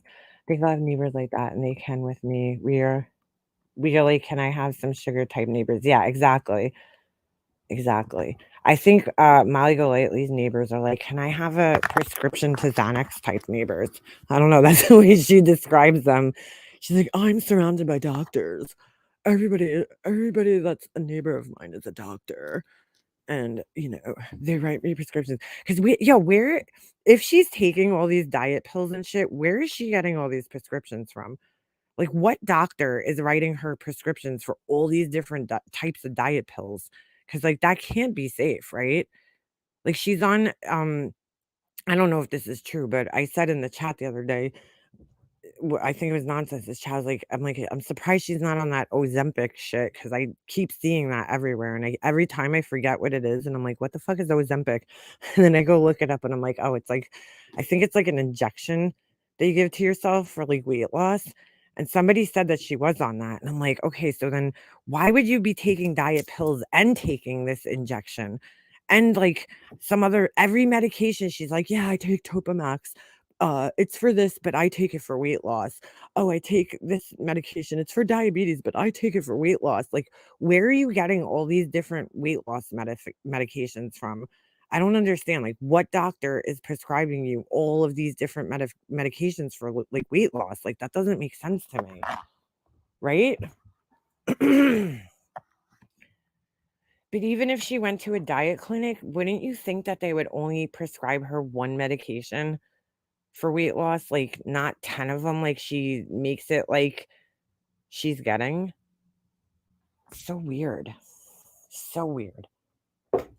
I don't get it. I just don't understand it. She has a prescription for diabetes. She said they are for Gina to lose weight. If you zoom in, it was Molly's name. What? Yeah, she's been talking about the diabetes medication. I mean, I've heard it in like a million clips. And I'm thinking, wow, does she have diabetes?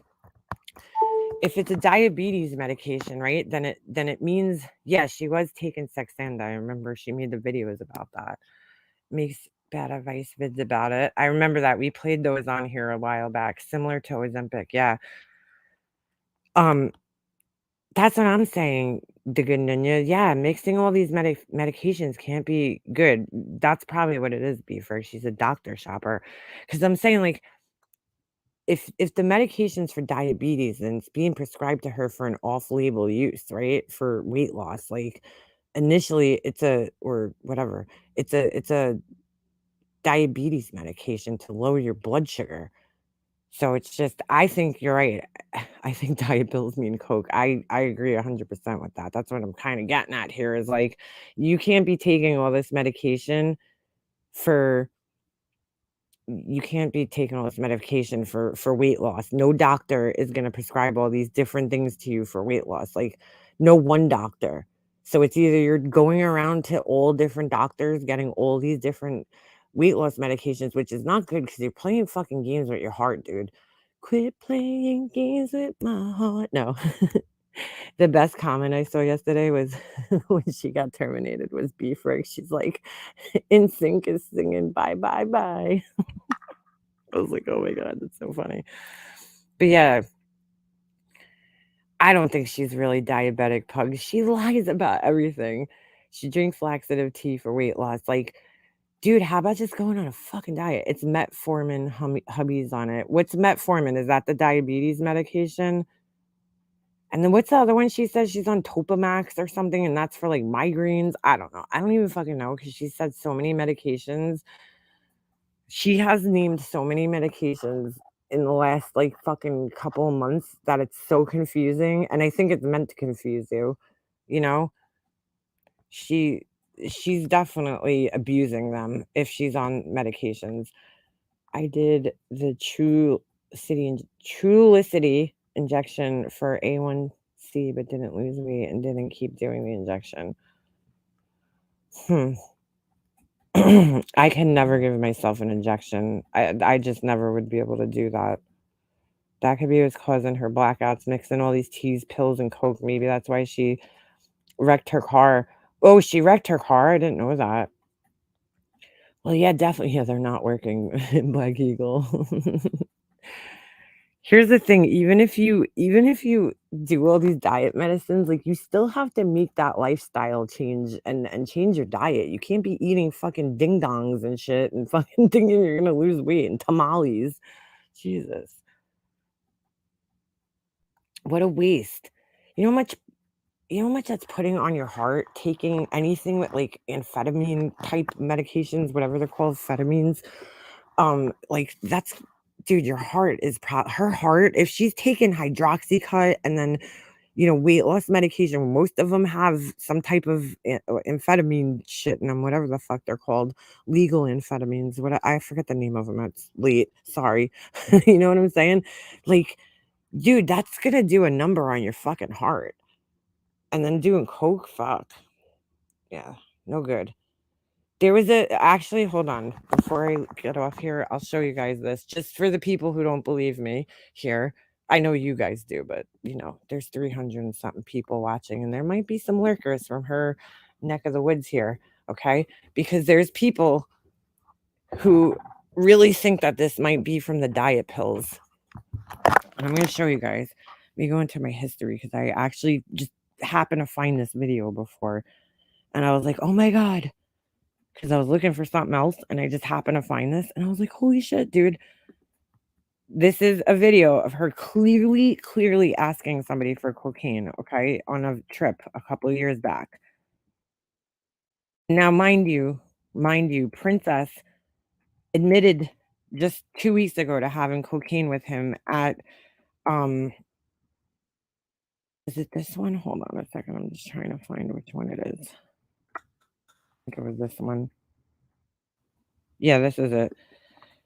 Princess just admitted to having cocaine just 2 weeks ago when he was at her mother's house with him. Now, you don't hang out with friends that regularly carry that shit on them like that. And she glazes right over it when he says it. She acted like she didn't hear what he said. So loud right now. Oh my God. All right, hold on. I miss the old Heels in the Air song. I like the old song. I like the new song too, but I like the old one. This is so weird. Ever since I updated my my operating system on my laptop, my StreamYards thing looks different. All right, so this was Heels in the Air. Now, mind you, this is an old clip that was from probably 2 years ago, but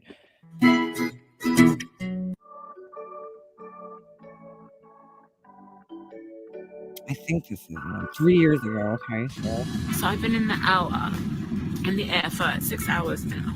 My hair's quite a fright. wait, is this the one? Now I'm getting confused. Hold on a second. Let me just, before we sit here and watch the whole thing.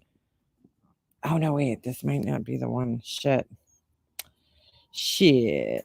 Yeah, this isn't. Is this it? No, this is the wrong one. Fuck. Oh wait, no, it's not. I'm not gonna watch the whole thing. I just want you guys to see this one part. In this video, she talks about these guys that she met in London that wanted to go up to her room to snort coke. Okay, now, mind you, she acts like she doesn't know these guys. It just doesn't make any sense. Why would some random strangers just come up to you and ask you if they could use coke? Is this the one? Now I'm getting so confused. I think it is. We'll figure it out. What's your name, sir? Molly. Thank you. So what's your name? You haven't told me your name. Molly Golightly. Molly what? Golightly. Oh my God, that's about it. Miss She's covering her chest like Lightly, as Morrissey would call it. That's so. I love it. What's your name, sir? Richard. Richard? Marissa. Nice. AKA Molly Golightly on YouTube. You're on YouTube. Yes. Oh. And so are you, oh my god. darling. We love London. This motherfucker. It's like a real man's and go sort. I don't know. When you stay white, you always be tight. Oh my god. I know they Fuck. I don't know if this is the right clip. listen. Shit. I think I got the wrong one. God damn me. Oh wait, no. John and Yeah, this is. I think this is it. the Sorry. other one goes, it's not like we can even get it on. We just came from Milan. Here it is. Oh. No, I don't. So. Have you been? All right. Did you guys see that? Let me go back. She points to her nose. Okay. And the other one goes, it's not like we can even get it on. We just came from Milan. Oh. No, I don't. So. Okay. She points to her nose like that, and the guy goes, "No, I don't. Sorry." What does that mean? You tell me what that means. Why would somebody go like that? She's asking for the nose candy. And then listen to what she says after this. I'm going to play the whole thing without talking over it. So hold on. Let me go back. We just want to sniff our cocaine. And the other one goes, it's not like we can even get it on. We just came from Milan. Oh. No, I don't. So. Have you been? I'll be back. I'll be back like in a week. Okay, you have a good night anyway, yeah? You're my connection for the drugs. Sit there. There you go, right there. Come on, dude. Any of us been around out in the world, we know what she was asking for. And he's like, no, I don't. I'm going to play it one more time. One more time. Like we can even get it on. We just He even makes like a weird face because she knows like should I even be asking this guy this? Like, came from Milan. Oh. like, do you have any Coke? And he says, no, I don't. Sorry. I don't. So. Have you been? I don't even know how Heels in the Air caught that for this video. I remember I was like, what the fuck? Like, how'd you catch that? I remember when I saw this for the first time. And I was like, oh, shit. Oh, there's just Angel. That's so funny because Andy was just in here asking where you were, if you were in here. I hope you're doing good, girlfriend. So, yeah. She's asking. That's what she's asking. Why would she say that about your connection to the drugs, right? When that wasn't even the conversation at all. Well, yeah, exactly. In all fairness, I think, a little bit of that conversation got cut out. But yeah, I mean, why would you even say that? And clearly she's asking for Coke. You don't point to your nose like that. Like, what else would you be asking for, honestly? So, like, to anybody out there that thinks it's like totally off the walls that she would even do that stuff, come on. There's been several people that have met her in real life, okay? Alicia being one of them, that she has asked for Coke. She's got a lot of stories about cocaine. When she went to Vegas, there was a story about her being, going up in a room with guys that they didn't know, and she was doing that with them. That girl Dumpy Dump, when she came here, she told me about her using Coke. And then she asked Alicia when she was down in New Orleans. So several people who don't know each other all told me stories about her using that shit separately. So what does that tell you? You know what I'm saying? Yeah, that was pretty convincing though. So anyway, all right, with that said, I'm going to bed. Well, I'm going to eat something first because I'm kind of hungry, but I'll definitely catch up with you guys sometime during this week, but I don't know, now that she's gone, we might not have anything else to talk about, guys. Oh shit, I just closed the wrong window. Oh no, I didn't. All right, I thought I closed my StreamYards window. Like we might not have anything else to talk about ever again. I mean, all of our content's gone because she's gone. Of course, we're going to talk about her for like a couple more weeks though, because that's just how this place rolls. But I'm sure we'll find other things to talk about, and I'm sure we'll all be okay and we'll all survive on here. So, Laura, shut up, girl. You sound crazy. Anyway, hope everybody has a good night. Thank you for hanging out with me tonight, because I typically don't go live late at night like this, but it was kind of fun hanging out with you guys at night. Yeah, I'll see you guys next time. Stay safe, everybody. All right, peace.